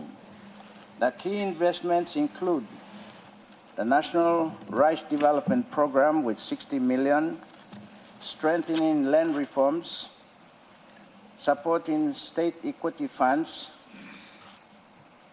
with 130 million, fostering economic investment through special economic zones with 40 million, and reviving and strengthening economic agriculture with 190 million.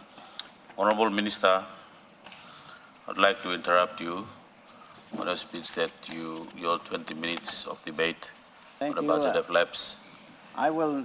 You may ask the leave of the. I've just been through half, so I want to ask leave of Parliament to have it incorporated in the answer. Is leave granted? Thank Honorable you. Minister, you can take all your paper. The Honorable Governor for Enga. Mr. Speaker, me too send up law support the budget blame. Before me to talk on budget, making more people blow Enga province. Me like extend him sorry blow me blah. You all late. Minister Solon Mirsim. Me blah sorry also blah lusim. I'm la good blah. Leader blow me. And frequent him visit Kamlo province na. Me blah film.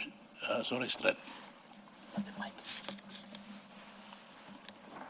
One time display,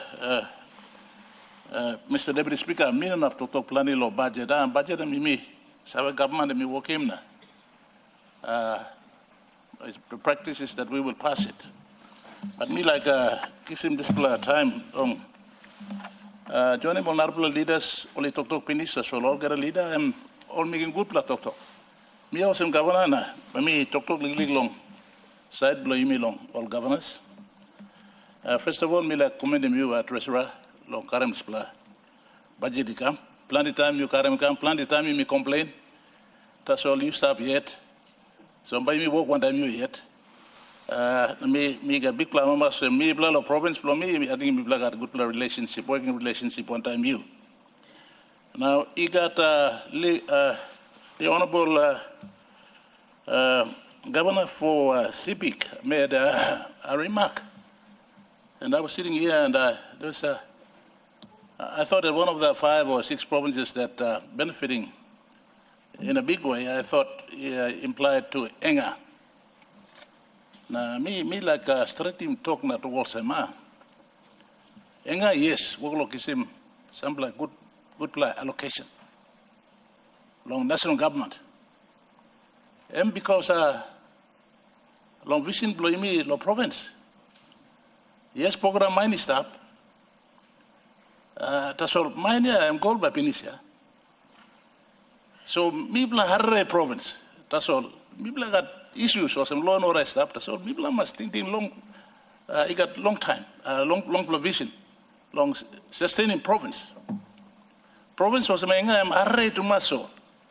Mi bla lo province mas panim some bla way lo make sure some province blow mi bla by sustain after Pogra. So mi bla start him vision blow me long start him university long here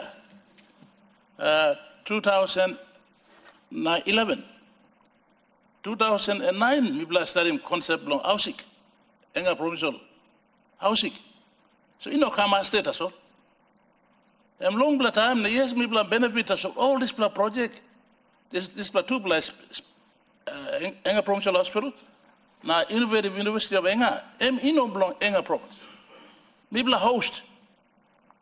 What is wrong with enga getting more money to put a national institution in my province? Bayibla sibik taso baygat. Bayibla mosbi taso baygat. No gat. Mibla tu masigat. Lo look belum me, lo province belum me. Lo agriculture tu mibla limited. You mean not growing coffee too? So one bla way long sustain him enga's economy, lo put him on institution. Long province belum me. Over time, when we manage law and order, all beginning bakam, all people bla bakak simarasin loinga. So these are national projects. So no can look at number na. You know, isolating mibla or targeting mibla law budget. So me sina niya na tamenga ibla no kolim lo hap na mitako ibla lugosem ibla benefit no hat enga benefit long put him national institutions. That's why the former government of the Honorable Peter O'Neill come at up now government and we only concentrate on giving him funding to complete him all this project. So last year that's only me complete him Ausik. Last year, that's only me completing university. So, Mila, thank you, Prime Minister, former Prime Minister Peter O'Neill Long, starting project one day, me black ham awesome. That's all important also. Me also thank him, current government. Without the kind of support, and this is the kind of thing where Prime Minister Karim come along, make sure also me black completing this project which we started in 2007, 2009, he come here. And me bla finish him na me bla how much long this government stop. Yes, he got some negativity stop long government. One kind of all got a government. Long enga provincial government me working work that's all people don't me no work yet. That's normal there. Let's accept it and move on and just do our bit for this country. Now today, you may remember, you know what recent long complaint. Before time me come inside the parliament, no got DSIP, no got funding your district. Now funding your district, yeah. You make him funding the province too. So it's about us leaders. I look at me, at least 2 billion or something long budget every year. 2 billion plus, I think. Long old district in the province. And big money too much. Suppose you may organize good country by Sandisha. So you can look on national executive now. You may cross the stuff. Let's do our bit at our own level. Huh? Because we'll give him funding now. People will not give him funding. So me like Osema, talk tasol. Long strategy Osem. Yes, Enga was benefiting in the last 3-4 years. Long finishing all this project. And today, lo display here, me got 800 plus Papua New Guineans studying in Enga in the innovative University of Enga. And me contribute on nation building. Ausik, I'm now start law open this year, fully operational next year. By me looking more like Papua New Guinea can benefit law Enga. So me like talk sabe or sem talk tasola. No good looking number na ibla thing or sem ibla benefit long all legally road law imilo province or legally projects law province that's all stuff. No god. More sample something got impact on nation. So me like straight him legally thing no good me got me good plan of me yet talk also because me in the province from me and me benefit on Tupla project in a big way in the last couple of years. So thank you through long Marabe Rosso government for actually making that project completed. Now we can start to benefit from this project. So thank you straight on this plan. One concern me as a governor Simikat, treasurer and prime minister and land long government. You people must start like a consultation, no budget. Meaningful dialogue, meaningful consultation. How na you sabe long one something you may need blowing a province or Narbla province. Sit down the story doesn't know enough. Meaningful dialogue. Every province is different. Priority blow different. I will contribute to nation development. All become low blow yet. Some by like in agriculture. Some by like in education in a big way. Some by like in fisheries. So let's consult more. When people give him mandate here, governing government. Give us some respect. So you can get dialogue now, you work him good. Yes, people put in money to solve. Time people looking money load sample program now. You make a need program. How by me shifting money you must consult so that we can get, allocating proper resource from all activity. So big legally heavy you make at all provincial governors, establish them. Now two, how much meeting you make at long devolving powers? Ayo, me counting me here. Me short with now. What is wrong with just allocating at least 10 or 20 million or 30 million to start the process of giving more powers to the provinces? Give him the so-called block grant or okay? Give him 20 million or 30 million or you mean long. Start long working more sunny or immediate. If you have at least 10 LT provinces or well-to-do provinces, but you looking at the country, look like country, but look better. Suppose you make all provinces in down or look national government, that's all you stop. And by no. So me asking more, Sema, into the future, please allocate some meaningful funding to the provincial governments. Because in my assembly, since me kissing governor, me talking more council president, you come inside the assembly, blow me, you think big. No can carry him kept or some president come inside the assembly. Lose him kept as a president of district. Come to provincial assembly na thinking big na you make developing province so you can compete one them East New Britain. You make compete one them Morobe. You don't have working big plus city. That's all we can compete. So suppose you not giving me resource. I won't buy me thinking big. Misanabu University na hospital because we thought big. Discipline him all, council president, or no can ask him lo karana. Can also ask him there. And people discipline him all. Now run him all province staff, so please me asking Prime Minister and Treasurer, going into the future, my Deputy Speaker, it is good to give more powers, no provinces, so that we can all compete. Compete.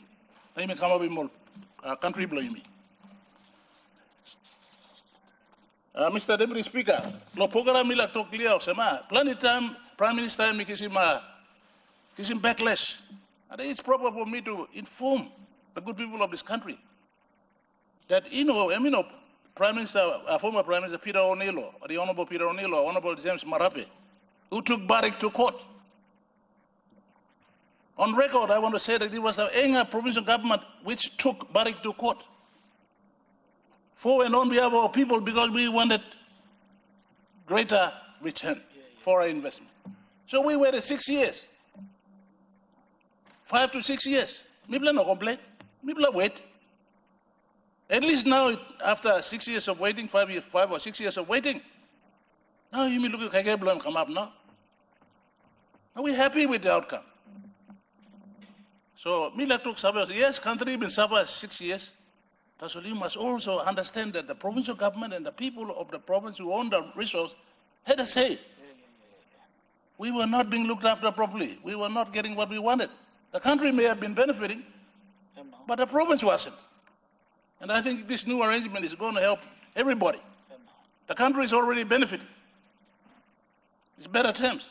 In terms of tax, corporate tax, income tax. We've got 3,000 jobs already in the mine. So, Mila took survey on record. People blaying, how much wait 6 years, now you can look him some can come up with progress or him. Me like thank you Prime Minister na. You may progress when me talk sabe so la.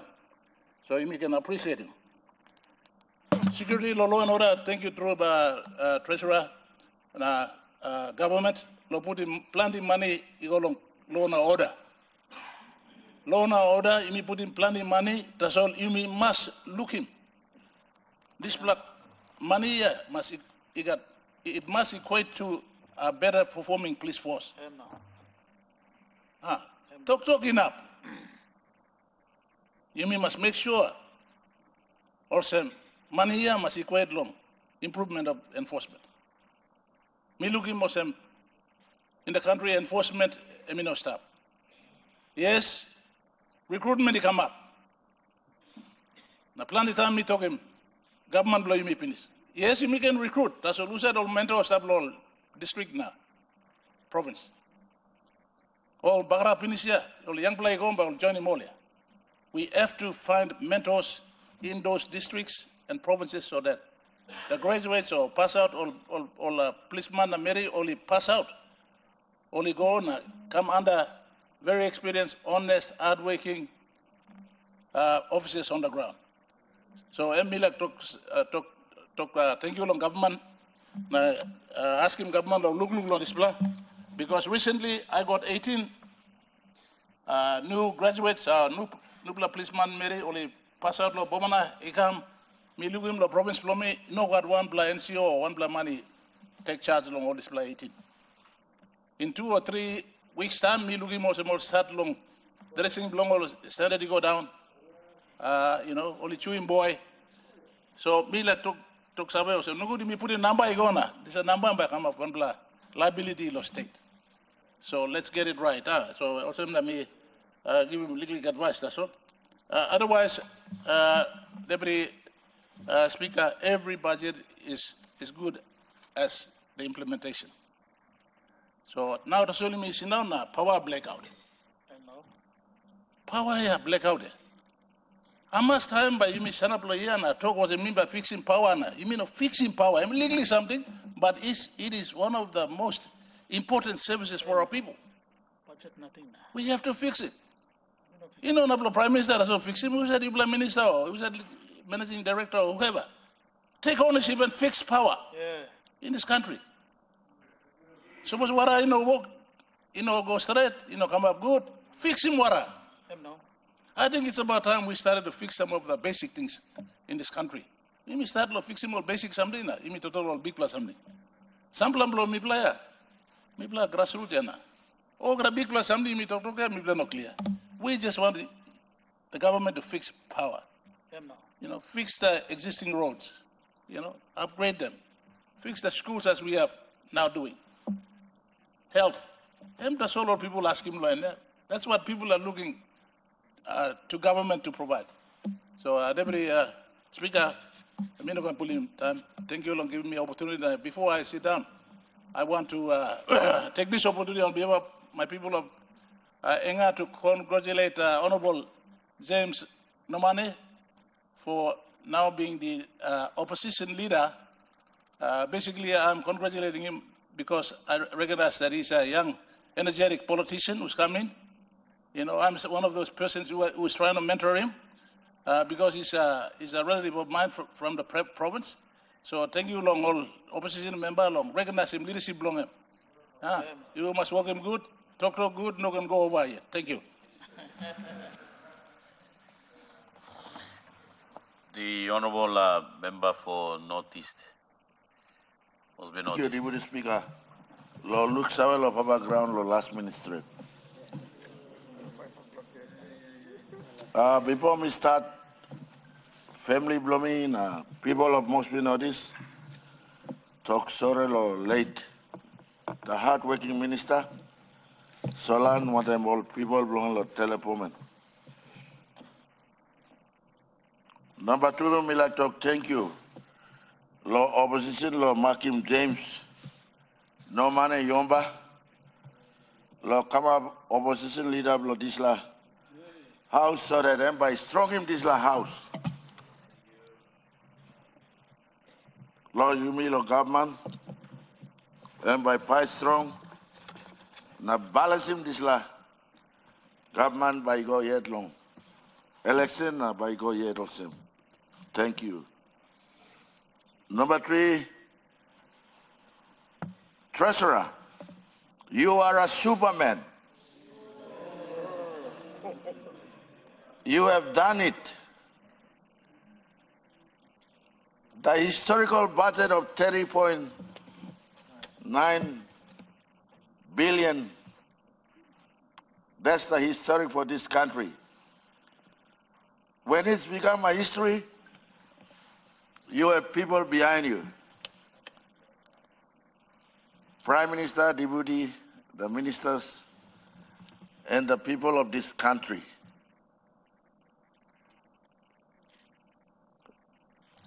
May not take you a long time, very short, Deputy Speaker.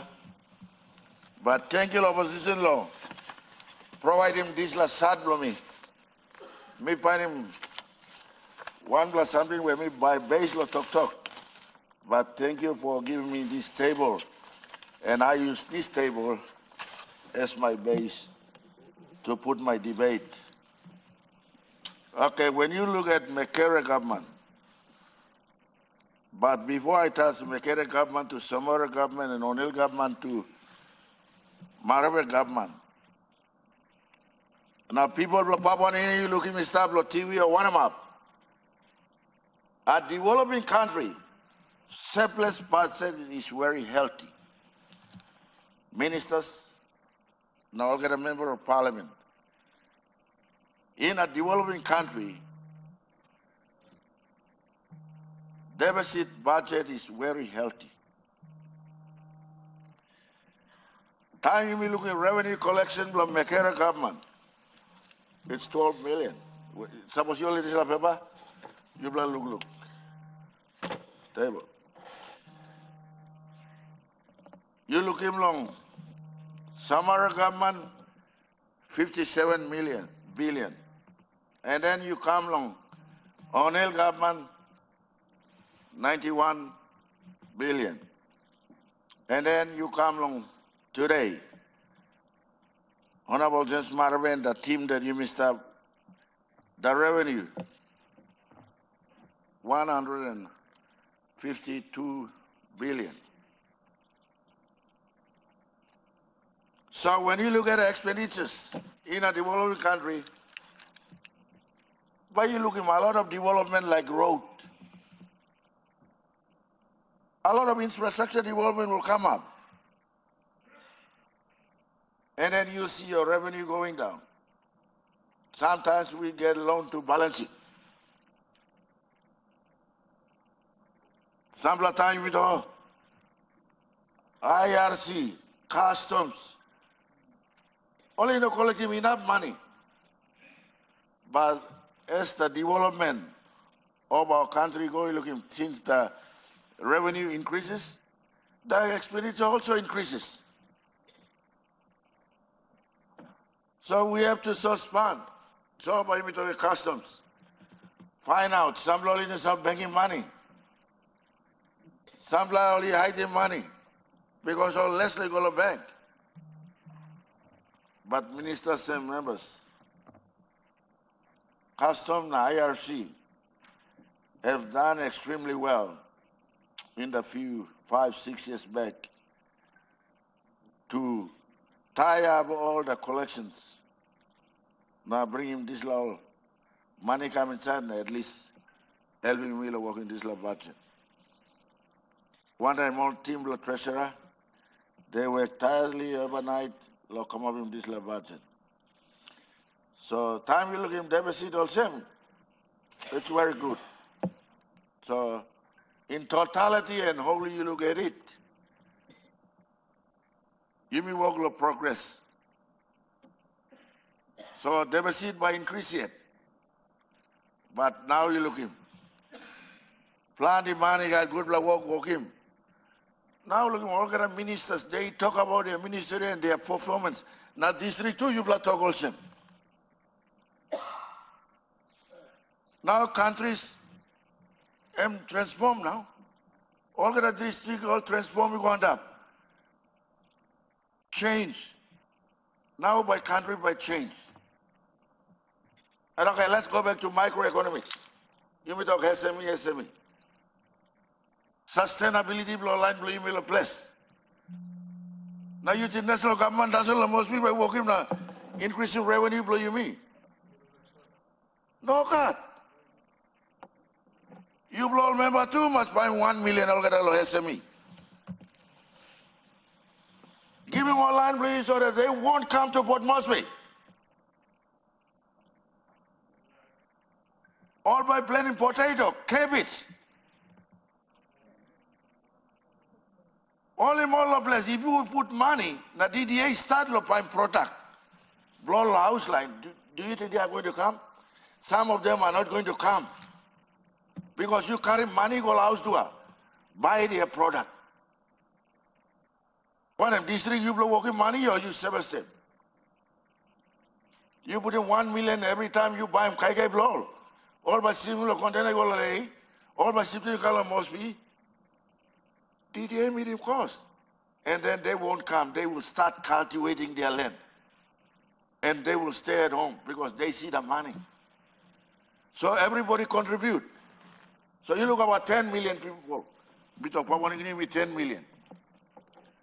Or if it's individual and SME, if they pay 2 point or 2.50, just 2.50. Low one individual, 10 million, all pay most of tax. Emamas. Tell me, can somebody tell me? 25 million kina. Low fortnight, you times 26 fortnight, 650 million.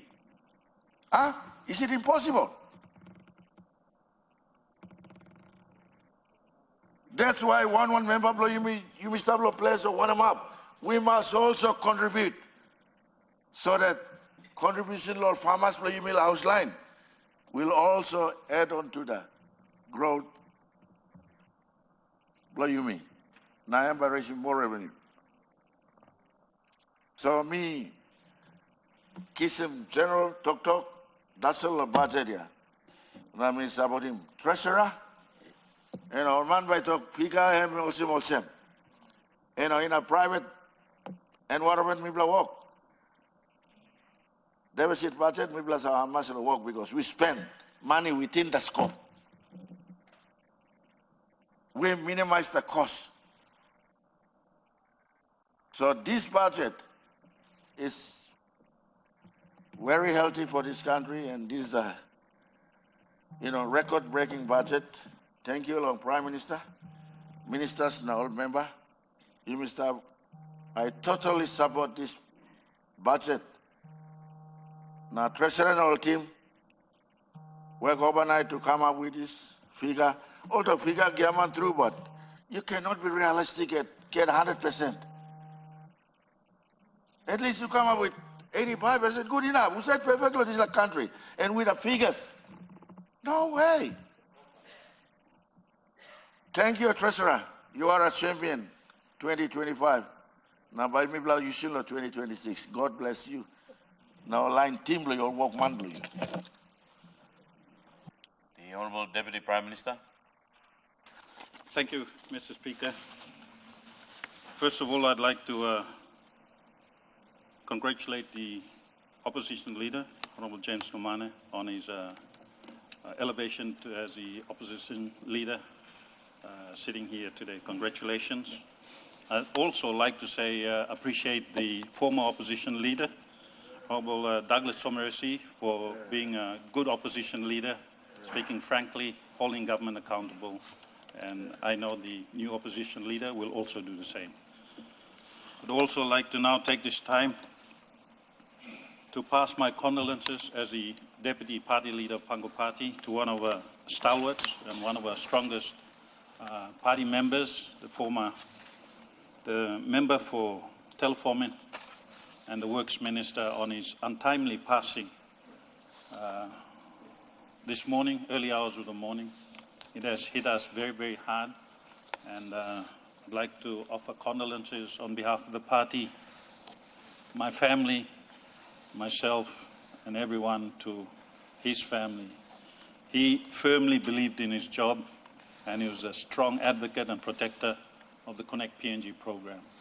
He was also very diligent in his job, traveling to all parts of the country, working late hours. Before he passed, he was at a NEC for about 8 hours a day, and then after that, he was in a late government caucus meeting when we finished at about 11 o'clock that night until his untimely death in the early hours of this morning. So my condolences on that, Mr. Speaker.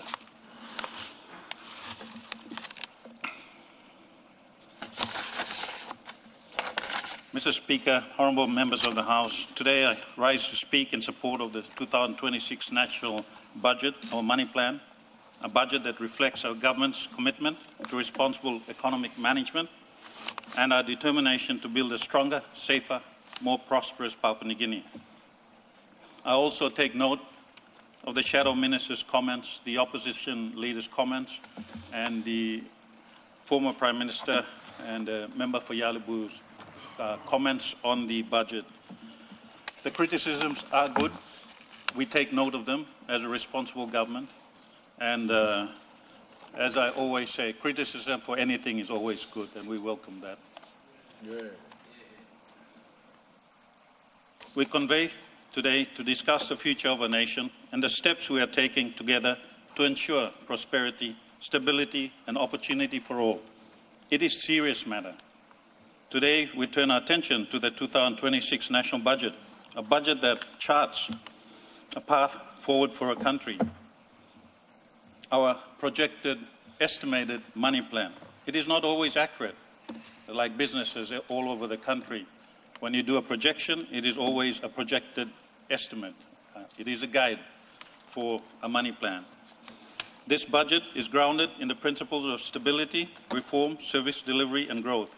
It continues the disciplined fiscal pathway our government has implemented since 2019, and it marks yet another significant step towards strengthening national systems, supporting our people, and unlocking the full potential of our land, our resources, and our economy.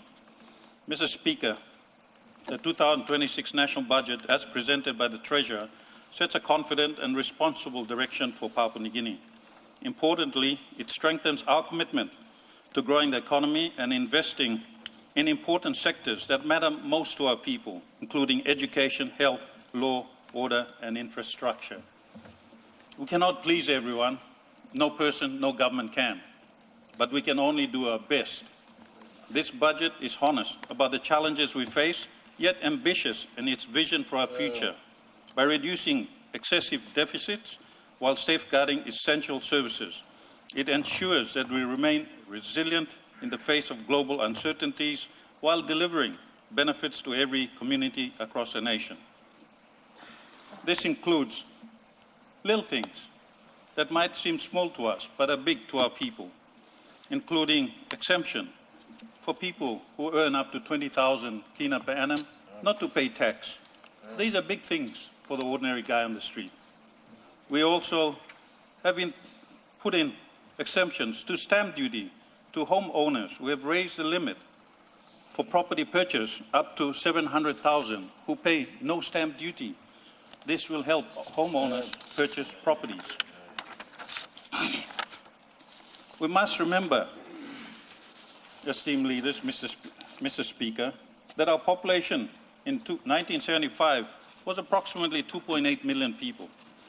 Today it stands, in 2025, Mr. Speaker, 10.5 million people. The growth in the economy and budget over time reflects both population growth and increased per person spending. While population has increased by 285%, the economy and government fiscal capacity appears to have grown by about 240%. It is a bit lower than our population growth, which the Honourable Member for Yalibu Pangia pointed out that, in fact, true, our population has grown exponentially. More people means more demand. It is pretty simple. The simple answer, grow our budget. PNG's population has surged, quadrupling in the last 50 years. The economy, in comparison, and government budget support has grown roughly 3 times only in the same period. Because population growth is strong fiscal and economic growth per person, which has not soared, which helps explain ongoing challenges with public services, infrastructure, health, education, law and order. Our population has grown exponentially, and we need to meet it with our budget. Mr. Speaker, since 2019, we have progressively strengthened the economy through strategic investment, tightened fiscal discipline, and targeted reforms. Significant investments in infrastructure, including roads, bridges, airports, energy, and digital connectivity, will continue to unlock economic growth in all regions. As pointed out earlier by a good member for Minyamia, by the good member for Wawaria, a road to Telefomin, a road to Wawaria, a road to Minyamia might not impact on urban areas, but to the little guy in the village, it opens up potential education and opens up the world for him. It enables him to sell his produce, make a bit of income, and be able to access medical and other services. It is development and real development for our people. These projects will not only improve access for rural farmers and support businesses, but also encourage new investments and strategic sectors that will drive sustainable development. Since our government took office in 2019, we have nearly doubled our country's national budget from 16.2 billion to 30.9 billion. But as the Treasurer stated, this is still not enough for our people. We need more to contain and be able to look after all our people. It is not enough for a country's development aspirations. However, we have made progress and we have set a trajectory and a pathway forward for our country. Allow me to highlight the comparative budget allocations from 2019 to 2025 and the positive outcomes made possible through sustained support. I would also like to point out a narrative that I'm not an accountant, but it is a pretty simple mathematics. With the diagram that was pointed out earlier, we realized that the O'Neill government, when it took over, everyone says it has a debt stock of 33.68 billion. Not true. It incurred a debt stock of 7.48 billion from the previous government, so its actual debt stock that it incurred was 26.2 billion. That's pretty basic mathematics. Our current government, everyone says we have a debt stock of 64.88 billion. Not true. The total accumulative is 64.88 billion, but we incurred 33.68 billion from the previous regime. So our debt stock, Mr. Speaker, is only 31.2. Simple arithmetic, and I'm not an accountant. So let's be realistic and factual.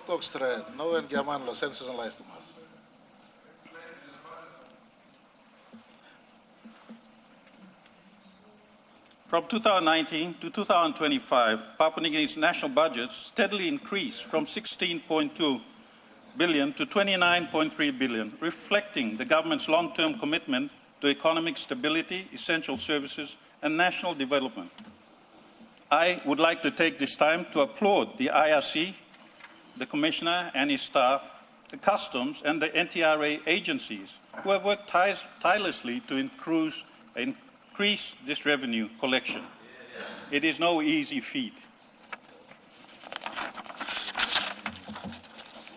Education grew from 1.2 billion to 1.9 billion, supporting schools, teachers, and students nationwide.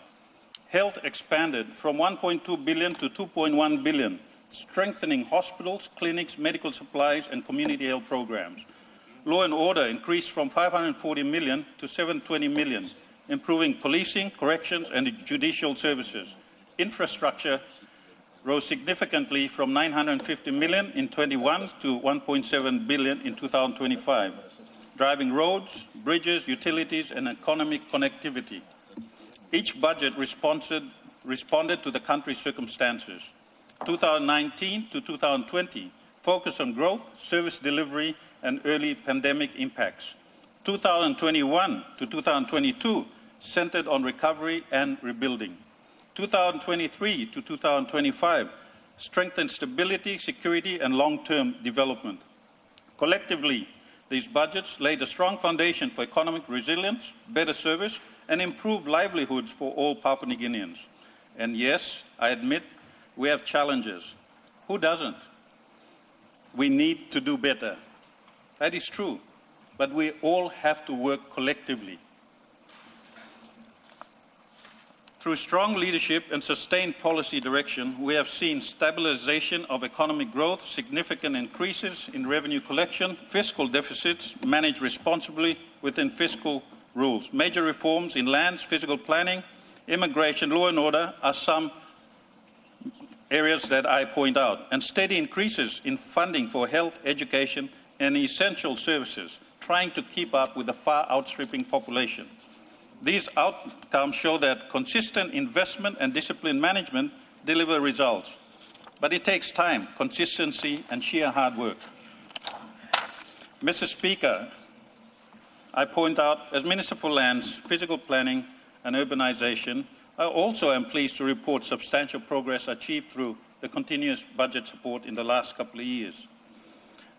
Whilst Lands has improved on electronic land registry, expanded significantly since 2019, land title processing times reduced from months to weeks, land rental revenue increased from 9 million to 70 million as I speak today, and a total, including stamp duties, up to 170 million per annum.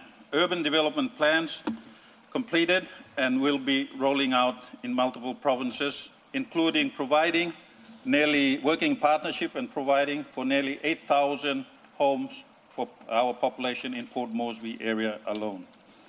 These reforms are building a transparent, efficient, and corruption-resistant land administration system, restoring investor confidence and supporting orderly development nationwide, and aimed at growing and increasing our stock of alienated land so that development can take place. Mr. Speaker, the Papua New Guinea Immigration and Citizenship Authority also continues to modernize operations and strengthen national border security.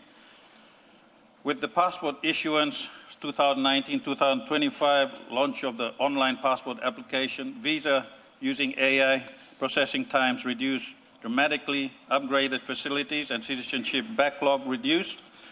But we point out to the revenue collections in 2024, revenue was collected at 178 million, and 2025, a total of 190 million to date. This includes tough stances on visa breaches, resulting in penalties, fines, and deportations. These reforms improve national security, facilitate tourism, business travel, and enhance our international standing. But yes, we still have more to do. This government continues to prioritize law and order because development cannot flourish where communities are unsafe. You can see by what the police minister pointed out, including refleeting of police vehicles. 300 police cars have been paid for in the last 2 years. If you calculate it, that shows a savings of nearly 60 to 70 million kina in higher rental cars per annum. We are doing something about it. The recruitment of regular and reserve police force officers to increase capacity for our country up to the 10,000 limit mark. Those are improvements that is due to the budget increases that the police have been received. Over the past several years, Papua New Guinea has made significant progress in stabilizing our public finances, including reforms in the finance department, as pointed out by the finance minister. Even as the economy has begun to grow steadily, a transformation that speaks to the resilience and fiscal discipline of government, including utilizing electronic systems for future tendering and procurement processes. In 2019, Papua New Guinea faced a modest budget deficit of 5% of GDP, reflecting fiscal pressures. In 2021, the deficit narrowed as the economy began adjusting up to 6.7%. In 2022, the deficit improved further to approximately 5.3% of GDP. by 23, 4.3%, and then to 3.3% of GDP in 2024.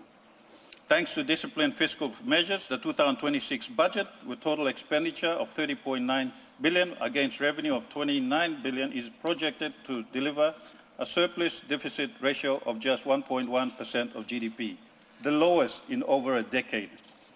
At the same time, economic growth over recent years has shown positive and sustained momentum. I note my time is up, so I'll make it a little bit shorter. This dual trend, shrinking deficits and reliable growth, demonstrates that Papua New Guinea is not only recovering, but building a diversified, resilient economy, no longer solely dependent on resource sector booms.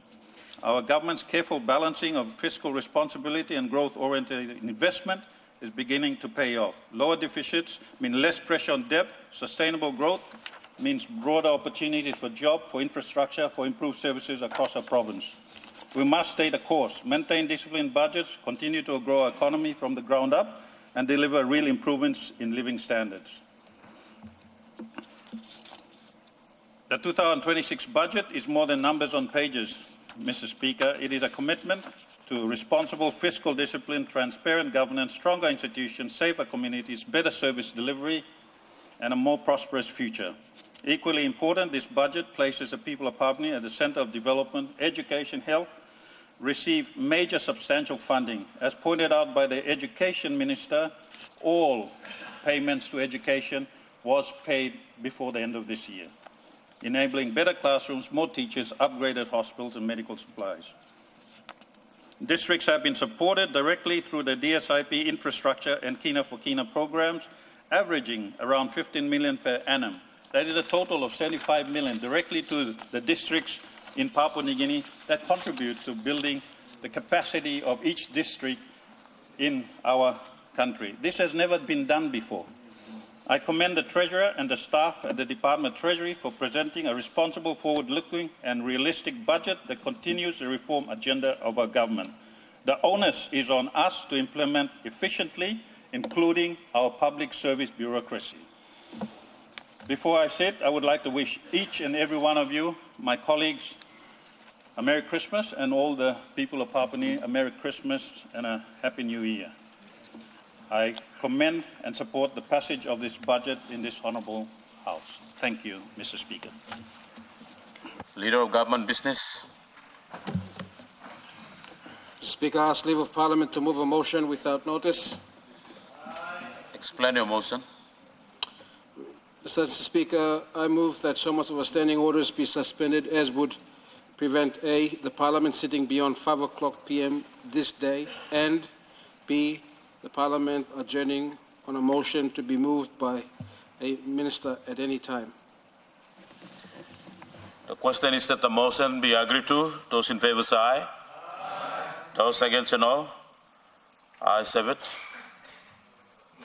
The Honourable Member for Abao. Thank you, Deputy Speaker, for allowing the people of Abao to speak on this very, very big and important budget for 2026. But firstly, let me join the others who have passed their deepest condolences to the Honourable Member for Teleforming and former Works and Highways Minister, Honourable Roland Milsim. Very close friend of mine, and I always responded to my text messages. A very responsive minister, very hard-working minister. Minister who knew all the roads in the country, traveled throughout the country, including my new highway to central to Alotau. And I personally will miss him too. In fact, he ran me up on Sunday to have lunch. We had lunch on Sunday. And this morning I woke up, I couldn't believe it. I ran his number, but it was not answering. And then the message came, confirmed that he was dead. So my deepest condolences to this hard-working man, very passionate for his electorate telephony too. Mr. Deputy Speaker, if the members of the Honourable House recall my statement in the 2020 budget, I actually challenged the Prime Minister and the government. And the challenge was, I said, Mr. Prime Minister, if you fully implement the 2025 budget, the largest budget, then you will be the best Prime Minister this country has ever had. And then I told the government, I said, if the government fully implements the 2025 budget, this will be the best government that this nation has ever had. I fully associate myself with the full budget speech given by the Shadow Treasurer, Honorable Brian Kramer, on the many, many issues and the misinformation that has been going through budget debates. And I, for one, want to confirm for myself as member for Abao and put a grading on the performance of the Prime Minister and the government before I come and talk about a few issues only, and I will sit down. For 2025, Abao received 8 million for DSIP, 2 million for district infrastructure. That's all. Last 3 budgets, we have never received any kina for kina, the famous 5 million, nothing. But I want to acknowledge the support of the Minister for Coffee, who allocated 1 million for Abao coffee mill. Thank you, Minister, for giving Abao, because we are now progressing in coffee in Abao, joining other coffee producing districts. So I've got 1 million of coffee to develop a coffee mill in Abao. We are now engaging the land issues at the moment.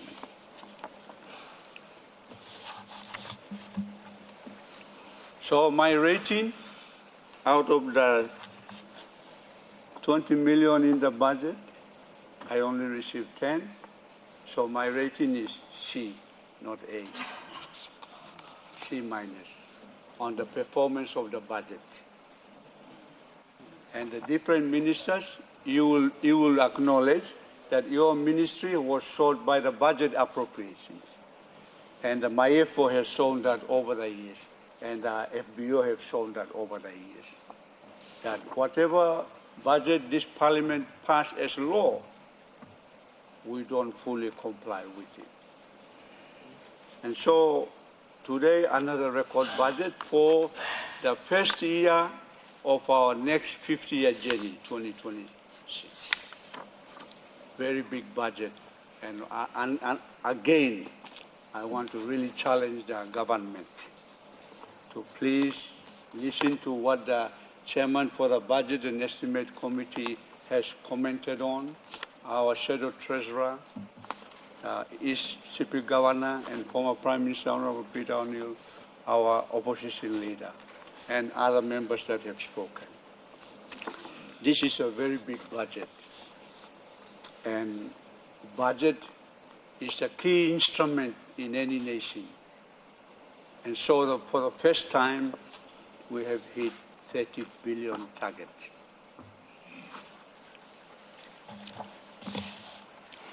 I think one of the debates has highlighted that the dilemma on accountability, transparency. That has been our dilemma as a nation. So we haven't properly institutionalized the structures that hold us accountable. The Public Accounts Committee, Honorable Deputy Chair, which you look after, has been doing a good job. But other sectors, for example, the Permanent Committee on Works, while the budget gives a lot of money on works, the Permanent Committee on Works hasn't done enough to hold the government accountable. Minister for Works, Secretary for Works accountable. Big money going to education, big money going to health, but the parliamentary committees that are under your responsibility, Mr. Deputy Speaker, we haven't doing our job to hold the government accountable. This parliament must be realigned under your leadership, Deputy Speaker, to hold the government accountable. And I hope that your budget will provide the support to all the committees so that they can do their job. We need to hold the government accountable. The committees must work. This is why I've been a promoter of the chair of the House to be the one recommending committee members to the floor, not the leader of government business. The executive government must not influence the legislature. It's a very, very important demarcation. And so we need to move. I hope that your budget, the parliamentary budget, is enough to make all the committees work. And may I suggest, Mr. Deputy Speaker, that chairmen of the committees, their remuneration should be equivalent to ministers of state. You don't can low, you go low too much. No, God, they do a lot of work. They go around the country while some ministers are sleeping. So we need to realign these things. What is the responsibility of the parliament? Because this is the people's house. How does the parliament work effectively? Through the structures that we have been managing all the same, and parliament has not held our government accountable. Even Wonk, we haven't been allowed to work and committees are playing around. And on that note, so I am arguing on the point of accountability. We haven't done enough work to hold the different ministers, the Prime Minister accountable.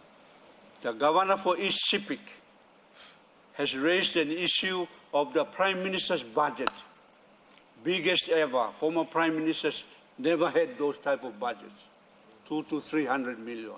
But where is the accountability? Every item from the ward, LLG district to departments, DDAs, the accountability structures are not strong in our country, Honorable Deputy Speaker. And so it is our responsibility to make sure that the people's money is used transparently. Second issue I want to raise, Deputy Speaker, and that is, I heard that the Plans and Estimates Committee was given the final budget and the week that the Parliament was to sit. And thanks to and congratulations to the Budget and Estimates Committee. And the speech read by the chairman is one of the best that I have ever had in terms of budget assessment. And I hope that the Treasurer will read the 2026 National Budget Analysis Brief that the chairman has delivered to this Honorable House. But in terms of budget transparency, Mr. Deputy Speaker, the normal timetable for budget preparations begin in April of the year. That the budget framework is posted in the media. And that's budget transparency.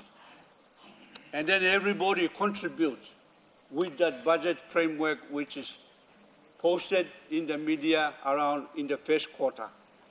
And then consultations begin. Over the years, Deputy Speaker, the executive government has never consulted the opposition on the budget. Why has that been allowed for this long? We need to change that. And so the opposition is devoid of funds. Example, we have legal bills that the opposition cannot pay because your parliamentary budget is not enough. So the poor lawyers, private practitioners are waiting out there, and some of them are closing down. And so the opposition has to be considered too under the parliamentary budget to make the opposition stronger in terms of resource mobilization. Mr. Deputy Speaker, 10 years ago, in 2015, this Honorable House passed the Sovereign Wealth Fund law. 10 years ago. 10 years ago, that law has never been implemented. When I was Deputy Prime Minister under the Grand Chief, and we were negotiating the PNG LNG project, we strongly recommended the Norwegian model for sovereign wealth fund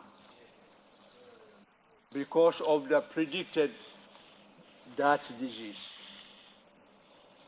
After we have passed the 2015 law, no government has ever injected the fund, the proceeds that are coming from these projects that will be depleted one day. Two structures were recommended in the Sovereign Wealth Fund. One was a stabilization component. The reason was to manage revenue volatility. The second was what we normally call future fund, that it had to be intergenerational. We called it development fund. That's a future fund. But I read in the report of the Budget and Estimate Committee on page 1, Mr. Speaker, if I can, Deputy Speaker, refer you, and that is the key summary of the three main revenue components. And the one that I want to point out reads like this. For 2025-2026, revenue by other revenue will be the biggest year-to-year change at 93%, followed by revenue by tax at 4%. Specifically for revenue by other revenue, the reason for this significant change is due to increased collection of dividends projected at 5.2 billion kina. The government expects majority of dividends, 2.95 billion kina, to come from mining and petroleum dividends. My concern is the sticky fingers of the government is now into these funds that should be directed towards the sovereign wealth fund for the future. Mr. Deputy Speaker, 10 years ago, this law is waiting to be implemented. Like many, many laws, government failed to administer. But this sovereign wealth fund legislation, 10 years old, is so very, very, very important.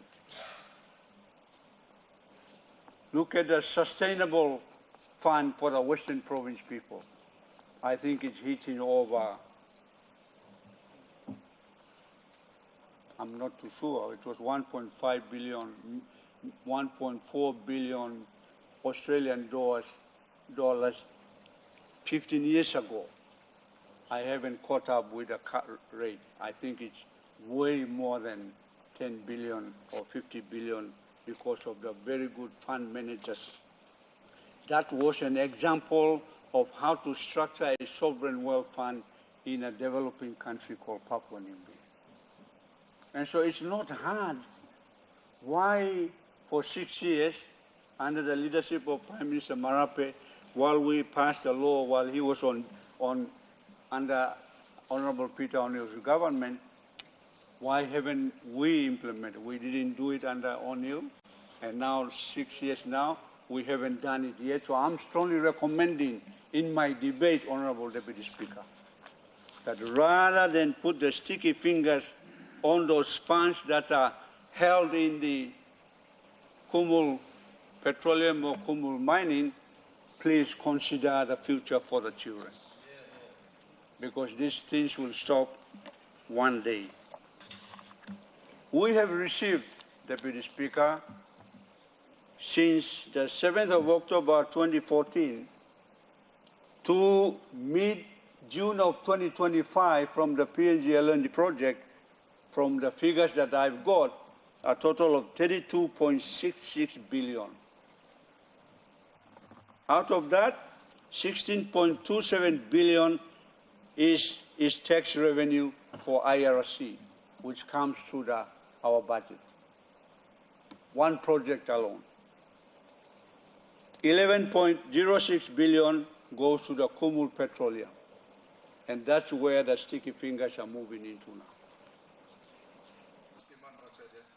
and 2.2 billion is for landowners through MRDC, and royalties 1.6 billion. So the point that I want to make is make a commitment to start feeding the Sovereign Wealth Fund. While the revenue, as you can see from the shadow treasurers, the revenue that this government is picking up is higher than any other revenue picked up by the two former governments that comparison is made on.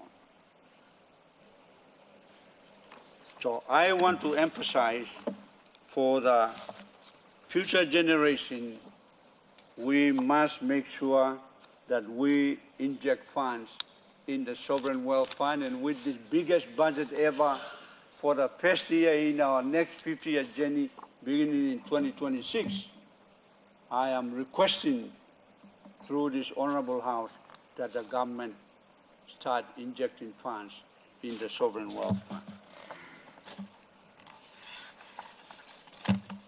My next debate, Honorable Deputy Speaker, is in the area that I am very, very familiar with, and I'm sorry that I missed the Health Minister's speech as I was out.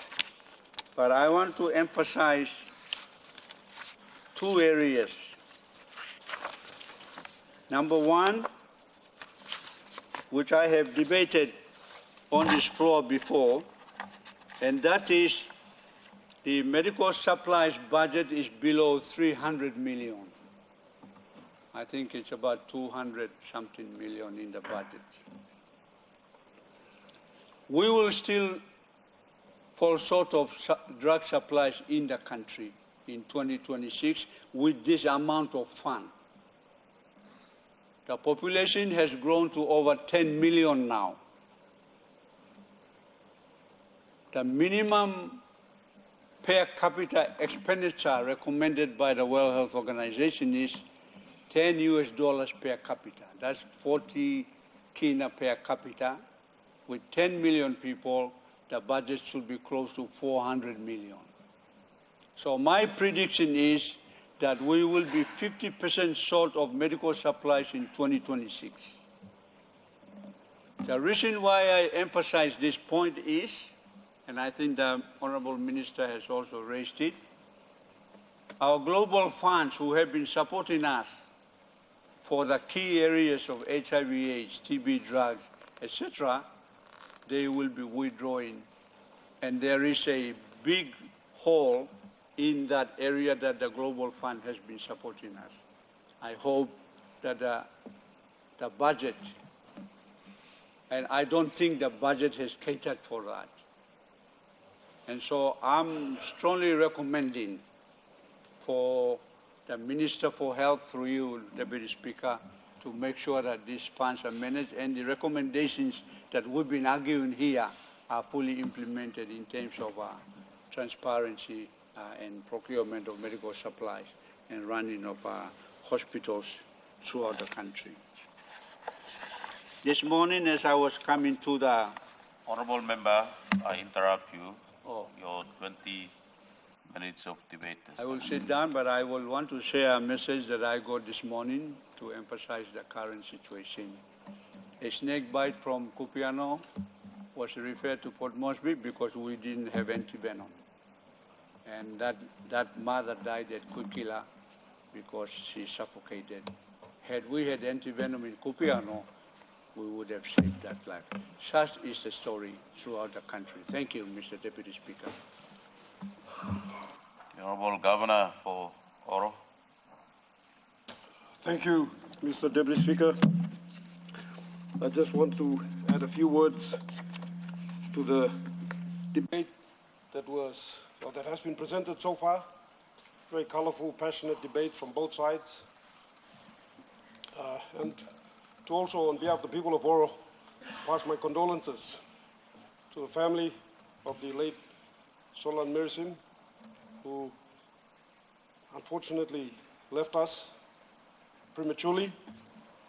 He was a very hard-working minister, and though he received a lot of criticism, he tried his best to answer to those criticisms, and he never shied away from making the effort to try to explain what he was doing in works. Solon came from a very remote area, a place quite disconnected from the rest of Papua New Guinea and the world, and he was the dream and hope of his people. And he opened up the world for them with the roads that he built, and he was very passionate about what he did for these people. These people are people, and it's quite sad for us to have lost someone so young in his prime and so committed to his people. In our province, we were very fortunate to have worked with him and our Prime Minister to renegotiate the TSSP project in our province. The TSSP project in our province, maintaining both the national highways, the Northern Highway and the Kokoda Highway. The contractor has been doing a job of some sort. I would say it's not great. And as a result, we raised this complaint with the minister. He sent his secretary to do an inspection of the roadworks being carried out by the contractor and organized a meeting with the Australian government. We sat, negotiated for both these highways to be sealed. Work commences in March. And thank you to the Marape Rosso government for their commitment to assist in partner with the Australian government in sealing these two national highways. That was organized by the late minister and his secretary and his team. I went to the office of the Works Department to meet with his team, and I was actually very impressed with the engineers that we have there, our Papua New Guinean engineers. They were well presented. They knew what they were talking about. They were on time. The Australian government was there, and the discussions were very meaningful, well organized, well structured, and we all came away with an agreement that would benefit Papua New Guinea, especially the people of Oro. So for this, I really would like to condolence the people of Oro. Definitely miss Minister. My comments will be twofold. One, just as a province, our experience, and two, as a chairman of the Special Parliamentary Committee on Public Sector Reforms. In regards to the work of the Parliamentary Committee, I want to commend the government for ensuring that there was necessary resources or funding available for parliamentary committees to carry out significant reforms that are being undertaken right now. Some of these reforms include the overall overhaul of the payroll system, the public service payroll system. When we took office in 2019, and the Parliamentary Committee was revitalized, I want to, at this juncture, commend the former Prime Minister, Peter O'Neill, for actually supporting the committee and having it brought about to become a reality, to carry out these much-needed reforms in the public sector space. And also to commend Prime Minister Marape for continuing in supporting this committee. The committee consists of very credible leaders, bipartisan effort here from both sides of the House. I make mention of Sir Peter Ipatas, Governor William Powie, Governor Alan Bird, Governor Rufina Peter, and member for Wawarria, Marsh Naruek, who are members of this committee. And some of the work that they've undertaken is possible, or all the work that we've undertaken is possible because of the immense support that we received from the executive government. And we have been very critical of the executive government. Whilst we're not critical openly in Parliament or in the media space, we are critical in government caucus. And we do raise concerns in our groupings and discussions, and there are some heated debates, I will tell you. But because of Houseman principles, we maintain this decorum within our Houseman system. But I can assure you that the committee is very much at work, and I want to thank our bipartisan members, Governor Bird and Governor Peter, who are very passionate and very dedicated to the committee's efforts. The reform in regards to the payroll audit is underway. It's painstakingly slow, I will add, and I'll admit, but it's happening. And I'd like to commend Minister Sungi and Minister Opa, as well as the Treasurer, who has organized meetings to create a ministerial committee and a secretariat to ensure that the 74 recommendations in the payroll audit are implemented. I will still urge the government to continue its best to ensure that these recommendations are implemented as soon as possible, 11 of which are very much outstanding. And once we do that, then we will be able to save 26 million kina a fortnight that's occurring every fortnight in payroll fraud. In regards to the committee's work, the other efforts that we have undertaken is a review of the statutory organizations. And I have to say that, the comments that were raised by members of the opposition, they're actually spot on in regards to how these organizations perform. In that these organizations are not performing as they ought to, in the interest of our people. The statutory organizations were created in such a way that they can actually raise their own revenues. And these revenues are supposed to fund inspections, audits, and enforcement type activities, investigations and prosecutions against individuals and companies that are here breaching these laws in their efforts for their own interests. For example, in forestry, for example, in alluvial mining, and we will get to fisheries eventually. But by and large, we found that all these organizations, they all need a complete overhaul. They all need a complete overhaul. So much money is leaking because these organizations are not performing their duties, their roles and responsibilities. And we've heard about grey listing. Well, one of the reasons why we're moving towards grey listing is because these organizations aren't performing. FASU, which was a creation in 2011 of the reality that we have signed up with the rest of the world to combat transnational crimes, of which money laundering is a serious problem. FASU was created as an intelligence platform to get information from intelligence sources abroad, international organizations, etc., and then disseminate this information to the statutory organizations that I've mentioned. It has issued, since 2011, 2,000 notices. Not one of these notices has been acted upon. These statutory organizations have not acted on this information to investigate and prosecute the organizations and individuals that are in this country essentially raping and plundering our economy. And that's one of the reasons why we're moving towards the grey listing. But the fact of the matter is, at least we are making the effort to rectify this. I want to commend the government for making this effort. For instance, bringing about the National Monitoring Authority. We worked with the government to do this. And now we have an organization who will be carrying out diagnostics of all the organizations, including the statutory organizations that are supposed to be performing, and giving us a report as to how they ought to be better structured so that they can perform to the best of their abilities to the interests of our people. I would also like to propose to the government, through you, Mr. Speaker, that there has to be a serious review of the NTRA Act.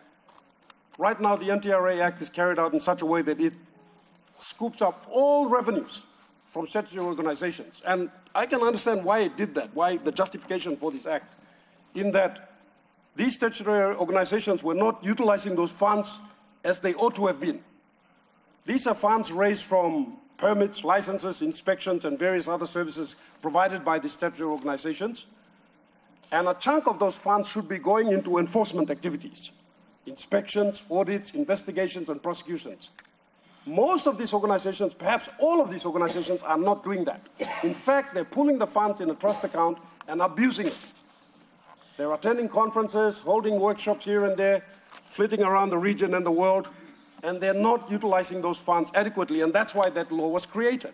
But I think a review of those laws need to be carried out so that this time put together proper guidelines and then give those guidelines to the organizations and ensure that there is an effort to review and monitor the usage of those funds, and then a percentage should be paid to the national government. I would propose 30%. 30% should go to the national government, 70% should be retained by the statutory organizations, and it should be strictly for the purposes of audits, inspections, investigations, and prosecutions. By doing that, you will actually see that you'll collect more in fines especially and penalties that you can impose, and you'll actually be satisfying the international organizations that monitor how nations treat transnational crimes in their economies. That's the whole reason why we're moving towards grey listing, is because we don't treat transnational crimes seriously enough. We don't. Transnational crimes are the most serious crimes ever committed in an economy. For instance, if you have a local crime whereby, say, a bank is robbed, a service station is robbed, house is burned, arson, theft of a car, etc., it may impact that local area, the people in that specific area. But a transnational crime is a crime against an economy, against the future of a nation. And the people that perpetrate these transnational crimes are very serious criminals of the highest order.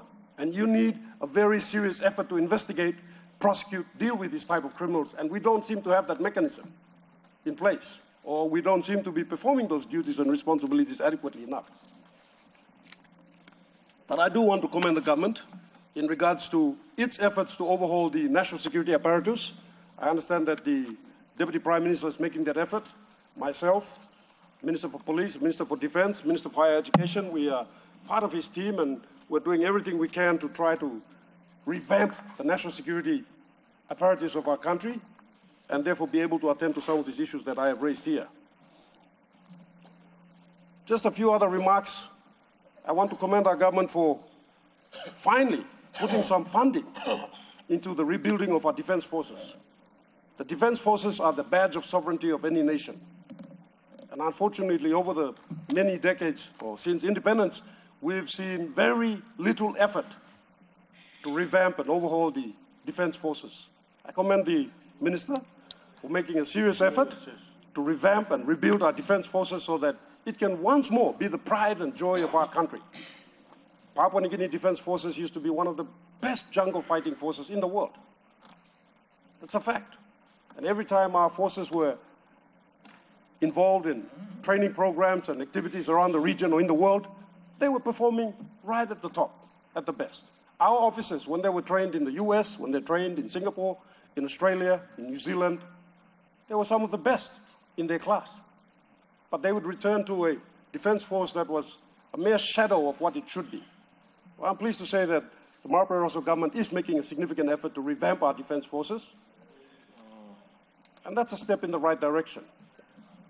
What we need to do is take advantage of this and ensure that we protect our borders, we patrol our waters, and we attend to the criminal elements that are operating in our country and treat them with utter contempt.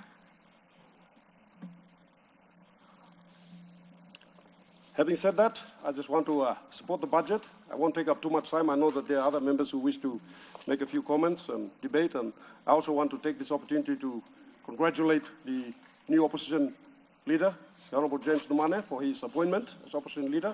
I want to thank Douglas Tomarieza for his performance as previous opposition leader, and I also want to thank the opposition for their efforts. And one of them did mention some time ago, having been a member of the opposition for 7 years, I am very familiar with that territory, that don't take it personal. Let's use the opportunities of whatever it is that they're telling us and look at it, examine it, and see how we can improve ourselves. Thank you very much. The Honourable Member for Kirwina Goodenough. Mr. Deputy Speaker, thank you for giving this opportunity to come to me. First of all, Mr. Deputy Speaker, I would like to pass my condolences and my family's condolences and condolences on behalf of my people to late Minister for Works, and our tributes to the great work that he has done in his appointment to the Ministry of Works. Late brother and I spoke on Friday evening, and he asked me to meet him, so I drove over and said hello to him. We sat for a few minutes and I left. But he did not forget. He said, I'll call you back on Monday, and we just have a chat. So he called me, to his word, he called me at 5:30 yesterday. And we spent a short moment talking to each other, and he was in good spirit. And I woke up this morning seeing the messages, and my heart dropped, because we both came into Parliament at the same time. We are a class of 2012, and unfortunately, short of the third term, the giver of life called him back. And I thank God for this gentleman and the work he's done for the nation.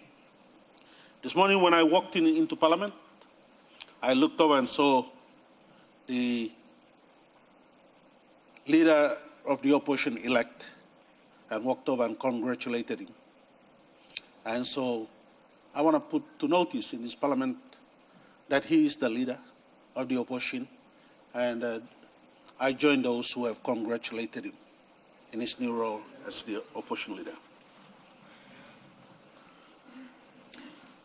Late Solon Morrison met me here on Friday and said, after Parliament, maybe we should go and spend some time in Kirwira.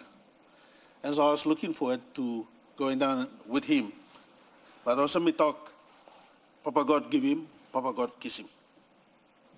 On behalf of my people of Kirwina and Goodenough, I want to thank you, Mr. Speaker, Deputy Speaker, for giving me this opportunity to say a few words. And Mr. Speaker, my debate will be basically speaking, or I want to speak to the leaders who are in this honorable house. Me like Tok Lo Yumi, our leaders who will be presenting or passing this budget this afternoon. I also would like to speak to the heads of departments and the secretaries of our departments and authorities and organizations that they had. I have a prepared statement to read from, but if I read this prepared statement, it will be the same message that everybody has spoken about or presented to us today. But first of all, let me, at this juncture, commend the chairman of the Budgets and Estimates Committee, of which I am a committee member, and make a few comments or remarks or suggestions that the committee under the chairmanship of Honorable Yopi Yopi has year in, year out scrutinized the budget or had looked at the structure of the budget. However, Mr. Speaker, when the committee is given the opportunity to scrutinize the budget or to have a look at the structure of the budget, the department leaves it until last minute. For instance, last week, we were given until the last day before the papers were given to us. How do you expect the Budgets and Estimate Committee to sit down and deliberate with a paper that took you almost a year to prepare, and you have given us only 1 day or even a few hours to deliberate over or discuss the budget? I am little Tintin Blomibara. However, Mr. Speaker, I want to congratulate and thank the Chairman of Budgets Estimates for a well-documented and presented budget response today. Mr. Speaker, I also do concur with Say Puka, the statement blame, and I want to thank the opposition spokesman, the Shadow Treasurer, in his presentation, in that when he presented his budget response, it somehow corresponded with the Budget Estimates Committee Chairman, and likewise with Governor Allenbert's statements, and a lot of statements that were presented were almost similar. It tells us something. It tells us something. And so, when I hear Sepuka's statement, and at the caucus he did mention this, I want to just reiterate on this, and that is, suppose governments holistically and honestly implement budgets as they are presented to us today in the year running, and implement the full scope of the budget, we will not go wrong. The country will not bugger up. And governments who implement the budget as structured by heads of organizations, and for this matter, Treasury and Finance and Planning. And if we holistically stick to the budget and apply the budget to its full implementation, governments will be commended for a job well done. It brings me to my theme that I would like to share with us today, and that is, what is the purpose and goal of budgets? What is the purpose and goal of budgets? Is it goal driven for our people? Is it purpose driven to benefit our people and citizens? Or what is our focus? Suppose focus blaming no blow our people, now the budget will benefit our people, then something is wrong.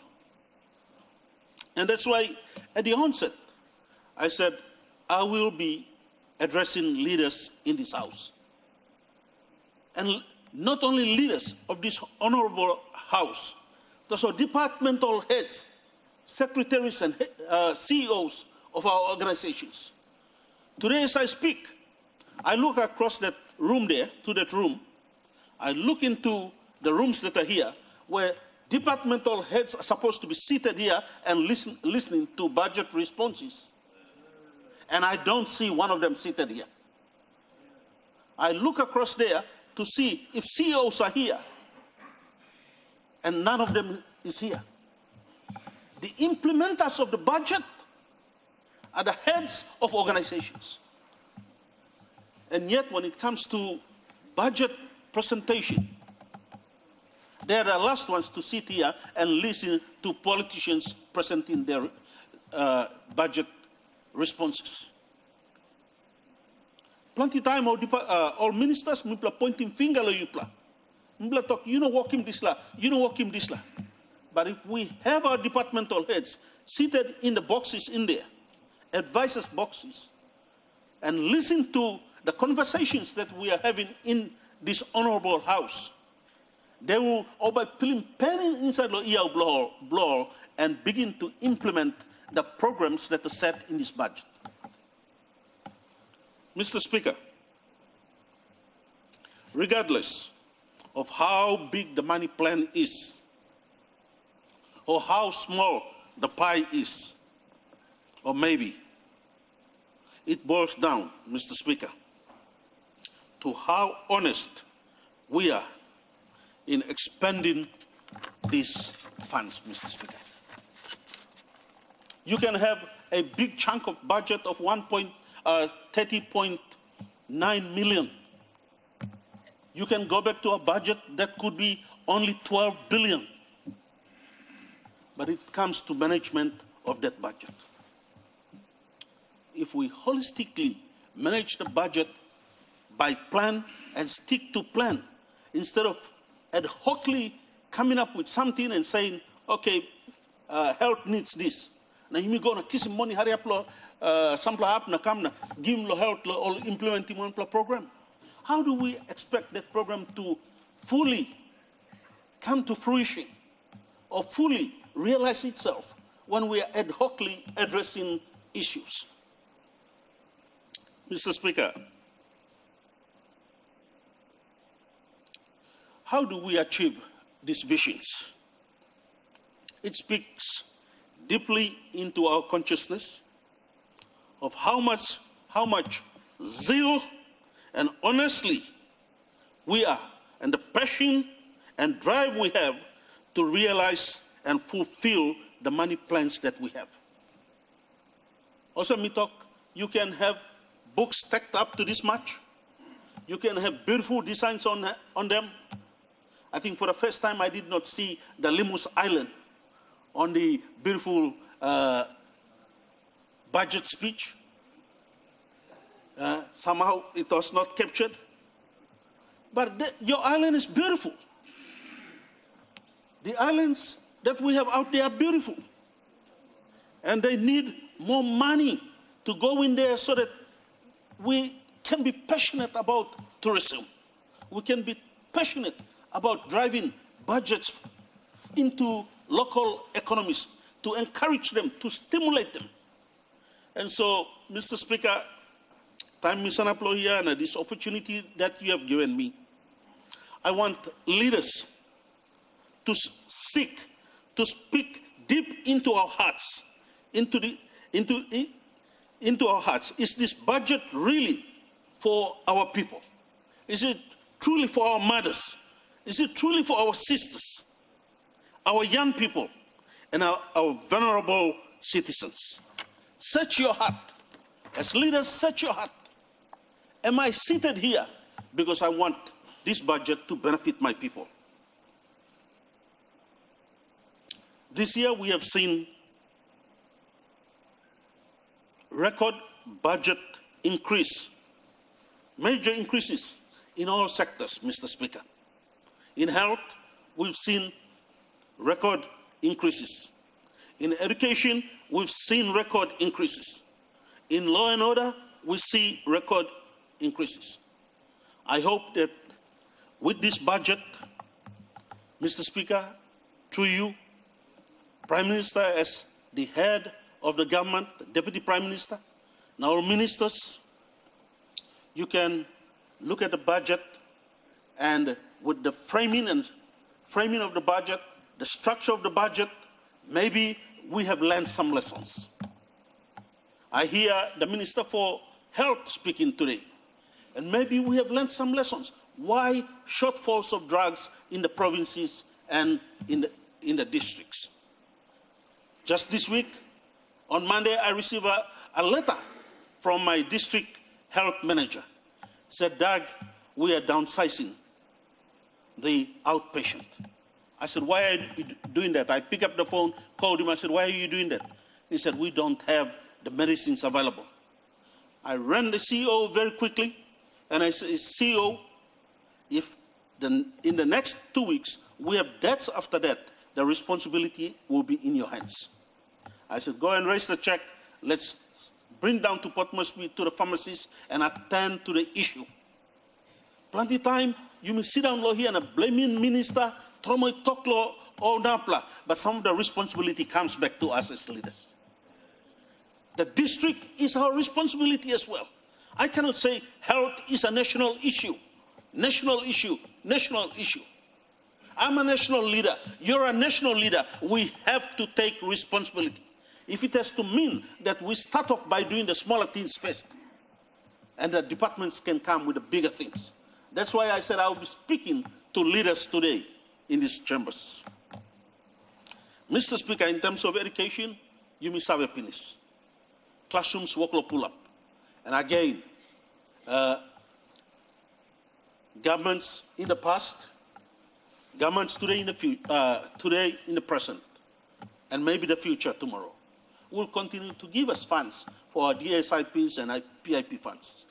The onus is on us as leaders. Are we honest enough to implement the programs that are captured in our district budgets? law and order, Mr. Speaker? Are we going to continue to see our sisters and mothers raped and burnt in houses? And yet we cannot voice out that concern. Babies are picked up whilst their mothers are busy doing other things, in cabs, in taxis, and murdered, innocent children are murdered. And yet we cannot raise our voices. Mr. Speaker, this budget now captures the need for police to move. Big money, move na walk. Be proactive. Does this tell you a story? It tells a story that society is beginning to collapse. Norms, values in life are beginning to erode to the point where we may not recover. And it is the onus is upon all leaders in this chamber, and leaders out there who are listening to my voice, that we take seriously the law and order issue in this nation and we begin to deal with it. Because it tells me a story that society is struggling. Tourism, we just had Honorable Belden Nama say he hasn't received anything. Please, let's support them. Agriculture, forest, fisheries, governments, successive governments have failed. This government must rise up and build the infrastructure into forest. We're talking about downstream, but we haven't built the infrastructure. How do we expect investors to come and invest in our country if we are not serious about building infrastructure that will bring investors in our country? Finally, Mr. Speaker, milking time blow me close to finish. You may talk plenty. The contribution of churches in the development of our great nation, and their contribution to human development. Let's not forget the work of the churches, what the church are doing in the absence of governments. You may taram supporting churches, blame me.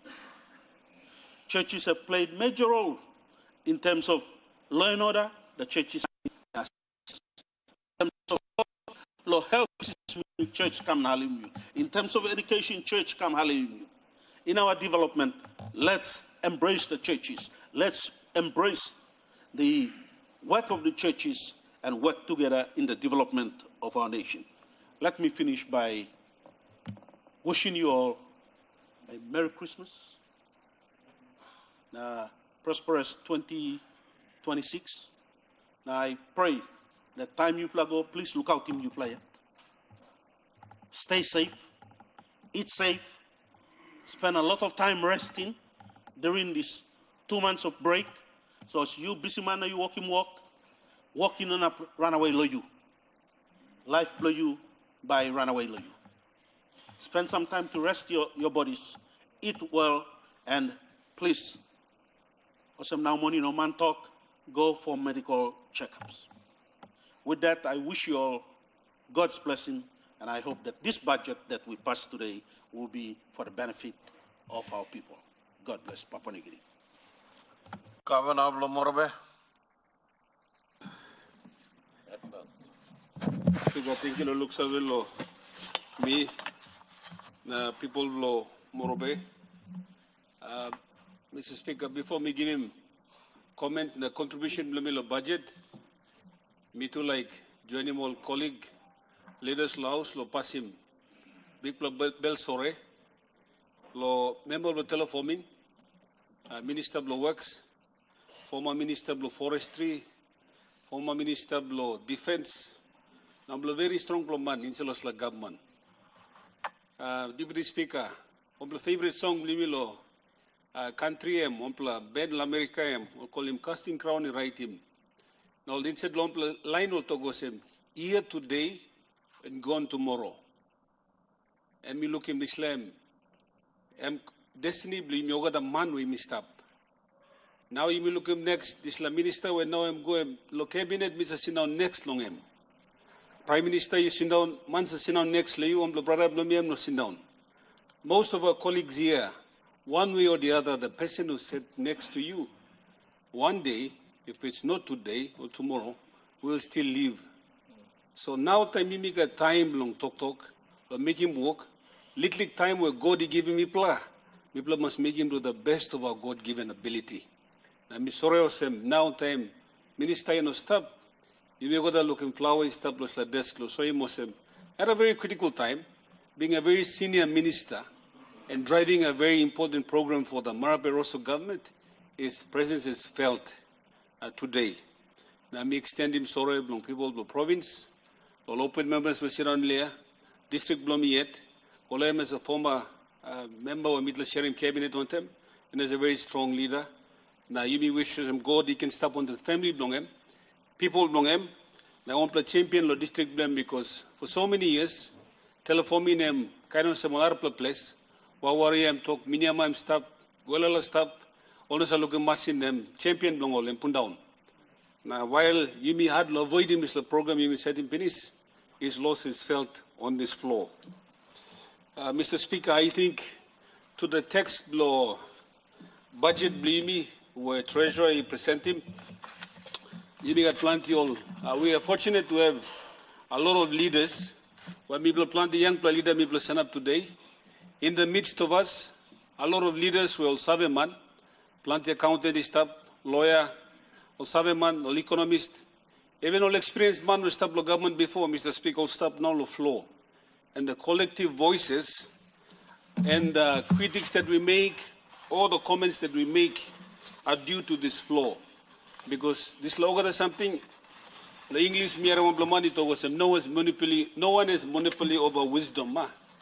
And these budget discussions where you got the floor, sitting down and listening to a lot of our people contribute, including Shadow Treasurer. Now, me also looks long. Now, last speaker, former opposition leader, me looks walk and make him was a former opposition leader, and me looks new plan. Opposition leader na thank you former long look several current to na wait la walk bung one time. We need, as much as we need government, we need opposition as well on the floor. Now, Mr. Speaker, I think a lot of our comments on the floor has been on the budget, and I commend the Treasurer, who is right now sitting next to the Bible.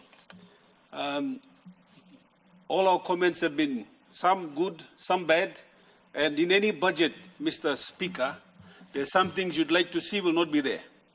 There are some things you like him and stop more and stop the glick. There is no perfect budget. But the money plan of every government is the intention of government going into the next fiscal year. Now, the comments below me, Mr. Speaker, will be on the context of our budget as we approach 2027. Now, some leaders, here, I think one of our members was making a to put 4 or 5 points of order on this floor. As to the recent amendment, organic law you be making will give him stability. And that stability now gives the anchor for our current government to pass not just this record budget, but reforms and agenda that we will set for the next 50 years. Mr. Speaker, this budget blame me and stuff inside law. 50 years where now we may count him go out. I must have now this budget, yeah. Prime Minister put him talk them to go some 50 reset 50. The Prime Minister me commend him you long, bring him together. Plenty 7 month country led by Chairman, the former Treasurer and the Deputy Prime Minister, Charles Abel. Lo ino lo come in kisim talk block government, but lo come in critique him. The last few years in government, what have they been? And the numbers that we are putting on the floor, and I commend Mr. Abel, who has been able to chair this committee and put together a report which Prime Minister put him on the statement on the floor, and I think the booklets were distributed last time. Prime Minister and Treasurer and Planning Minister, I think I would like also to support the comment by former opposition leader. Time we passing budget or Treasurer and Walkman blow government should sit down and will comment to take note that this is the money plan for next year, and our comments are being heard. they've been captured, and everyone sitting on this floor, whichever comments will give him, the implementers and the people who will be at the front line implementing this budget should take note. Prime Minister, revenue blame projections we look at me growing over time. Prime Minister, my comments, Treasurer, MLO, me like commend him 3 or 4 interventions you may or some government make him. One intervention you may make him as government, make him connect PNG. I commend the government too to instituting this process where you mean this process where you mean put the National Monitoring Agency, look him how you implement him connect PNG. Mr. Speaker, second investment you may make him education. Education, a second chance education. Education Minister, me commend him. Program you may make him. Give him also what him believe me second chance. Why second chance, Mr. Speaker? We look back time Mr. Bosem, where him kept Bosem member. Plenty teachers blame me. All try best lol. But plenty time this little teacher, I'm not got this capacity to go beyond 1M or kiss him teachers college. Sometimes you may blame him so much in sometimes classroom. There's a whole range of issues that contribute to why our students are failing. And it's the second chance opportunity that we provide to our students, give them a second opportunity to do better. Now, I commend him, Education Minister. The government too put in money, you must increase him. Number 2, STEM program. Prime Minister want them, Education Minister, driving this program through you, Mr. Speaker. Now also Martin blame got opportunity. Sometimes will facility blame you, UPNG, Unitec, our institution are limited because limitation of budget, support, constraints in facility, constraints in manpower, constraints in all the other things we could think about as a developing country.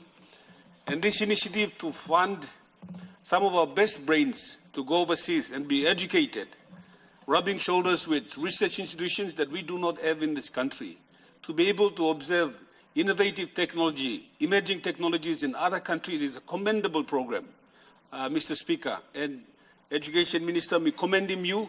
Government, you must put in more money, go into this program so that we can get our best of the brains to be educated overseas.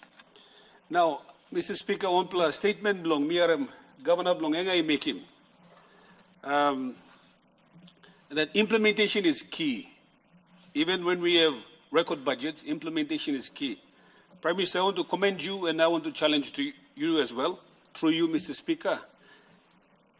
Through this program, I think Governor Blong, Oro Institute Blong, Parliament, which was the public service reform, and we engaged Deloitte's independent assessment, look in public service, and they made very bold recommendations to us as government, not just government, but because I'm parliamentary committee to this parliament, recommending for few things that we must do, not as government, but as leaders on this floor as well. And one of them was to look at how you can reform him, public service.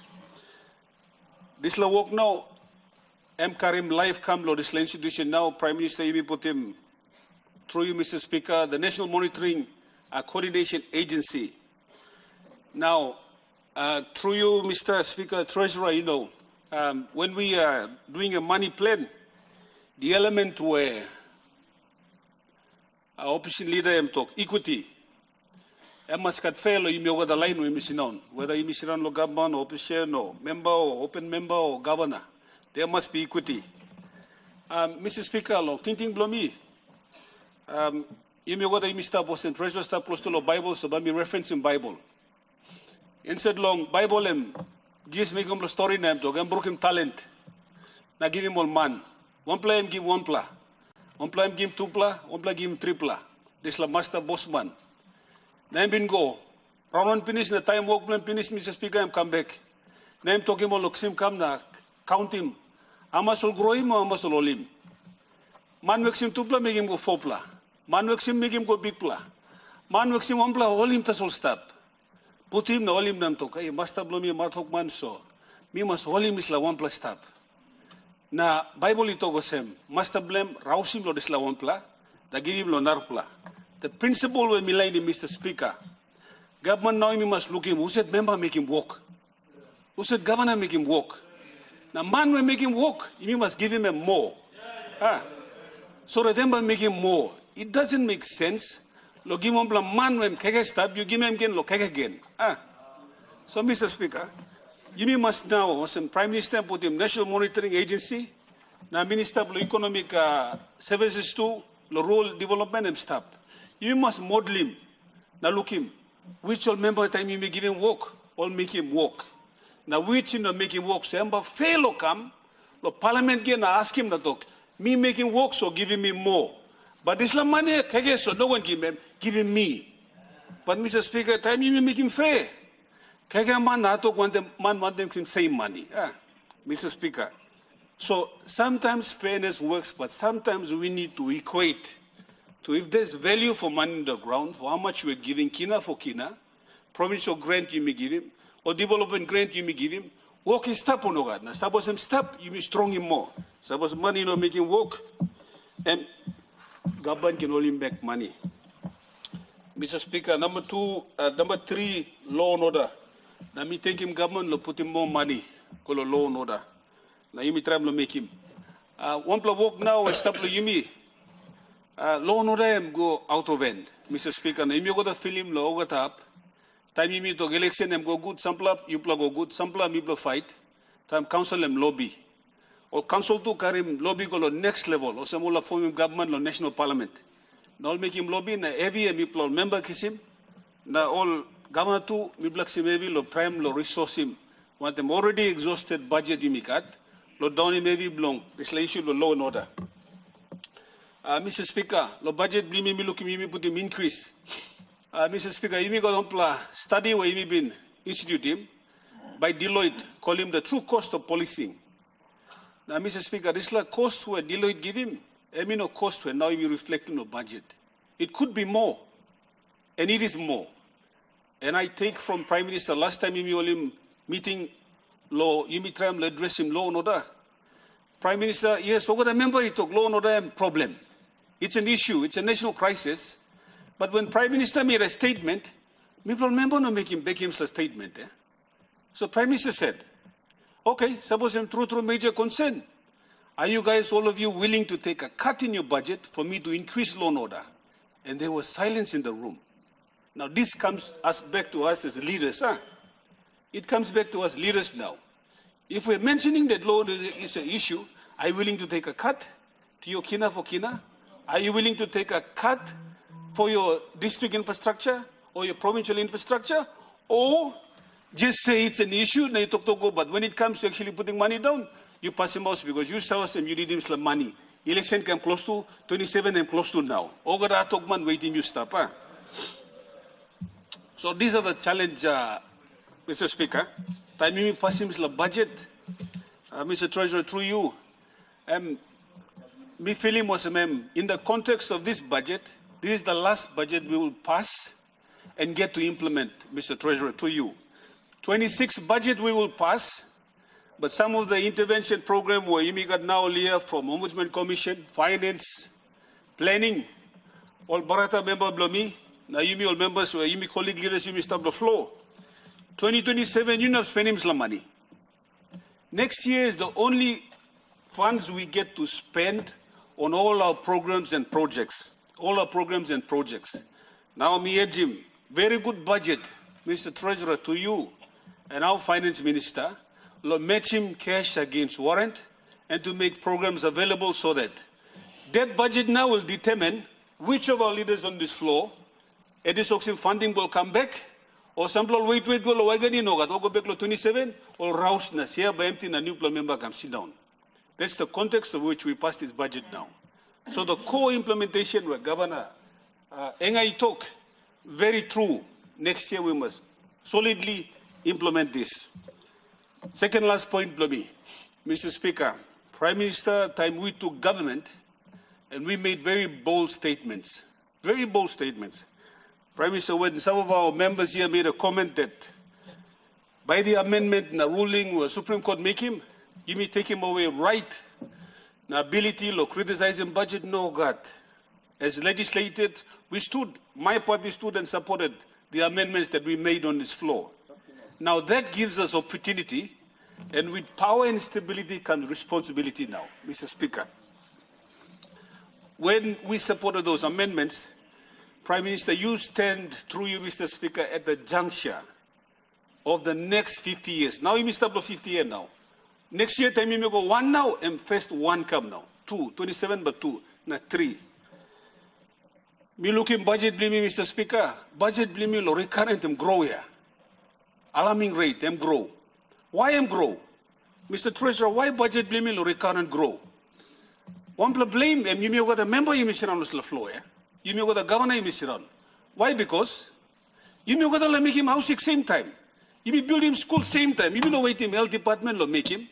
You may no wait him health minister. Me to make him house staff. Me no wait him education minister. Me to build him school staff. Na school, uset but teach him all students. You yet noga teacher, coordinator, staff. This la cost him increase, Mr. Speaker. This la cost him increase. Prime Minister, into our next few, after this 58th renew set you mean program you make him. Prime Minister, me challenge me lo look law. Not just projects, but building industries that will create jobs. And the statements that you made on, I can see Fisheries Minister, Marine Resources down. What's stopping us from value adding on all our resources for marine? What's stopping us from value adding on all our resources in timber sector? What's stopping us from value adding on coca, copra, Ogata Dislaya? We are exporting jobs outside of our country, Mr. Speaker. Mr. Speaker, plenty of time me look at Mogada man or complain that. You may blame him Prime Minister. You may gossip. Sometimes I blame Prime Minister, you may look in PIP and you may make him good blood talk, but back say you may gossip big blood through. But Prime Minister one man, Mr. Speaker. Minister am close to 33 minister. Lo make him walk. Mr. Speaker. Time you may go this law agenda am still stop yet. Mr. Speaker, you may know over the timber you may sell him round log here. You may by 25 you may stop here. Now 25 now. You may go 26. Or minister must now drive him national agenda. National agenda. Mr. Speaker. Last comment below me. Mr. Speaker. People provinces, the district, people stop. You make a now budget where 30.9. PIP budget, me look at record budget. Prime Minister, this is one last year stop, please. All minister, me invite you all districts. Some minister, me look you blood. Some minister, treasurer, you know looking Finsaven. Now me like you come to Finsaven and looking Finsaven now. What Finsaven is to offer? Come to our warrior, see what warriors to offer. Come to all our districts and see that you will see for yourself what we bring to the table and our strengths and our weaknesses so that you look at country finish by you push him. Meeple provinces, the Meeple district. Last comment, Mr. Speaker. Me, before me were in Cabo as a minister, now me a member, na me Senator as a governor, na me fall. But me took to was a member or governor. But becoming governor now, me looking was in province two, you got big play. Province two got big play. Mr. Speaker, in next budget going forward, Prime Minister, you give him commitment in a governors conference, and we will be hosting the governors conference, I think next year, that we will look at block rent program. We will look at how provinces can be assisted in terms of funding, in terms of police. We look at Governor Bloela making a very crucial point. How do we trickle down the funds, record funds that we're putting for police go down? Me almost through the budget, Dilik Belevi Blomimika, Treasurer and Planning Minister through you, Mr. Speaker.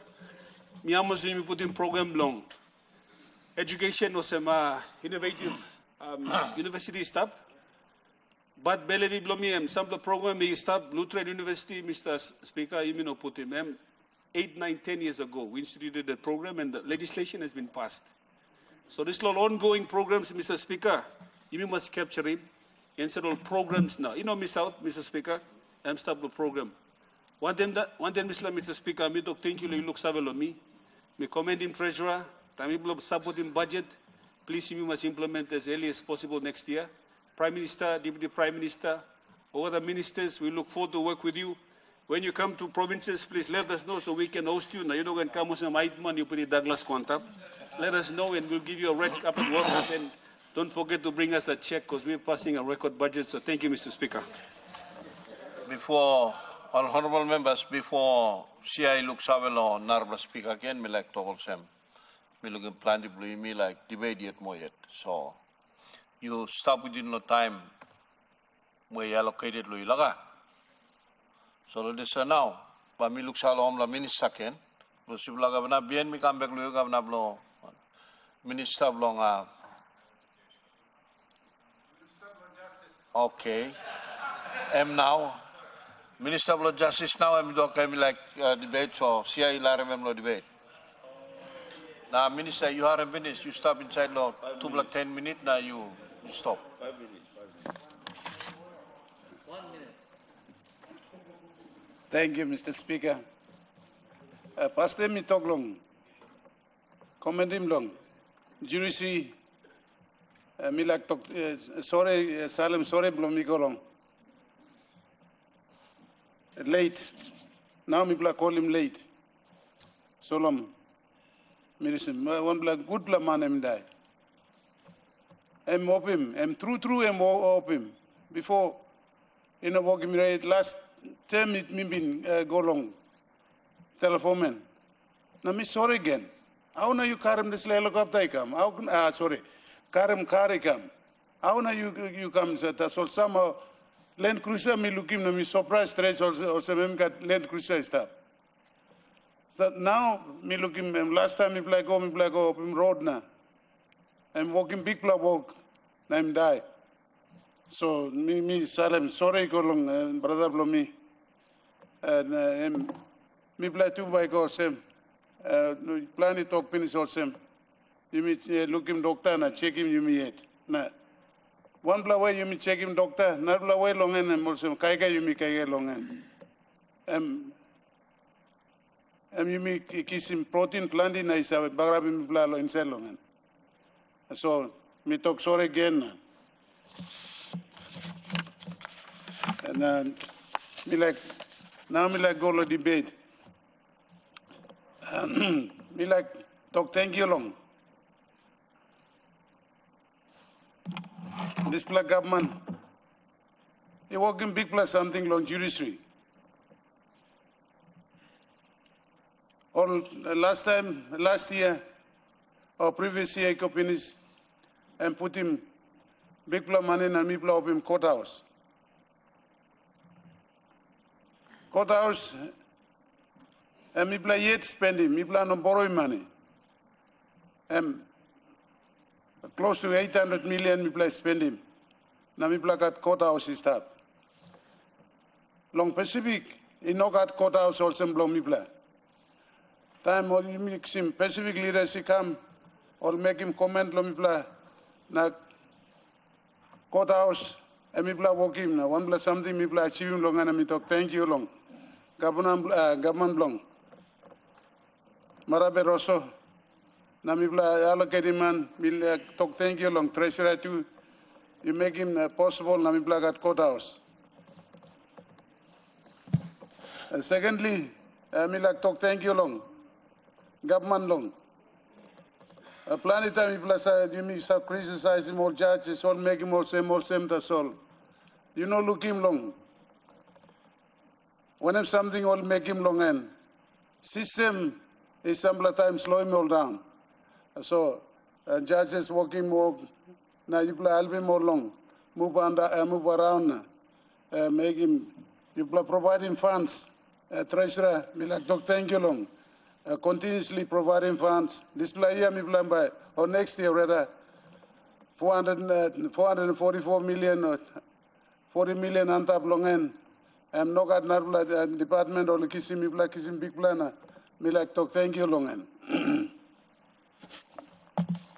That's all. Me like kissing. That's all. We are going ahead, trying to improve the system. So now you look him Lotari. He got one black judge stuff, permanent judge. Now long. Enga planting no like water. So me like judge stuff. So all grab me black tram to put him all judges all over the province. So I'm now manning by helping me black long. Me black can make him this la walk na. I mean like talk thank you long. This la walk me walk him long.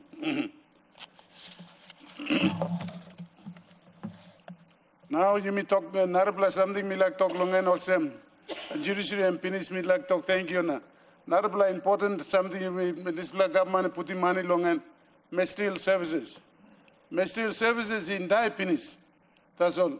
Marabi also government come na ikrabi mengena. Put him 100 million last year, over 100 million.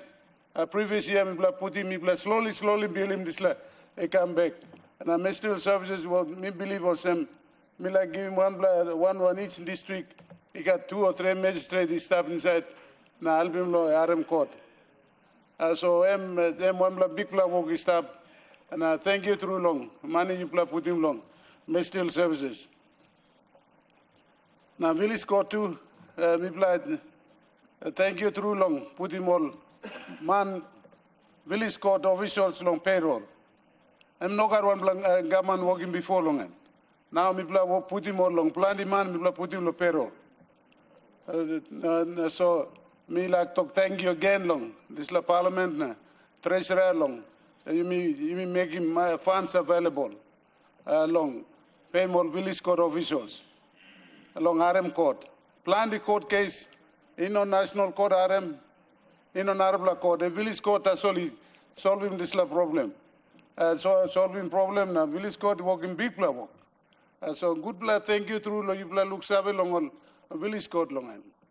You mean this time in this parliament as well giving big money now you make help him all village court a sector long RM court improving services. That's all got long way long go. All arresting man, all charging man, all fighting all wrong. You know got Carlo kiss him back, kiss him all come. So they got big work stuff yet.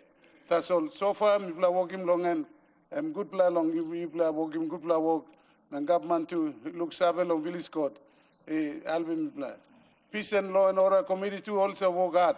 Now M2 government funding. And me like talk thank you also. Prime Minister, Deputy Prime Minister. Government play you, government play me play. It looks save long. Album or Leslaman and first line we got problem and first line go long. Attend him this play. So now me play looks save long and so me like talk thank you long. You play work money you play put him na. All work him good play work. That's all. Money you mean it. The police by work that's all. Police run around the car. You know, so attend him. Old man block him road, all block him road, all look him, that's all be all drive go. That's all old man walk long and village court officials, councillors. Now councillors too only now only also me put him all on payroll. One blood on this la recent. Old man fight long all grab corner. Simply because me give him money long on. That's all. People like improving more. Councillors must make him good play work. Councillors must have a long and probably and before councillor working plan the work. Meeting by all working also.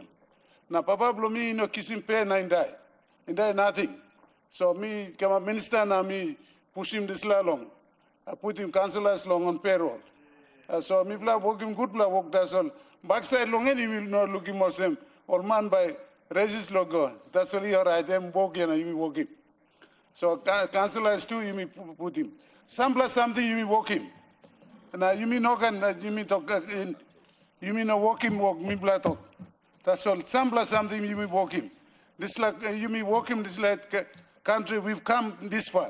50 years now we've come this far. It's not a failed country. Now you must look on backside. All Australians, all Lucy me plan to take off. All thing all got me plan by got problem. That's all. Now look him all this like now we've come this far, and we can do more. Now think me meeting also you can talk to billions, but one day me can die gonna go to so one day beginning blow me come up trillion they will deal with the trillions.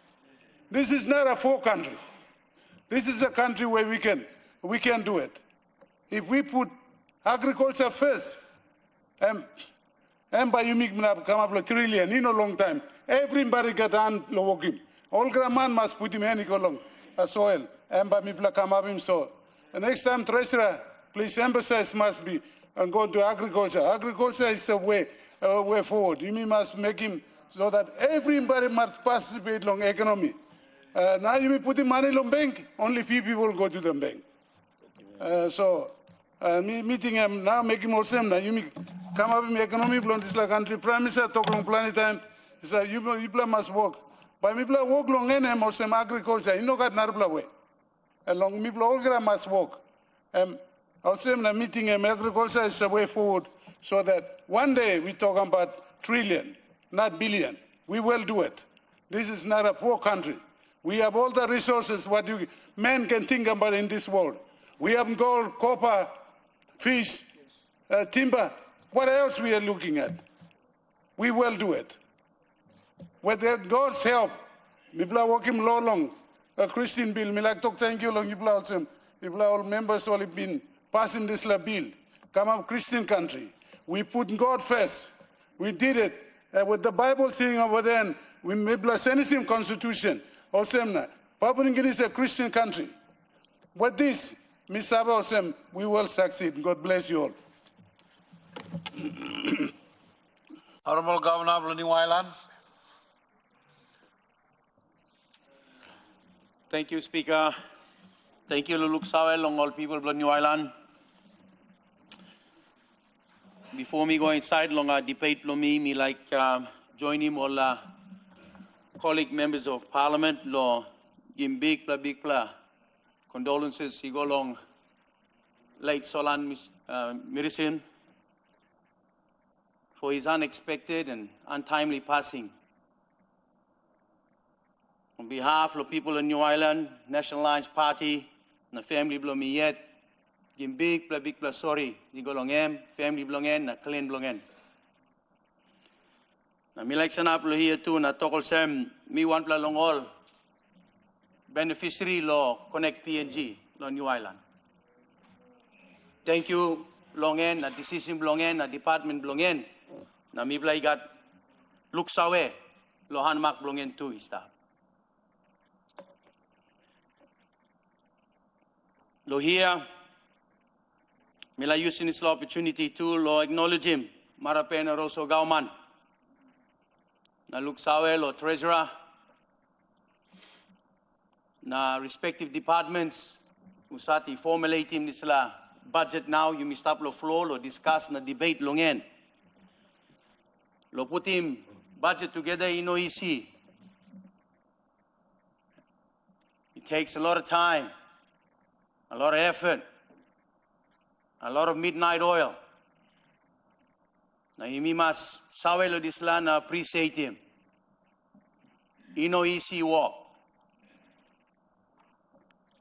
So mi like sanap lo here na tok thank you igolo treasurer na department belongen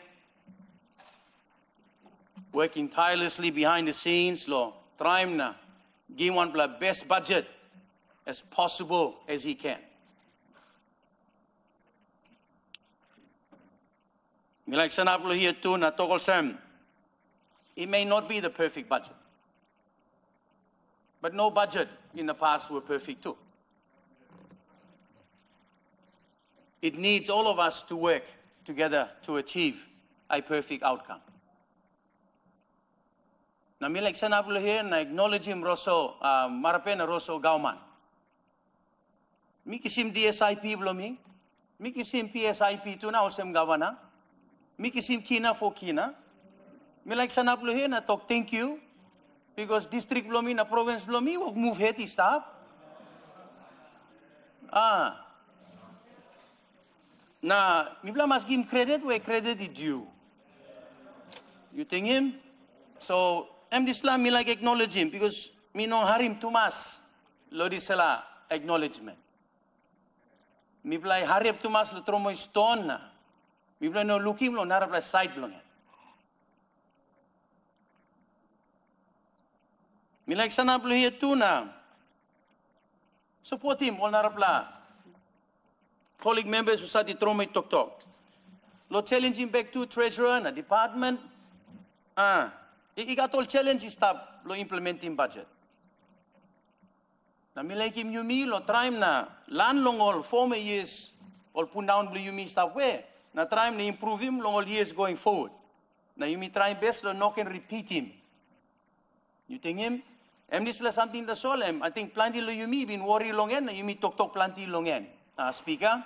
So me like encourage him to solve yumi all geta na treasurer too, na department long en too, na planning, na finance. Lo sanap bung one time. Looking where all shortfall is stop long en. How na yumi no execute him good on narbla budget lo former years? Kila, now how can we improve by putting better measures in place lo implement him all going forward? So I'm this la. So, you know, wabla legally code lo English too is a talk. Tough times requires tough measures. Now this la you mean need lo no can puret lo put in tough measures. You mean no can puret lo talk no. Sabla time you play puret lo talk no na you mean talk yes so na you mean overcommit him you mean na planning expectation you mean raise him na all bell hat now and all bell cross now and all two bell is a come up.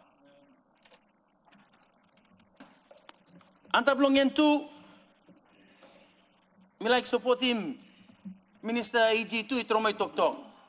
We're not putting enough emphasis on the agriculture sector. Agriculture sector and backbone straight lo this la country. Lo district lo me try best lo go through lo agriculture. Now so twin lo me the solemn because I don't have enough support financially to carry out the dream that I want to achieve. But it's there. So me like him yumilo, look longen na. Trying to support him agriculture in a bigger way than what we are doing today. Now sabla long isla incentive lo support too. You mean look longen all duty taxes long all equipment belong agriculture come inside the country. Can we relax some of that? So all tools, all machine, all this like something you mean need him, lo cultivate him, all ground lo mi blah. It no cost him you me too much. Because some time all this la cost antap too much. Na he hard lo try na implement him all this la dreaman lo side lo agriculture. You mean need lo go inside lo agriculture, lo commercialization lo agriculture. This is a kind pasim lo subsistence farming is not going to take the country anywhere forward. We've got to go into semi-commercial farming. Or going into heavy commercial farming. And that's the only way where you will get to contribute lo development lo this country economically. So me like sanaplo na encourage him you lo focus longen. Education. Education am key. Key lo development. Tapos mi play no kat enough sawe man sawe meri. Kila how be you holding this la country? How be you come up this la brick? One time good plus sawe and good plus integrity. Long supporting foundation lo this la country. Education is key. Education em gim sawe lo policeman. Education ni gim sawe lo doctor. Education ni gim sawe lo nurse. Education ni gim sawe lo lawyer. Gim sawe lo accountant. But we're not putting enough emphasis inside long education. True. So this la me like encouraging you me lo look longen deeper. Because to carry a nation, you need an educated populous lokarim nation. Now suppose you mean that, sore turu. We're not going to go very far. Now you mean not achieve him, this la dreaman you may like come up longen. Lo side lo law and order. Miya mama so same. Ika sabla good blood look sawe now you come long law and order. But me like him reality belonging to you must come up good. Law and order and by preventing you me long progress. Even though you me got all good plus sawe man was you me going inside education. Now you me developing all sawe man. If we don't take charge of the law and order situation, all is la sawe too but no got meaning belonging. So you may need to support him law and order seriously, not just on paper, but support him wholeheartedly.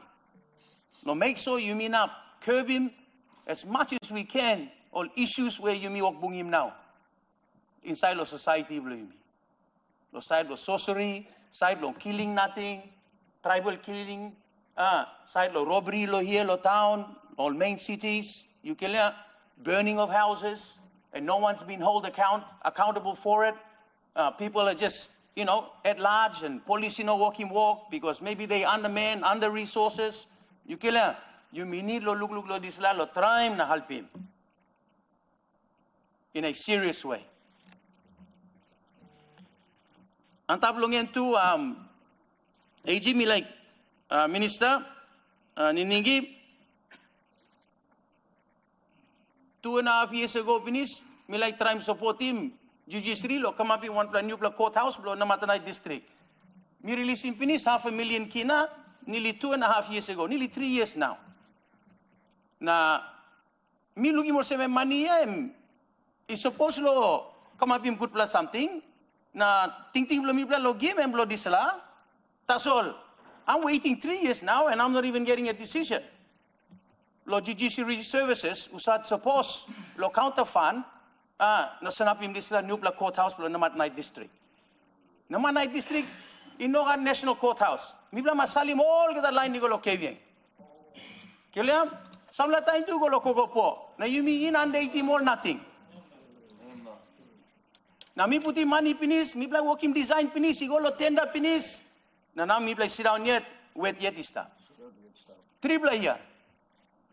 So me no sa one issue, but level lo mi stop na mi gim legally help him, lo counterpart funding, but you mi sit down yet the all same. So no same legally talk sa to so legal good play AG believe me. Mi play talk lo money.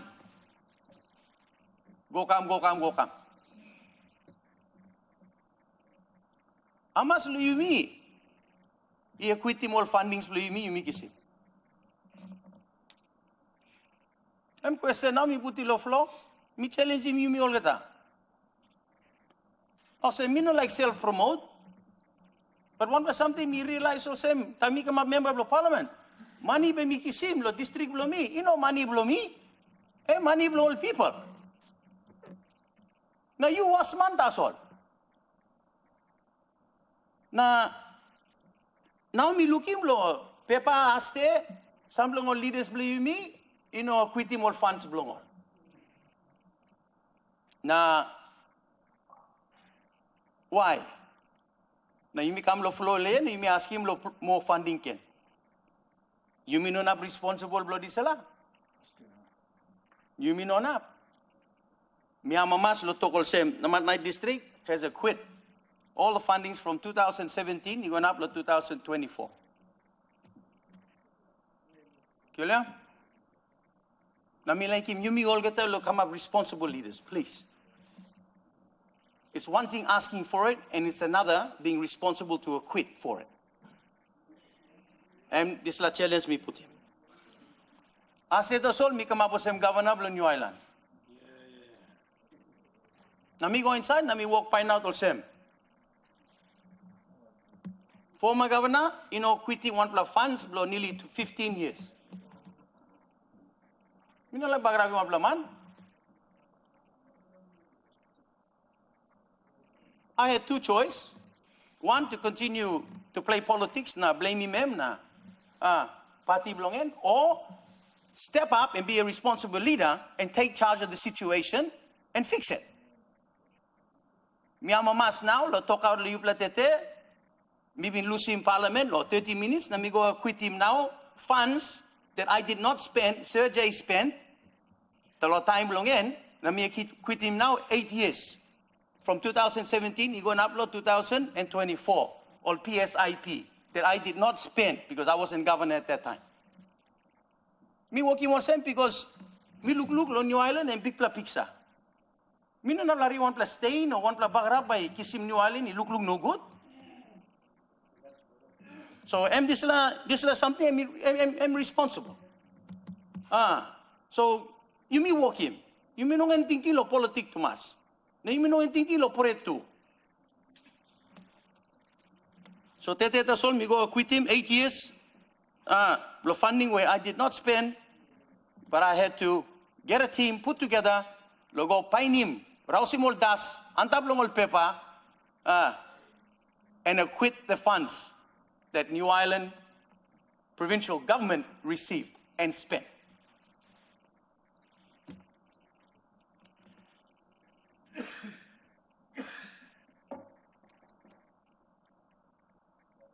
Emo lilik tok to sol mi like strong im yumi.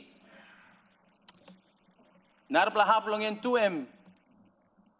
Prime Minister, just through you, Speaker. Mi painim hard liglig lo district blomi.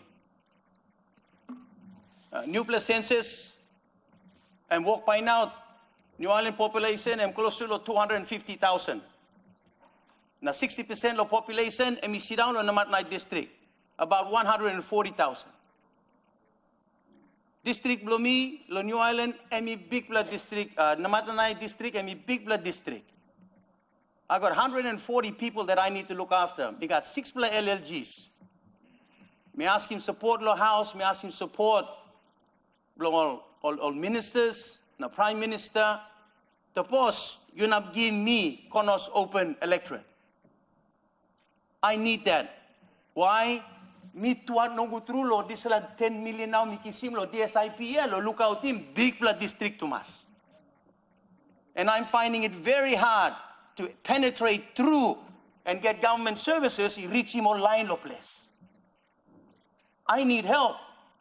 I'm asking for help. I need support.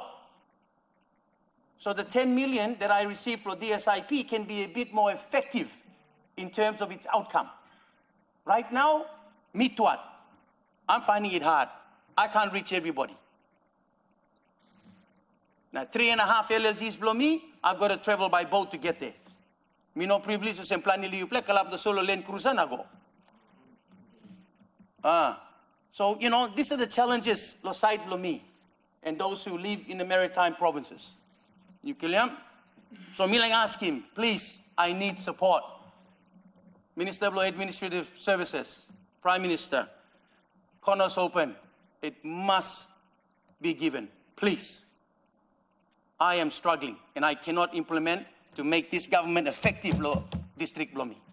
I can't because 10 million blomi I'm so too much. Look out team 140,000 people. Now 6 plus district, 6 plus LLGs. Corners open electorate.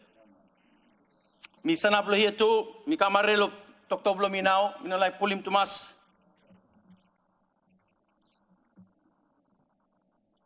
Mi like tokol sem.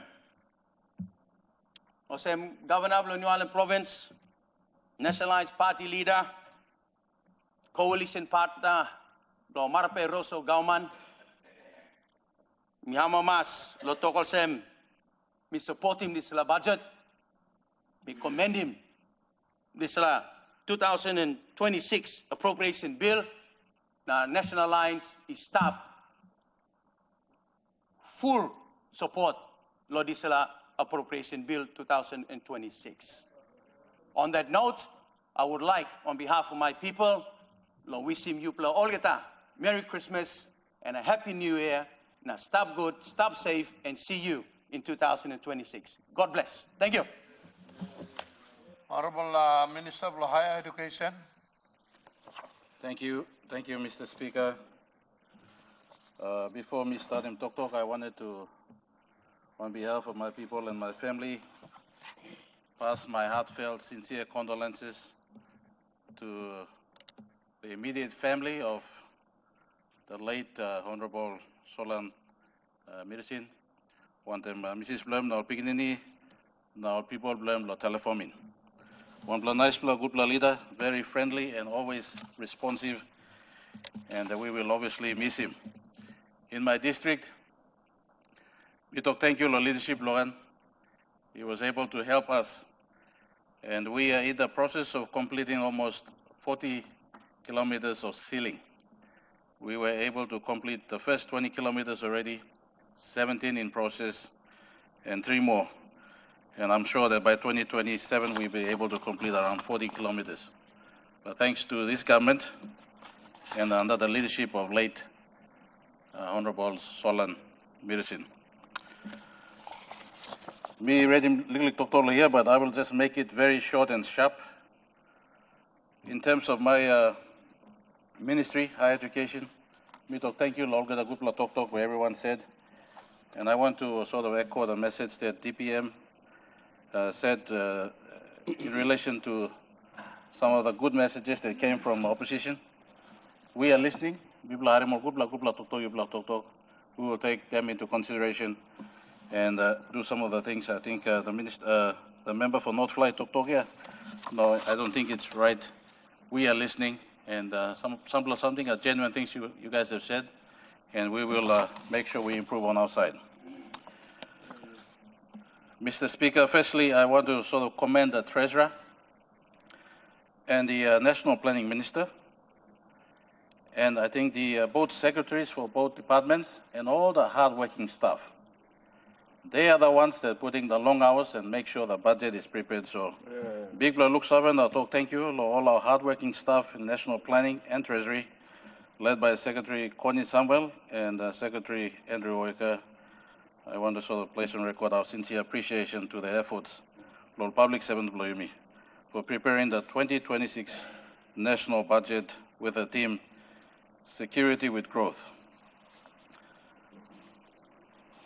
Mr. Speaker, established by law in 2014, my ministry is responsible for cultivating our knowledge economy, but finding our space in academia through pedagogy, harnessing access to quality higher education, and assuring academic integrity through research.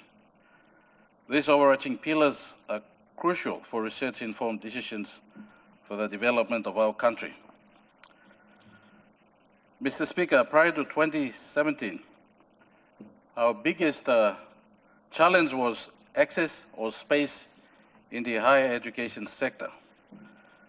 In 2020, we had around under 14,000 spaces in the higher education sector. When we were graduating around 30,000 students in our grade 12s, we could only feed 14,000. I thank the Mara Barroso government for continual sustained investments, and as of today, we've increased from 14,000 to now 25,000 spaces available for our grade 12 students graduating every year. That's an increase of almost 78% over the 5-year period.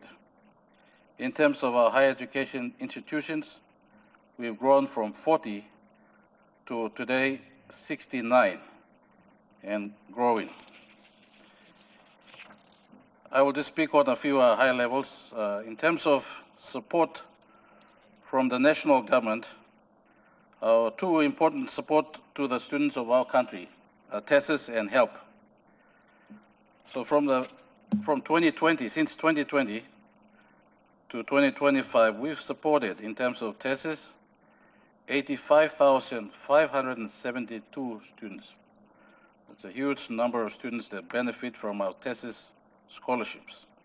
I thank the Prime Minister for the introduction of the Higher Education Loan Program, which is of his own initiative. That program has really helped a lot of our students as well who would not have completed their studies. And as of 2020 till today, we have supported 56,087 students.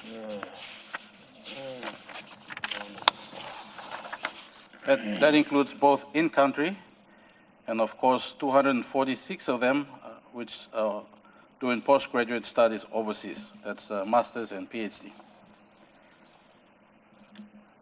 In terms of this year's or next year's support, we have received funding allocation of 636 million.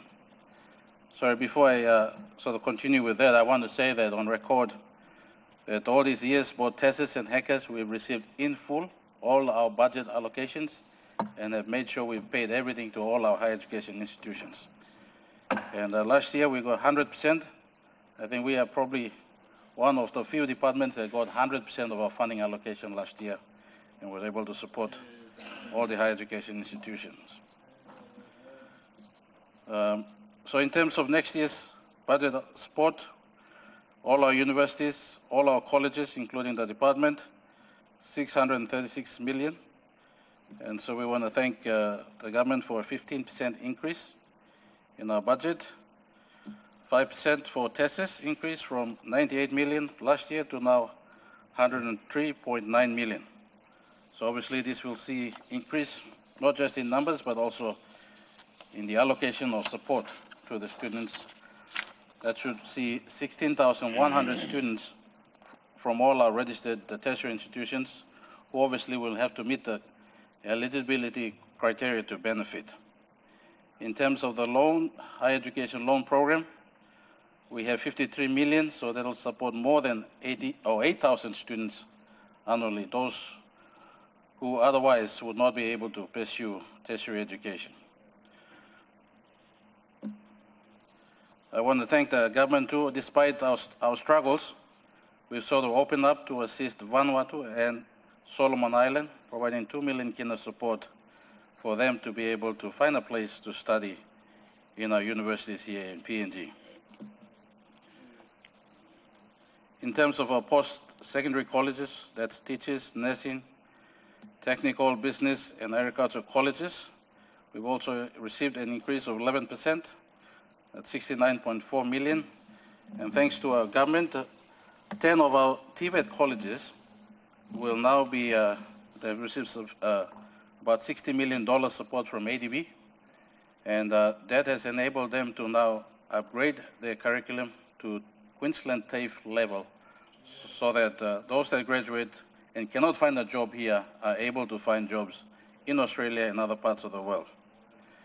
Last year, we received support of 12 million, and that was able to support Unitec to get full American accreditation for all the engineers that allows graduates from Unitec to work anywhere else in the world.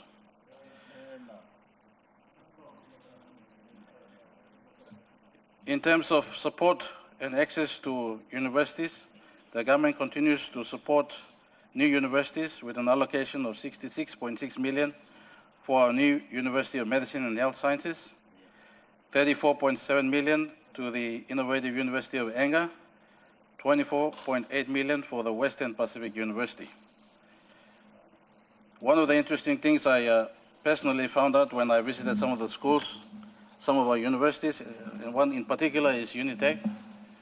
They've intentionally tried to save cost by doing some of the things like cafeteria and other things by themselves.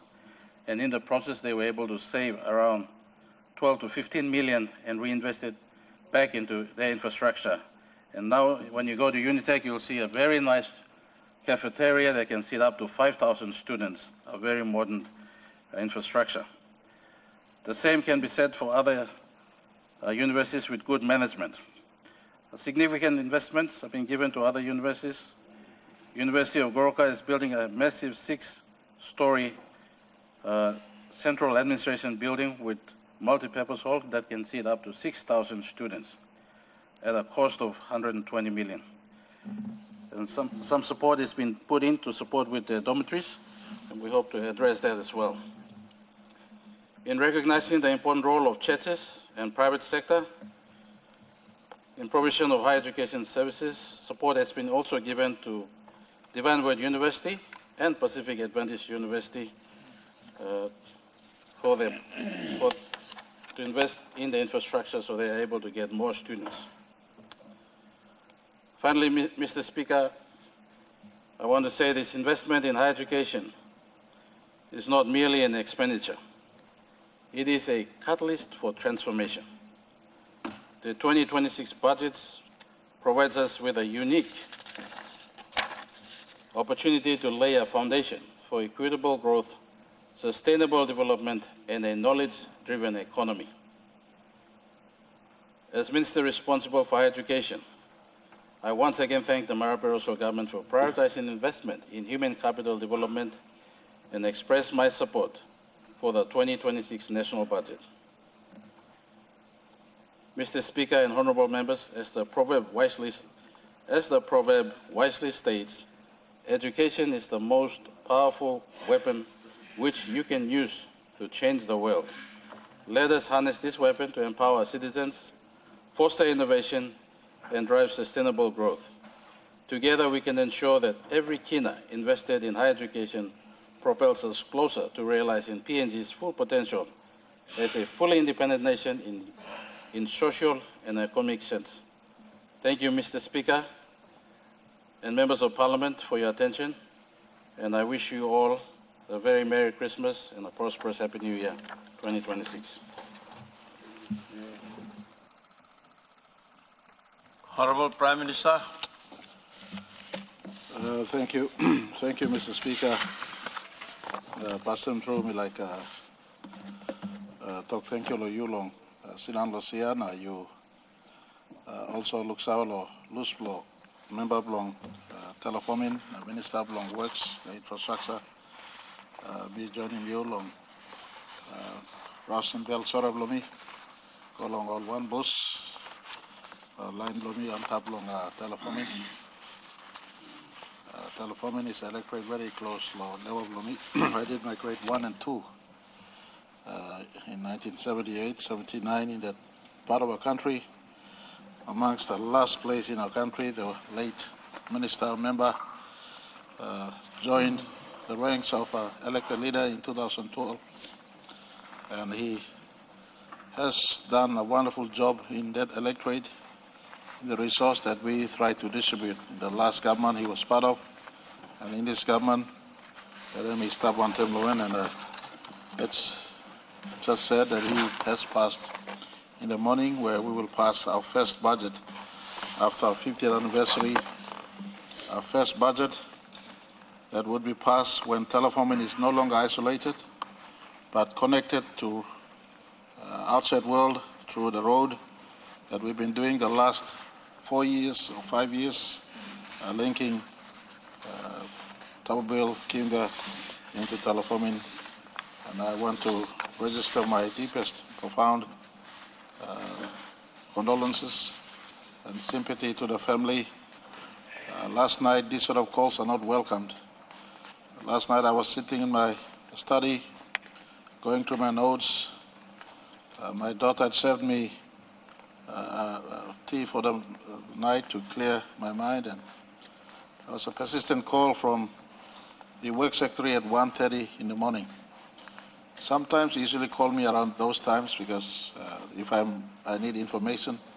So I thought he was trying to supply me information for the budget. So I ring them. I ignored him call long because I had sufficient information that I was going through. Because he was persistent, I knew maybe something extraordinary is the reason why he was persistent. He called me 3 times. And within his call, and he said he's heading to PRH. The works minister was being taken to the hospital at PRH. And I drove there in the early hours just to find the member, my friend, and my minister sleeping lifeless. Such is the travesty of life we have faced. All of us are time-bound by our life in Parliament and as members of Parliament, or the fact that our biological body clock is ticking, Mr. Speaker. And so in the moment we are in, we do what we have to do, and others could be completed by those who come after us, Mr. Speaker. I want to say thank you to all of you for sitting in long hours to assist in the process for us to pass the budget. Hopefully, the debates that has flowed back and forth has given all sides both enlightenments, and we, on the government side, we know what we must do to implement the budget. I want to indicate to the member for Alata about people like me. I'm not here looking for praise to be the best prime minister or the best government. We just have to get on with doing the right thing for our people. We just have to get on with doing the right thing for our people. And I want to, on the outset, commend the treasurer. This graph that the Sado treasurer presented, in my view, contains what could have been my speech. So I want to thank him. I want to thank him for presenting this graph in its total clarity. Our nation's history, at least from 2001 up till 2025, forecasting and looking to 2026. 2001 or 1999, I beg your pardon, when Sir Mercury came into office. The Sado treasurer did a very good job in his speech. He was honest, critical, as any opposing Sado Treasury would do. But I think this graph that he outlaid has a story for all of us. You look at the revenue in the blue color. That's the revenue our country has had from 1999. The revenue we've had since 1999, or if I could step back, Mr. Speaker, 1975. Well, 1975, time we mix independent, 300 million kina and budget block. Of course, plenty of line grow 1 mil or 1970s, but 1970s, we blast up right now. Now you mean start right now. I want to say wrong. 1970s, 1975, when the first budget was passed, I was in Nomad River, Western Province. No got school, no got housing, no got road, no got power, no got money. Probably me and work missionary, I mean work money, so I mean worry and work that's all. Because for no got housing, my mother lost her third-born son up there in the remote areas. My mother lost her fourth-born son buried in Oksapmin, West Civic Province. Today we exacerbated by the fact that the need stares in our face, and social media and the media reminds us clearly the need in our country from 75 up till today has remained big. The money we've had from 75 even up till today is not adequate to 100% meet all the needs of our country. Mr. Speaker, total PIP submission blue blogger come inside the planning minister law next year, and we hit him 18 billion kina. But because MIPLA irresponsibly managing budget, even like Oxy more dinner money more again, we are on what Treasurer has been outlaying our 13-year money plan to be fiscally prudent and responsible, heading back to a balanced budget next year. And MIPLA we curtail. We have the affordability next year is only 10 billion kina. We've kept our PIP at 10 billion. The point I'm doing is more need, less money. For PIP next year, the need based on all our submissions from departments, from districts, from provinces, went beyond 18 billion kina. We could only afford 10 billion kina. And so this graph tells the story on how we've come the last 4 administrations. The Mekere administration, Samara administration, God bless to these 2 great leaders, and of course, the O'Neill administration and now the Marape administration. Something I concur with the former Prime Minister, the member for Yellow Pangia, is that borrowing is not bad, borrowing is good. So long as we transfer the borrowing to key enablers of the economy. And I want to take this time to thank him too. In this time, we see some infrastructures. For instance, he started the courthouse, 200 million kina investment. Our government completed the 400 million kina to cap up our good law and justice sector headquarter infrastructure that's sitting in Waigani. So borrowing is not bad so long as we are applying to key sectors that can grow the economy. That's the strategy we deployed. But to contextualize, and I want to, I know the Honorable Member for Medang, the Sado Treasurer, is not ignorant, or is not stupid rather. He's one of the brilliant members we have in this parliament. But whether he was deliberately ignorant or just ignorant to the fact that this graph is incomplete without stating the size of the economy. And then without giving not the actual numbers, but a percentage on debt to GDP. The percentage on debt to GDP, Mr. Speaker. They just put this for the optics. No wonder why this morning they came out with a big show out there, Mr. Speaker, breaking protocols. For a protest so that the optics could run that. Look at this graph, the debt has spiraled out of it. When you look at the actual debt, Mr. Speaker, he's correct in saying it's 66 billion kina in 2025. But you have to measure that against the size of the economy. Mr. Speaker, I want to point to all of us. Canada today has 110% debt to GDP. Dinao block Canada today has 110% more than size of the economy block. Dinao block France has 113% more than size of the economy block all. The honorable Germany, quite prudent in the G7 economy, 63% debt to GDP. Italy, 130%, 135% debt to GDP. Japan, our friends who help us, even in the needs, they help us. They gave the Marape Rosso government one of the lowest ever borrowing to refinance a $300 million credit suisse 2-year borrowing by the O'Neill government in 2017 to be repaid in 2019. Thank goodness the Japanese government, they came in. That loan, the credit suisse loan, over 8.8% to be repaid in 2 years. So what do? The French came in, they chipped in a $300 million lending at 0.01% interest to be repaid 5 years down the line, starting going forward into the future. What we did, especially if you look in 2019 as we arrived, we had to go on a little bit aggressive deficit to refinance the heavier, expensive debt of past. And the former Prime Minister, Member Yalupange, himself confirmed much of the debt he was carrying were domestic debts. Treasury bill, inscribed stock, has got a 1-year rollovers, monthly rollovers. That's very expensive. Easy to get right away with less scrutiny. There's one central bank governor and one treasurer can discuss on this without reporting to a board. And the expensive domestic loans fueled the increase. Mr. Speaker,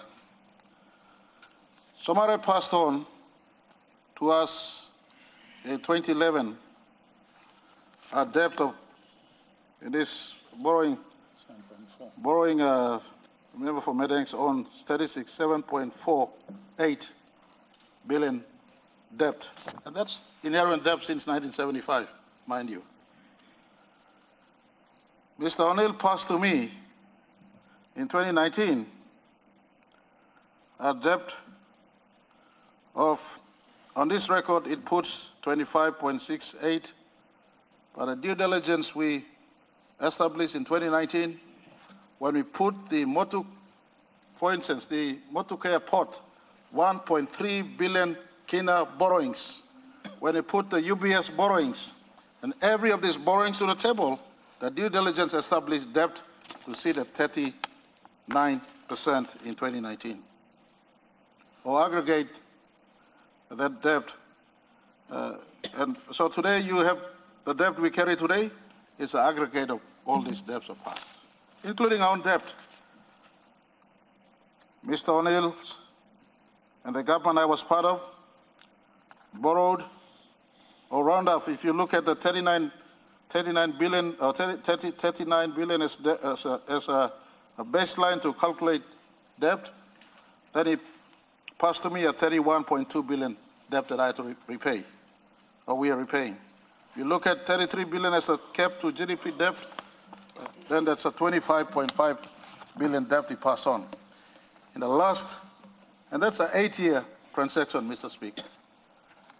The last 6 years, we have put to the table only 26.8 billion kina debt. Much of that goes towards repaying expensive debts of past, as well as refinancing. And Mr. Speaker, this, if you allow this coalition to remain, whoever comes in 2027 follows the Treasurer's blueprint on debt repayment. By the time you come, you pull the graph 5 more years, you will see this one scaling down. The Treasurer is on target to deliver a no borrowing budget by 2027. The first time in our statistics in the last 5 budgets established this. A high deficit, COVID-19 incubated at 8.9%.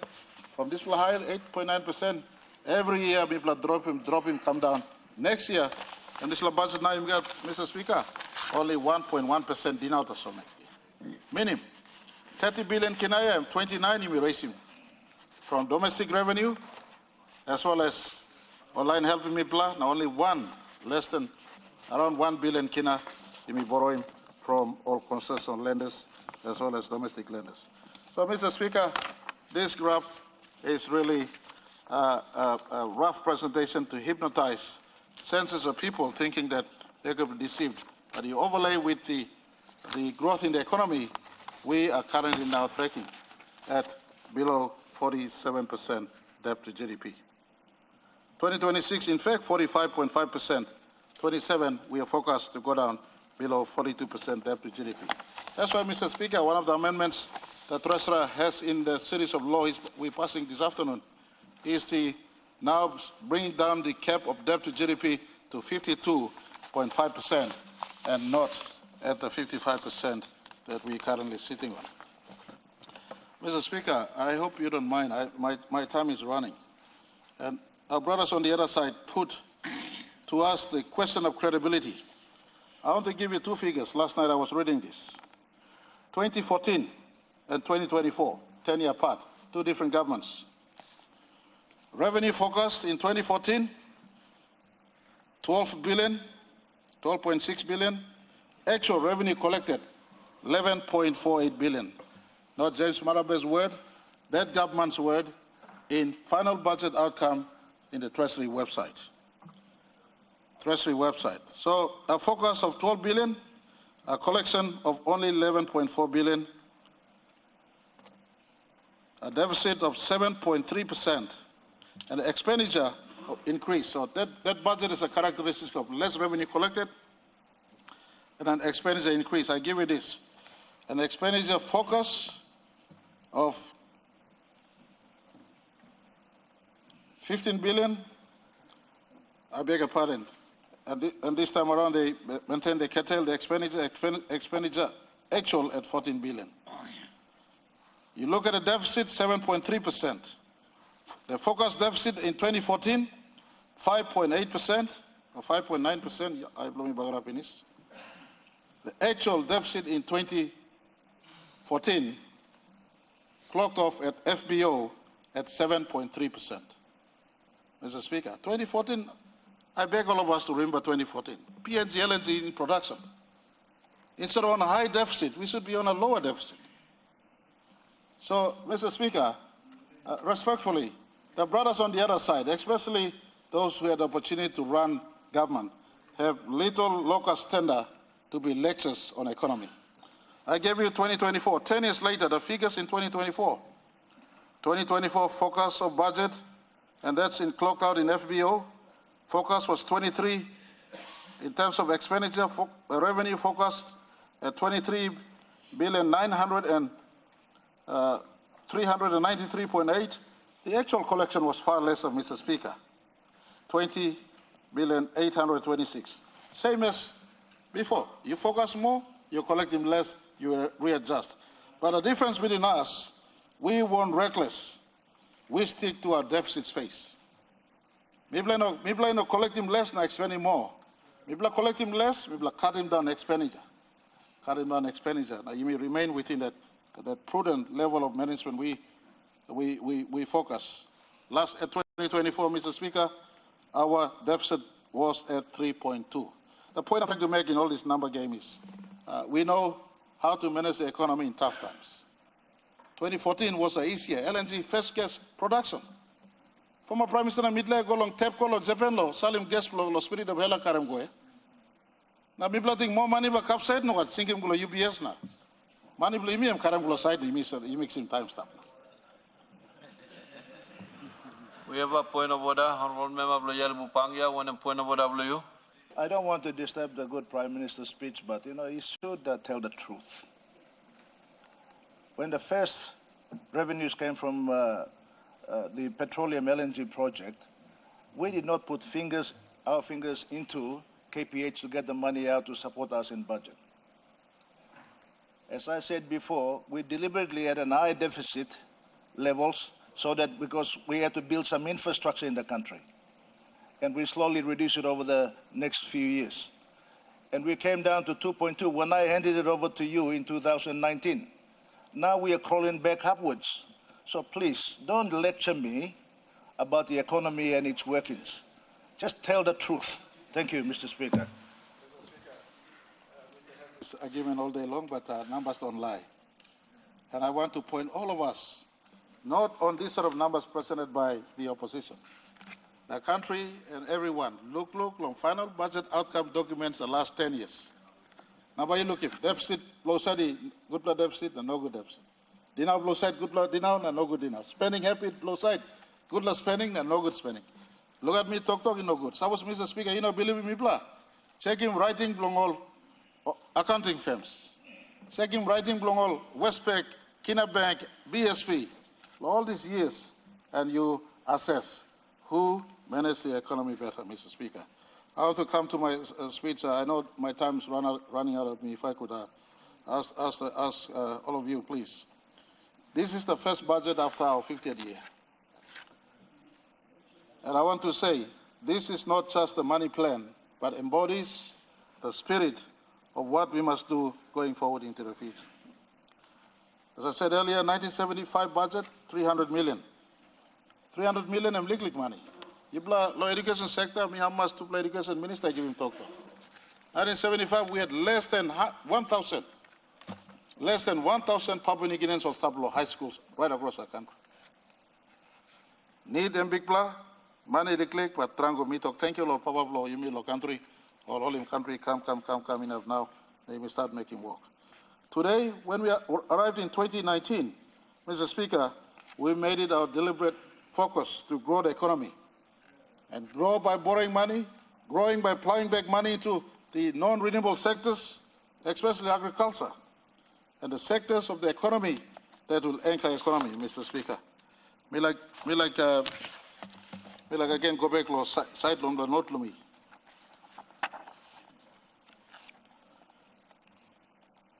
$2018 budget, once one time, and 2022 budget or 2023 budget. Time also Pogara Pass, country by Bagarap. We deliberately went into the non-renewable sector space. And I want to point to all of you the revenue in the final budget outcome documents in those years. Long 2018, personal income taxes, 3.1 billion. 2024, personal income taxes, 2018, government below me. 2024, 2019, 2020, 2023, 24, government below me.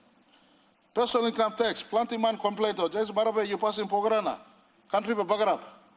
2018 stable FBO report for Treasury. Personal income taxes, well, man works a payment, 3.1 billion. 2020, one time COVID-19, people are paying 3.5 billion on workman payment. 2021, all workman paying 3.4 billion. 2022, all paying 3.6 billion. I ask this question. Where's Tabal Dog? Pogara Pasna, Tagis Vagora.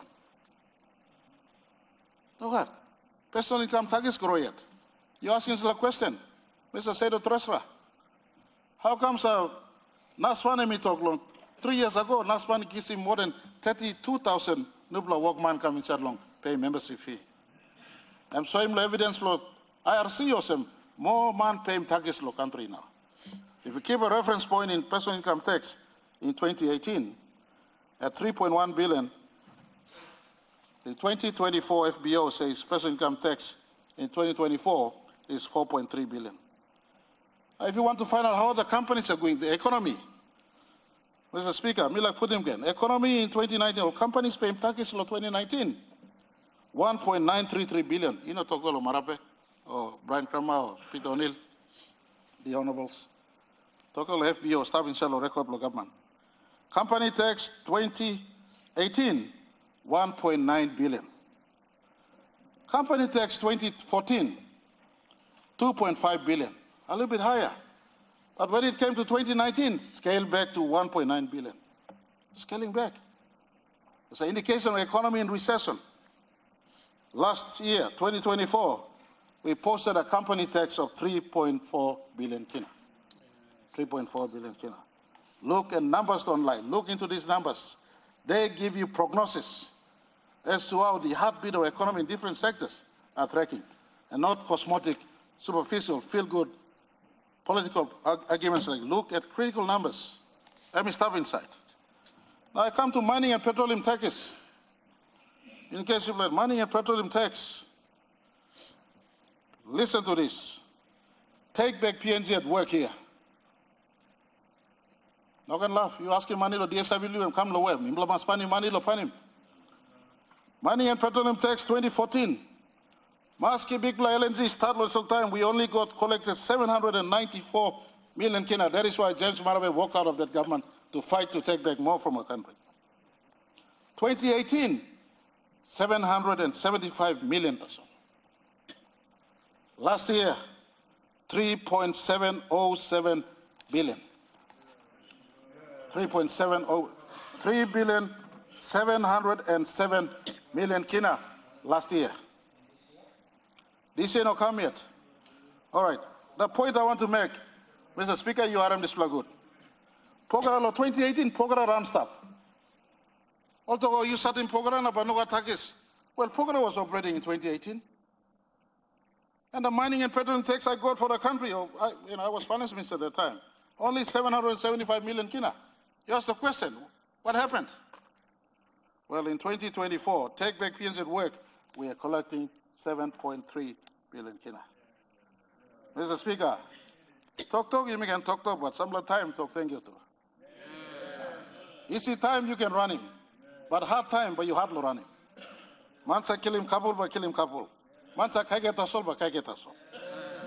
Mr. Speaker. I want to talk about GST. GST is the buying power of the people in the economy. 2014 GST, 1.69 billion. 2018, I give credit. The economy must have grown. People had money, 3.5 billion. 2024, 5.3 billion. It's an indication of growth in the economy, spending, collection, activities happening. Mr. Speaker, we have not yet found the full solution for our country, but this statistic shows that we are trying our best in tough times. The tough times, Mr. Speaker, 2020, COVID-19, when the whole world was shut down and facing negative growth, we were posting growth in our economy. Mr. Speaker, Mila Gimbeli Silipla, we are trying our absolute best in tough times. The world economy was struggling. In 2019, we grew at 4.5%, ahead of global average at 3%. In 2021 and 2022, we were recovering with the world as far as COVID-19 was concerned. But, Mr. Speaker, in POGRA, non-POGRA year, when POGRA was still shut, in 2022, we posted 5.7% GDP growth. 5.7% GDP growth. In 2023, 3.8% GDP growth. This is not Treasurer Stuckey or James Warab the number. Ask World Bank, ask IMF, ask ADB, ask all learned people in the economy. They will confirm these numbers. 2024, we posted 4.1% growth. But the interesting thing about this, Mr. Speaker, you look at the non-resource sector of our economy for the first time. For the first time in 1975, 5 years in a row, there's growth in the agriculture sector. There's growth in the fisheries sector. There's growth in the service sector. There's growth in the construction sector. Mr. Speaker, let's just go and ask Stanley Hotel for a room tonight. Ask what's the occupancy rate in Stanley Hotel today. What's the occupancy rate in Hilton? Or if not Airways. Hilton Airways are more expensive than Stanley. They will tell you the place is filled. The place is filled. It's not about who's benefiting. It's just a litmus test. It's a litmus test of people in society paying for rooms in expensive places in Port Moresby. So, Mr. Speaker, I want to say Treasurer's 13-year budget plan is on target. Next year, we would have come down to a 45.5% debt to GDP, amongst the lowest in the world. Mr. Speaker, I don't need to quote all of you. You're all good in the use of phones these days.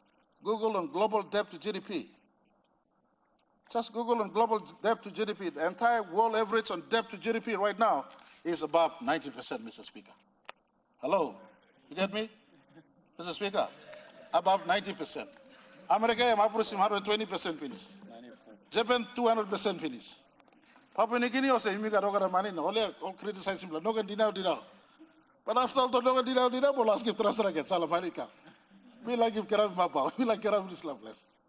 But anyway, so, Mipla, I know some in my cabinet said, let's borrow endlessly.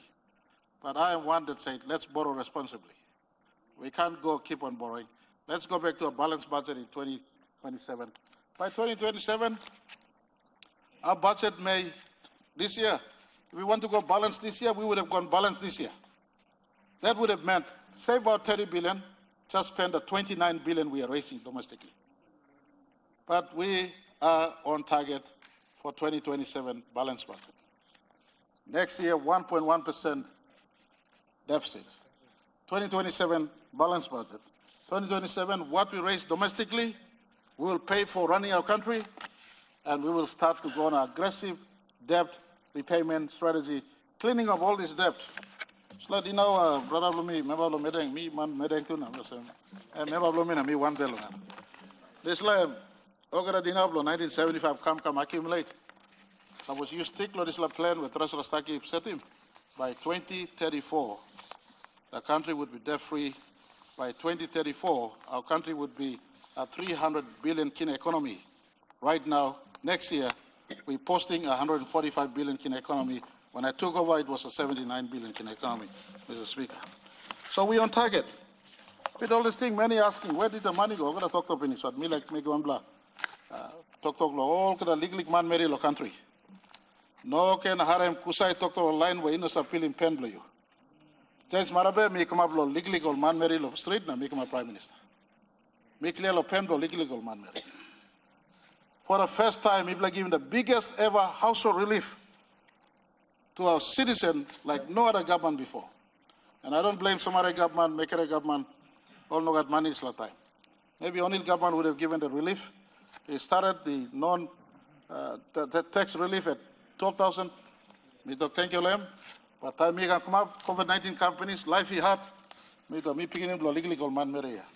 All know that pay long and so. Up him, lock him at 20,000. Small people must not pay tax. This came at a cost of treasurer, Hamas. I'm costing Lamas. So 63 a fortnight will save him legal money, but enough to kiss him one more tin piece or one more bag of rice, or carry him go legal man Mary. People are also taxes long 13 essential household items. This is like no guidelines are making before. So, talk on the belly issue too, talk thank you to some time. And next year, by go yet, all not paying taxes. And if I had it my way, I'll lock it forever. The rice and tin piece, no taxes forever. So we can grow revenue from elsewhere. And all of us here, don't sit like lazy men. Let's work to grow the economy elsewhere. So we've given the biggest ever household relief to our small Papua New Guineans. Total from 2019, over 3 billion kina worth of household reliefs we've given to our people. Not to mention free education, higher education loan program, etc., etc. Mr. Speaker, me no need to repeat him law and justice sector and not talk finish. We're trying our absolute best to make him things happen for our country. Law and justice sector, courthouse, na court reform here, me like asking all members, please, next year, by me complete him reform, put him appeals court go inside. Appeals court, Supreme Court, you may open finish now, we're now funding 60 judges. Before I'm 40 plus judges. So I can clear him backlog for court.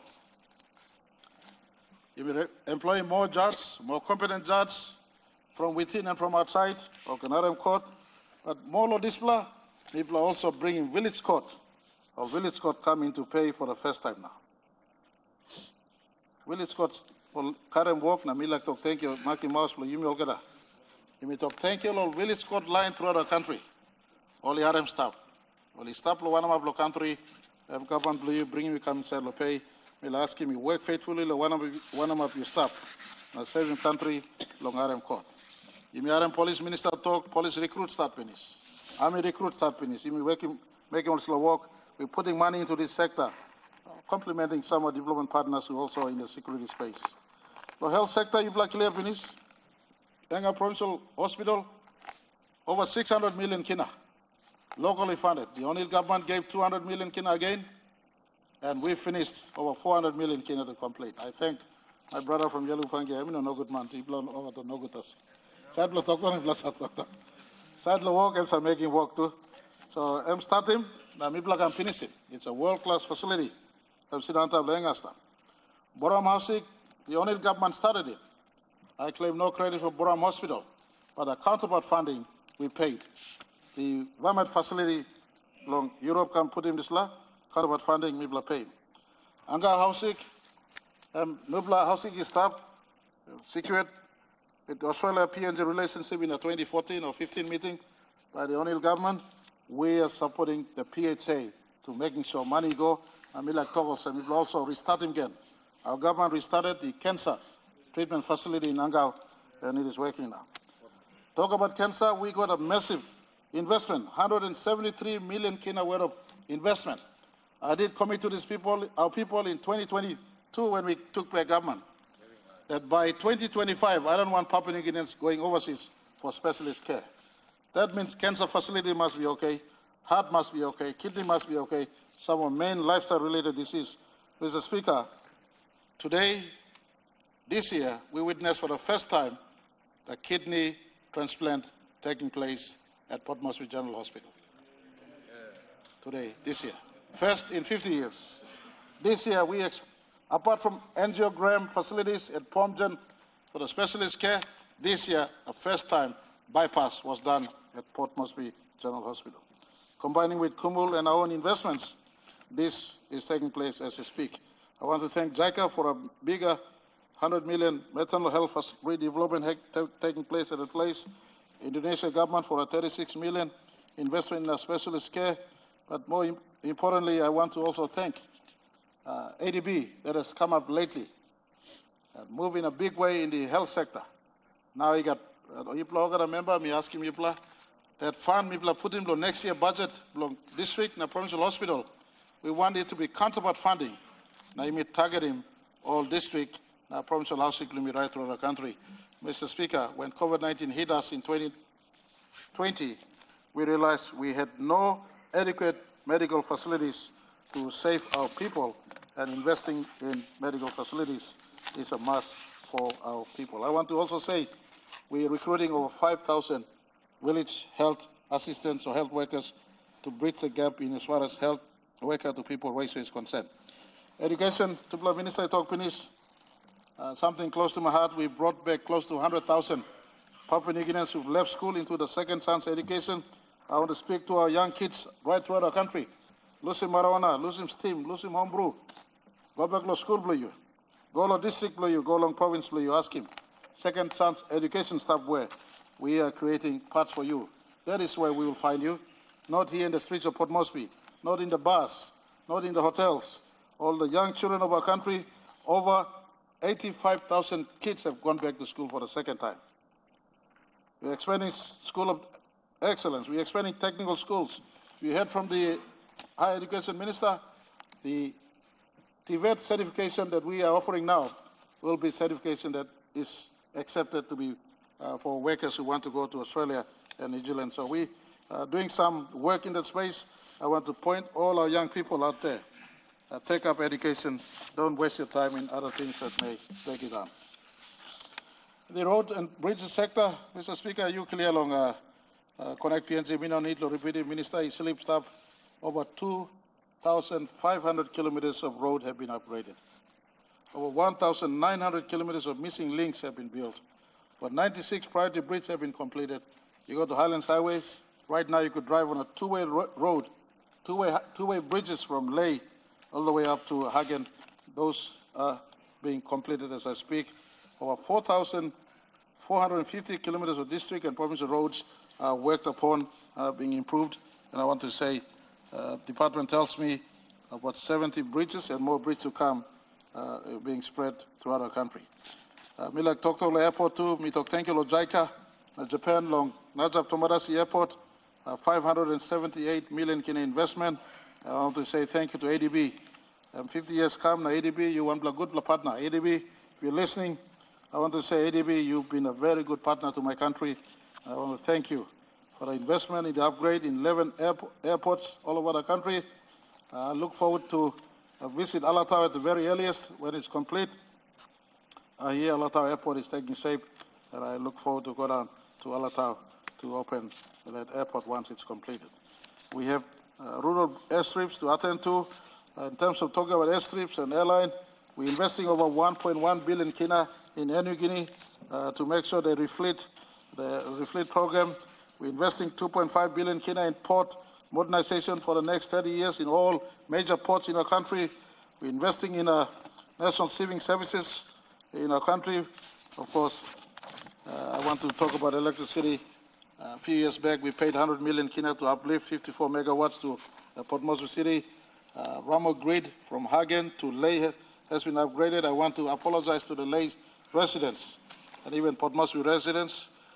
Blackout is something all of us don't enjoy, but surrounding infrastructures are being worked upon.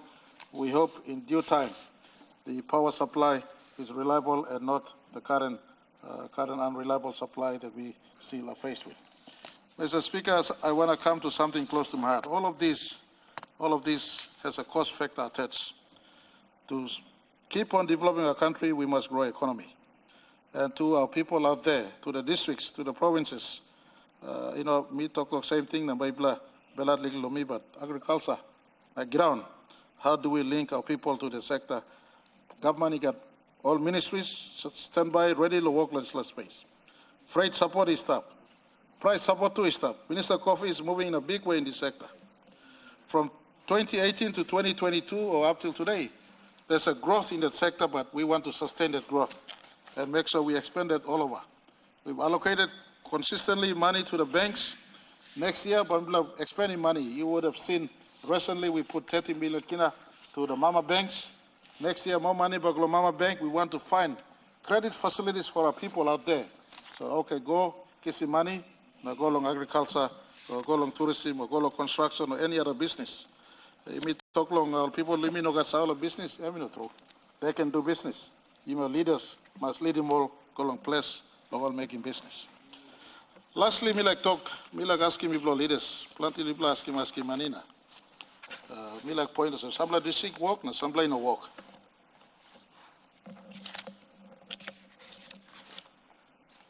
Member Blong not fly. Me talk thank you you long. Go out finish. He invited me one time to open terminal he did in Kyunga. It's like terminal and kiss him and make him look Kyunga. Me talk thank you and put him district money block. Not fly. Right now, for instance, Emigad look district block in. He's got 5.5 million kina district account block on it. About member me how much you man blow making work. Money come, I think this year you receive 8 million already, and you've been spending, so you have 147,000 souls up. This is 36 as of this morning, so I commend you for the work you're doing in Abao. So to the Abao people, your member has been working a lot, and we will try to top up the balance for this year. We've been fair right across. We haven't been using the budget to bully members. The budget has been rolled to everyone. I'm trying to come to a point here. You must grow in the economy, and I ask all of us, if you find money, how to use him. This report I have here, all in all, we got total money in Holim Sinalo district, na provincial treasury right across the country, 3.4 billion kina you Holim 3.4 billion kina the last 5 years, mi salim go out longan and come live lem sidan sta. Sedo treasurer mi talk ya 2020 na 2021 mi must give 20 million each belong making Medeng Town Road. Minister making finish so Medeng Town Road stop na stop yet. Na mi look him long treasury block him lo Medeng trango him start lo court so we can understand in time even go inside lo court, but treasury block no Medeng district total em got 56 billion kina mi sidan lo treasury block no Medeng. So, but Islam include him. All people of Madang, no one cross them. Me boy Madang too, but 2020 na 2021 me give him 20 million nothing, not 20 million too. Lost. Still in Medeng Town Road. They making some road, but some go good, some go cranky, working stuff. Me like talk thank you long. All said all member making work. Me pointing out 1.5 million legally that's all. Me give him ECB governor. ECB now, we look in my class. Look at I me go. Good pastor. ECB now. Then we get money law making work, not to mention all online law province, law public service law making recurrent law, 23 million is stop. But long ECB, long governor law ECB law making work, 34.5 million sinan long PSIP. Now long this provincial government operating account, and we got 61 million, so total 95 million sinan yet stop long ECB. Minister, our sometimes got planned, but one blow of Islam, the league 5 million tasol me give a milakam point. I think 3 years ago. Making Islam or Emino hold him sinal account. You lucky more money, you're going to must grow him economy. Me talk, plan him good, map him good place. You have a point of order, member from Madai. Mr. Deputy Speaker, well, we all appreciate the Prime Minister in his speech and taking out the details of districts' accounts, but perhaps you could provide both sides so we can see what that side got that this side didn't get. Right? Also, Mr. Speaker, I haven't finished on my point of order. Right? Mr. Speaker, I waited for the Prime Minister to run through his speech to not interrupt, but the same come pinis plongem so. On the other point of what I have, Mr. Speaker, is to do with the data and graph that I provided that the Prime Minister is claiming to be not genuine. Those figures are there. He asked, why didn't I put the GDP? Which is correct. I was actually thinking about putting the GDP to provide the full picture. But honestly, I wasn't sure whether the members of government would even be able to understand it. Honorable member. These are statements that is made directed to me, Mr. Speaker. I am responding. Mr. Speaker. Honorable member, resume your seat. Mr. Speaker. Mr. Speaker. Honorable member. Mr. Speaker, no, let me finish in point of order and then you can make a ruling. Me not finish in point of order. You seem to be doing a debate on this point of order. I would not allow for you. I will complete my last point of order and then you can rule and finish. Mr. Speaker, the Prime Minister made a statement here claiming that the Somare government only had domestic debt. Factually wrong. Records are here. 70% of his debt was external. ADB, World Bank. So I don't show where the Prime Minister Honorable member, I would not allow you to debate on this. This is not a point of order. Honorable member, resume your seat. Last point. I ask you to resume your seat. And last point. Honorable member. And by last point. Resume your seat. Sit down. And by last point.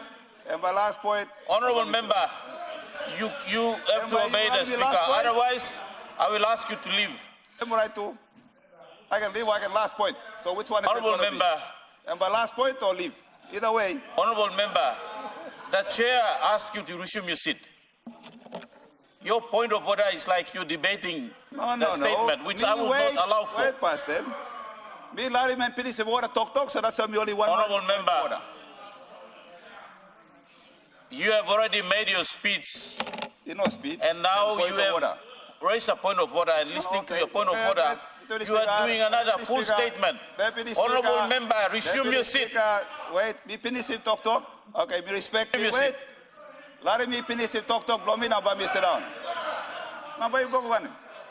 Why you go on him? Me like talk, wait past them. Wait past them. Me like just talk, wait past them.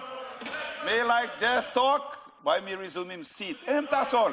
Man. Honorable member. Thank you.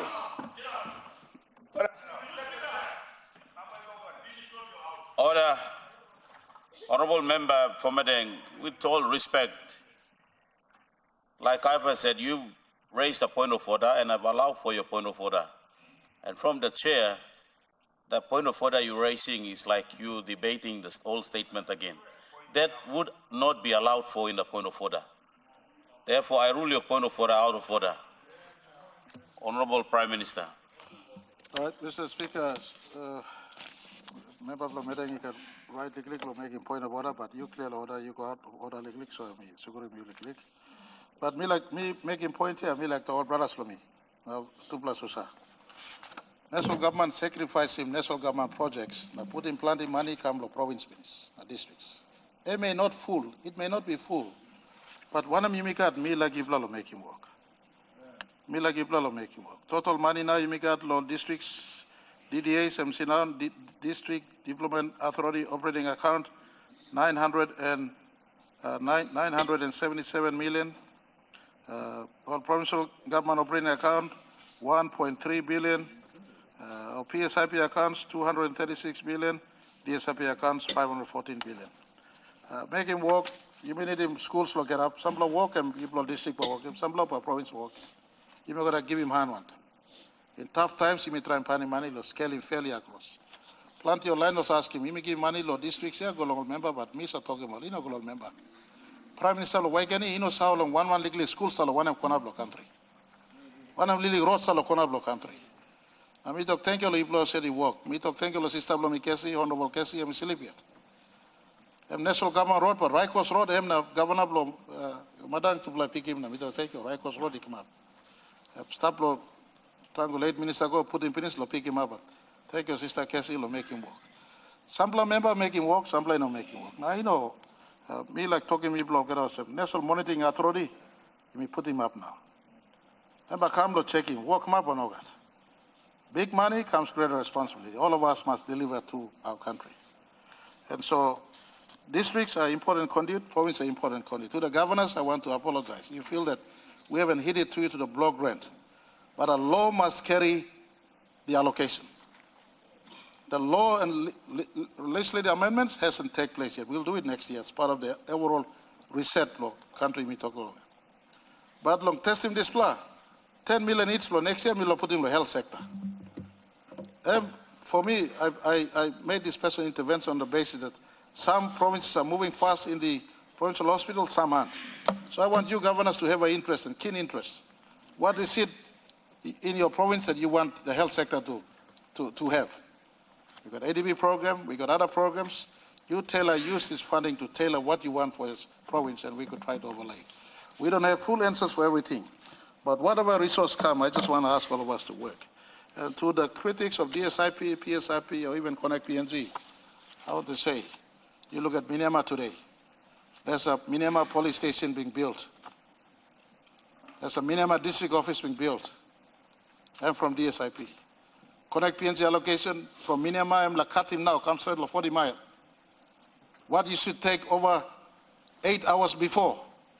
Long losing Bulolo Tenov, Nagolong Miniama today, they're doing it under 3-4 hours. You can bug up because you start city and you like playing politics, well, man, very low place is that.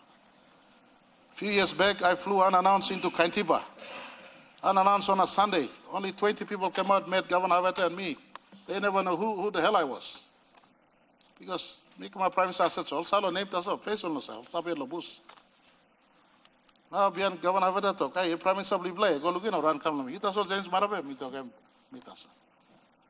All cried and all talk, prime minister, me play like a rotas. Well, you may laugh, I know some freeway you may build him there. Big la money, lo 7 all city line, but today, at least 4-wheel drive can go to the little line because look at my son. Coffee block come out. Karamuino yet, some blabino yet. People need stuff. All I ask is all of us to work together.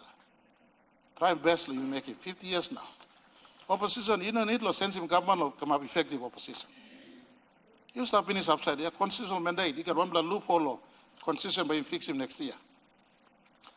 Amended constitution of Sinan good ombudsman of women of Sinan. So they have funded their resource. Only work good. 145 is just one appendix to the entire construct of the constitution. The opposition has a constitutional duty to keep the government in check. I give you my word, next year as part of our work, we'll reorganize so that opposition is recognized in the constitution and remain functional, resource supported. The debate whether Treasury is going to support you or not, irrelevant. Next year also, we must have at a minimum, and I want to commend Minister Lelang, his team is working on a bare minimum allocation to all districts based on population and cost of service delivery. So members of parliament or districts are not subject to government discretion into the future. That work we'll do next year. So my brothers, I want to say much work remains. Imogara must make work. Keep money lakan lo wana. Lo tupla civic, for instance. Governor Wowo, Mamlo talked of Blandi. 2 years ago, he invited me to go him provincial assembly block and build him under 8 million. Governor Wowo, I take my head off to you. Small money, big work. He took me again to another building and make him office floor, education office floor, province block. Small money, big work. Some people must like big money come now making people Sinan stuff. We are trying our best to spread the care all over, in all parts of our country. I want to appeal to our citizens, including opposition. We feel government, making something right. Policy stop. Ombudsman is stop. ICA give me something stop. Auditor General is stop. No one talk corruption, the soul of role of parliament, got him evidence and go put him inside and prosecute him. So I was all picking Marabe, stealing money, finance, caught him. Lock him. I've been finance minister 9 years.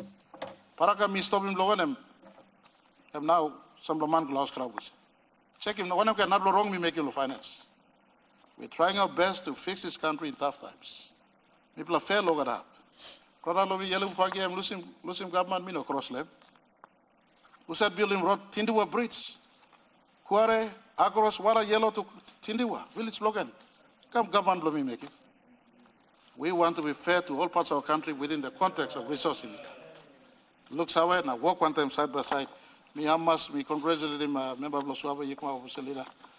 Sa talk sa cooking bell, but I wave blow talk.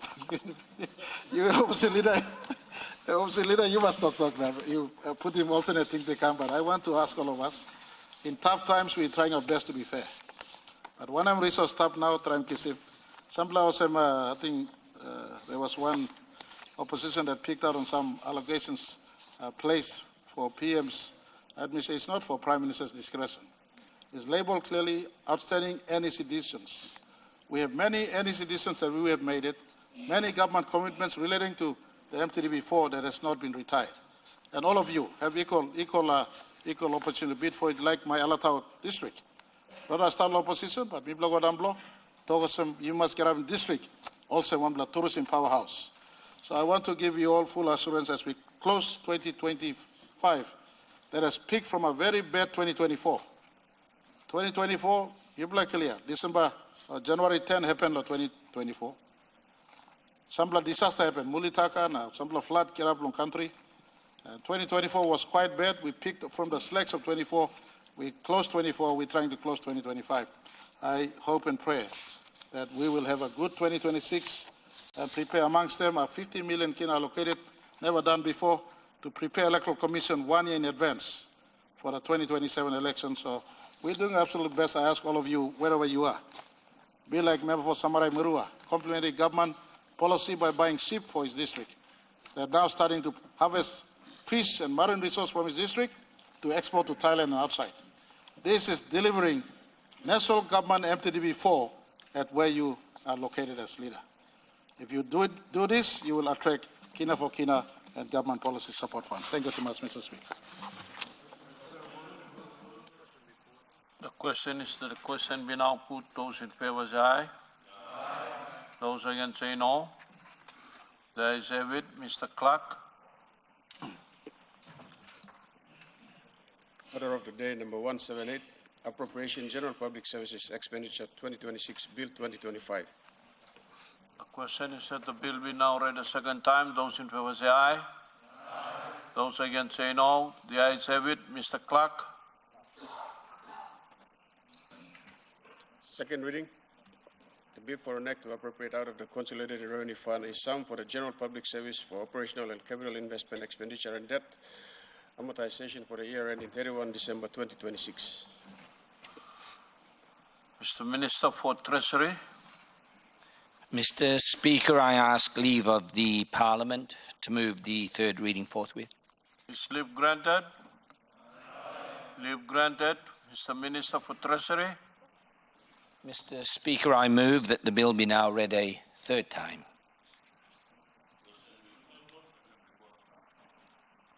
The question is that the question be now put. Those in favor say aye. Those against say no. The ayes have it. The question is that the bill be now read a third time. Those in favor say aye. Those against say no. The ayes have it. Mr. Clark. Third reading. A bill for an act to appropriate out of the Consolidated Revenue Fund a sum for General Public Service for operational and capital investment expenditure and debt amortization for the year ending 31 December 2026. Mr. Clark. Order of the day number 179, Appropriation National Parliament 2026, Bill 2025. The question is that the bill be now read a second time. Those in favor say aye.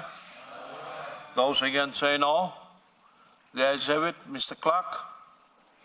Second reading, a bill for an act to appropriate out of the Consolidated Revenue Fund a sum for the National Parliament for operational and capital expenditure for the year ending 31 December 2026. Minister for Treasury. Mr. Speaker, I ask leave of the Parliament to move the third reading forthwith.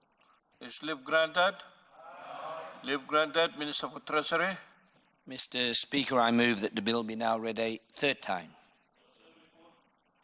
The question is that the question be now put. Those in favor say aye. Those against say no. The ayes have it. The question is that the bill be now read a third time. Those in favor say aye.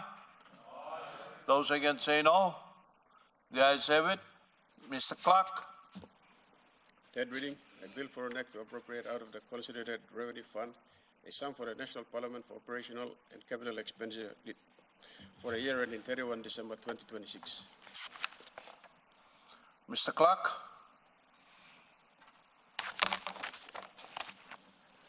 Order of the day, number 180, Appropriation Judiciary Services 2026 Bill 2025. The question is that the bill be now read a second time. Those in favor say aye. Those against say no. The ayes have it. Mr. Clerk. Second reading, a bill for an act to appropriate out of the Consolidated Revenue Fund sums for the Judiciary Services operational and capital expenditure for the year ending 31 December 2026. Mr. Minister for Treasury. Mr. Speaker, I ask leave of the Parliament to move the third reading forthwith. Is leave granted? Leave granted. Mr. Minister for Treasury. Mr. Speaker, I move that the bill be now read a third time. The question is that the question be now put. Those in favor say aye. Those against say no. The ayes have it. The question is that the bill be now read a third time. Those in favor say aye. Those against say no. The ayes have it. Mr. Clerk. Third reading, a bill for an act to appropriate out of the Consolidated Revenue Fund sums for the Judiciary Services operational and capital expenditure for the year ending 31 December 2026.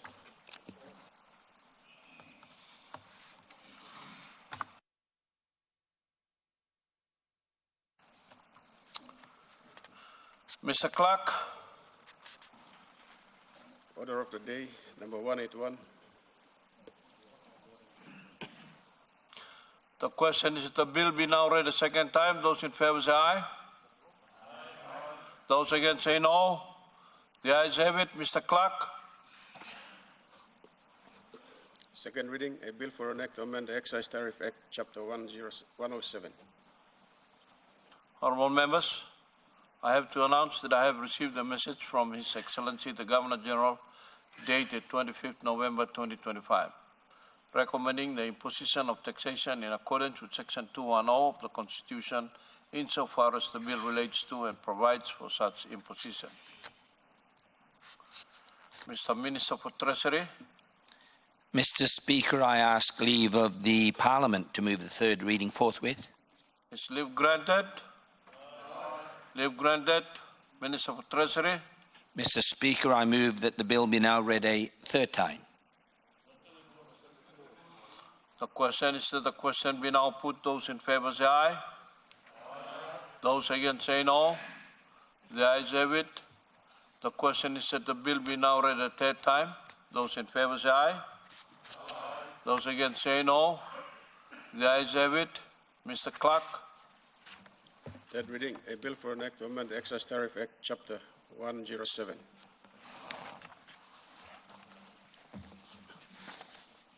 Mr. Clerk. Order of the day, number 182, Income Tax 2027 Budget Amendment number 1, Bill 2025, Minister for Treasury. Second reading, resumption of debate.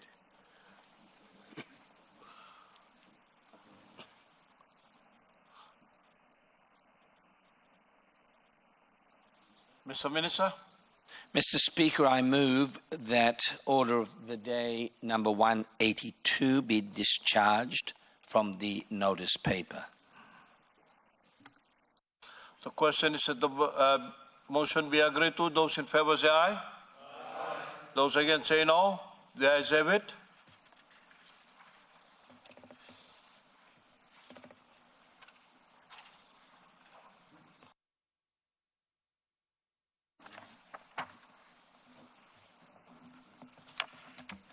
Order of the day number 183, Income Tax 2026 Budget Amendment number 2, Bill 2025, Minister for Treasury. Second reading, resumption of debate. The question is that the bill be now read a second time. Those in favor say aye. Aye. Those against say no. The ayes have it. Mr. Clerk. Second reading, a bill for an act to amend the Income Tax Act 2025 and for related purposes.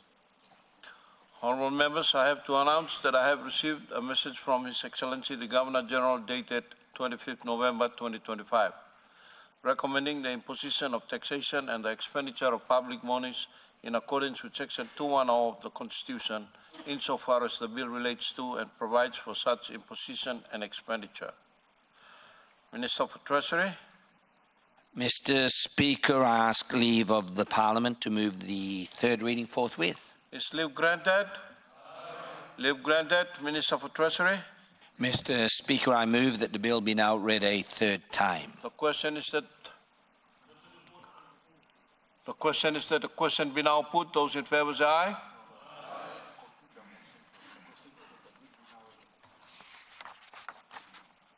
The question is that the bill be now read a third time. Those in favor say aye. Those against say no. The ayes have it. The question is that the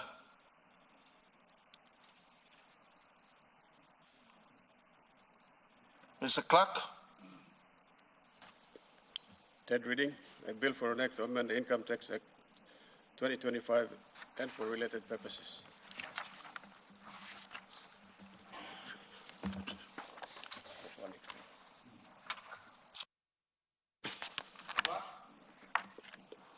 Order of the day number 184, Goods and Services Tax 2026 Budget Amendment Bill 2025. Minister for Treasury, second reading, resumption of debate. The question is that the bill be now read a second time. Those in favor say aye. Aye. Those against say no. The ayes have it. Mr. Clerk. Second reading, a bill for an act to amend the Goods and Services Tax Act 2003. Minister for Treasury. Mr. Speaker, I ask leave of the Parliament to move the third reading forthwith. Is leave granted? Leave granted. Mr. Minister for Treasury.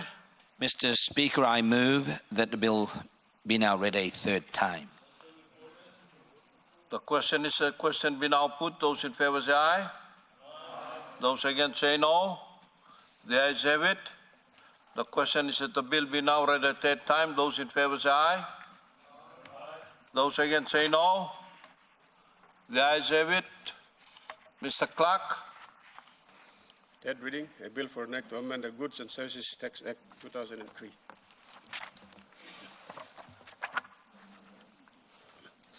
Mr. Clerk. Order of the day number 185, National Petroleum Authority Amendment Bill 2025. Minister for Treasury, second reading, resumption of debate. The question is that the bill be now read a second time. Those in favor say aye. Aye. Those against say no. The ayes have it. Mr. Clerk.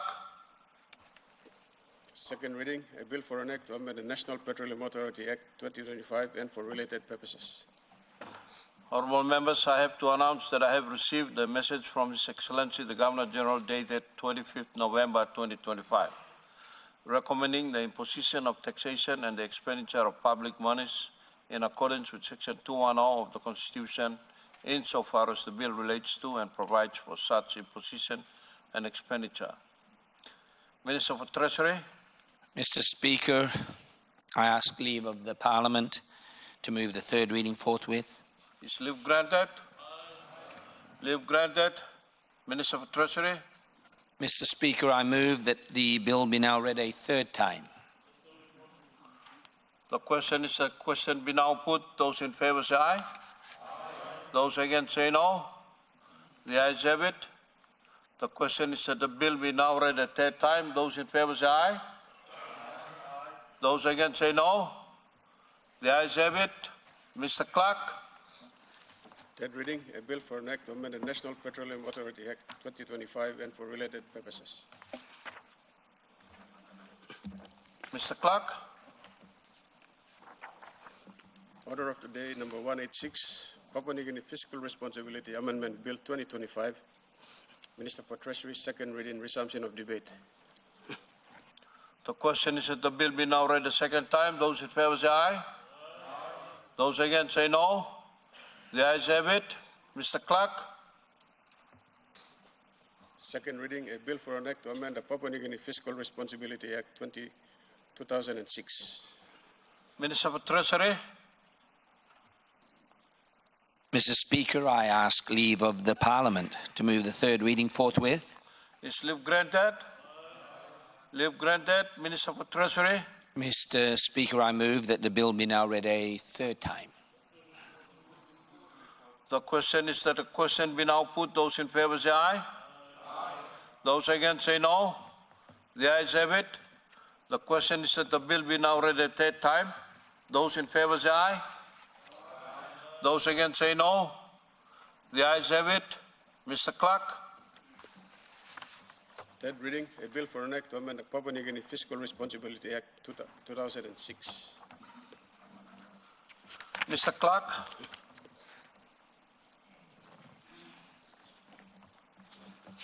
Order of the day, number 187, Appropriation General Public Services Expenditure 2025, Amendment Bill 2025, Minister for Treasury, second reading, resumption of debate. The question is that the bill be now read a second time. Those in favor say aye. Those against say no. The ayes have it. Mr. Clerk. Second reading, a bill for an act to amend the Appropriation General Public Services Expenditure 2025, Act 2024. Honourable members, I have to announce that I have received a message from His Excellency the Governor General dated 25 November 2025, recommending the expenditure of public monies in accordance with Section 210 of the Constitution insofar as the bill relates to and provides for such expenditure. Minister for Treasury. Mr. Speaker, I ask leave of the Parliament to move the third reading forthwith. Is leave granted? Leave granted. Minister for Treasury. Mr. Speaker, I move that the bill be now read a third time. The question is that the question be now put. Those in favor say aye. Those against say no. The ayes have it. The question is that the bill be now read a third time. Those in favor say aye. Those against say no. The ayes have it. Mr. Clerk. Third reading, a bill for an act to amend Appropriation General Public Services Expenditure 2025, Act 2024. Mr. Clerk. Order of the day, number 188, Internal Revenue Commission Amendment Bill 2025, Minister for Treasury. Second reading, resumption of debate. The question is that the bill be now read a second time. Those in favor say aye. Those against say no. The ayes have it. Mr. Clerk. Second reading, a bill for an act to amend Internal Revenue Commission Act 2014 and for related purposes. Honourable members, I have to announce that I have received a message from His Excellency the Governor General dated 25th November 2025 recommending the expenditure of public monies in accordance with Section 210 of the Constitution insofar as the bill relates to and provides for such expenditure. Minister for Treasury. Mr. Speaker, I ask leave of the Parliament to move the third reading forthwith. Is leave granted? Leave granted. Minister for Treasury. Mr. Speaker, I move that the bill be now read a third time. The question is that the question be now put. Those in favor say aye. Those against say no. The ayes have it. The question is that the bill be now read a third time. Those in favor say aye. Those against say no. The ayes have it. Mr. Clerk. Third reading, a bill for an act to amend the Internal Revenue Commission Act 2014 and for related purposes.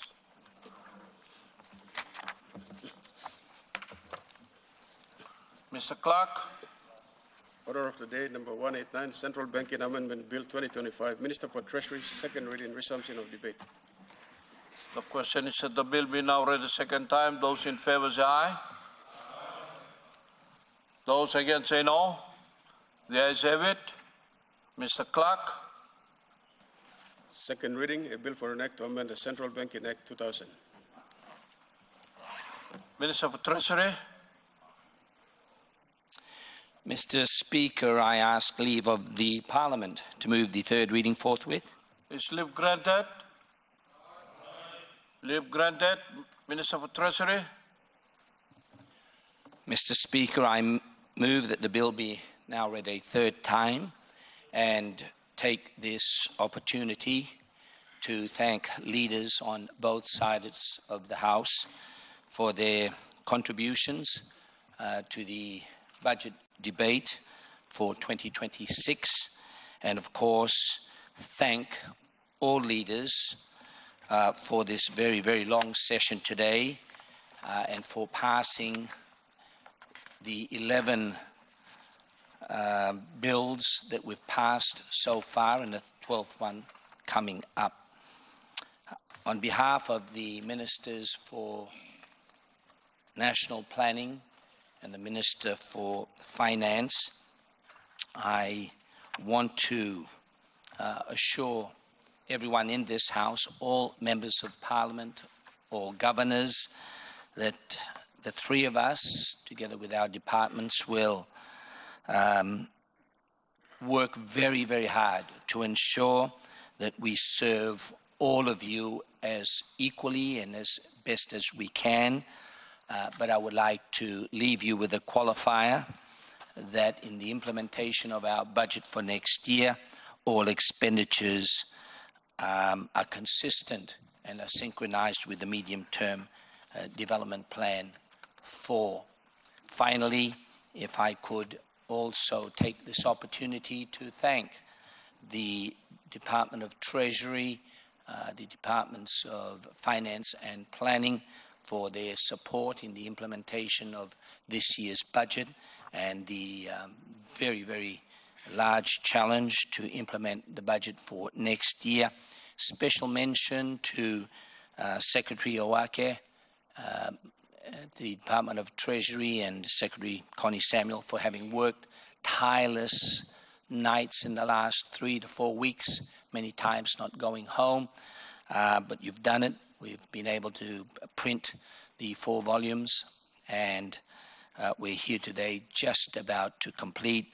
On behalf of members of Parliament here and a very, very grateful public and private sector, thank you for all of the hard work that we've done this year.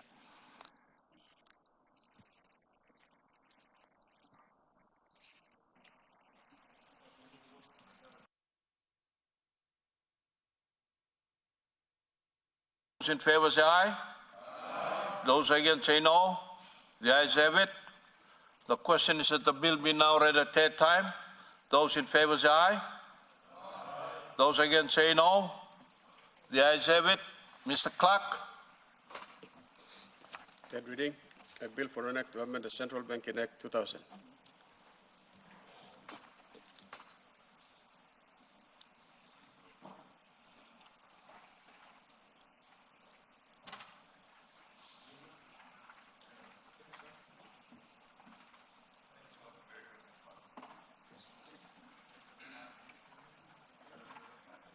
All right, Treasurer.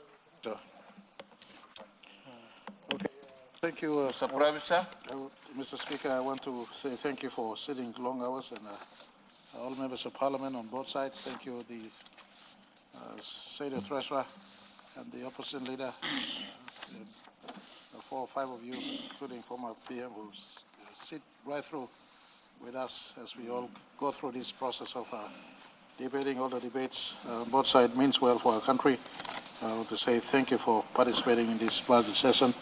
Treasurer, congratulations. It is your 7th or 8th budget. You possibly on record be the longest serving Treasurer consistently. And much is expected of you and your central team to complete us in 2025 on a better note, and we start 26 on a good note. I want to say, Mr. Speaker, before I move for adjournment, because of the loss of our brother, and most of us are in bereavement, we would not be hosting the usual Treasurer's cocktail tonight, and I just want to beg your beg your understanding and tolerance. On the same note, I want to wish all of you Merry Christmas. For those who want to attend the house cry of the brother that has passed, will indicate as to where the house cry will be, and for us to attend to pay our respects. I want to also say thank you to our public servants right across our country for holding the fort this year. I do apologize for asking you not to have Christmas parties using state fund this year. We're coming to the end of 1 year. We'd rather pause individually, and if our citizens are paying their Christmas momus and Christmas kaikas from their own pocket, you're earning salary, you want to get together from your own salary, no problem, you can do this. But to all department heads, no to Christmas parties. Rather, you spend time meditating on yourselves and the work you're doing, and all of us together, so that we can start 2026 on a better note. To our people right across our country, we're trying our best on both sides to work and debate and argue for what is good for all of you. I want to ask all of you, wherever you are placed, the best thing you can do for your country, we all showed up big in September 16th. The government is trying our best, but the best thing all of us can do is living within the laws of our land, respecting one another, and live within the laws. So I just want to ask our people, as we go through the festivities, if we had shown in September 16 that you can stay loyal to your flag and to your constitution, we'll ask him, Old Man Mary Blimi, Lo, Wanama Bimi stop. Give him respect, long country, na Bimi stop, one bell passin. We'll go into 2026 on a higher note. I want to, with this, wish all members of Parliament a Merry Christmas. It will remiss of me not to thank many public servants who work hard, but two notably. The last 5 years, they have stepped up to the podium. IRC, under the leadership of Mr. Koim, we want to thank IRC for absolute good job they've been doing. The government has given some money to support in the system step up and upgrade, but those would not have come to work and pass without the leadership of Mr. Koim.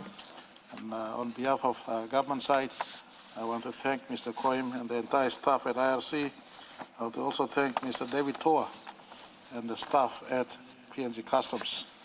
They have done exceptionally well in raising additional revenues without us government charging extra tax to our people. So on this note, Mr. Speaker, I thank also all of us. I move that Parliament at its rising now adjourn to Tuesday, 10th of March 2026 at 2:00 p.m., Mr. Speaker. The question is that the motion be agreed to. Those in favor say aye. Those against say no. The ayes have it. Mr. Prime Minister. Mr. Speaker, I now move that Parliament stand adjourned. Question is that the motion be agreed to. Those in favor say aye. Those against say no. The ayes have it. Honourable members, Parliament now is adjourned to Tuesday, 10th March 2026 at 2:00 p.m.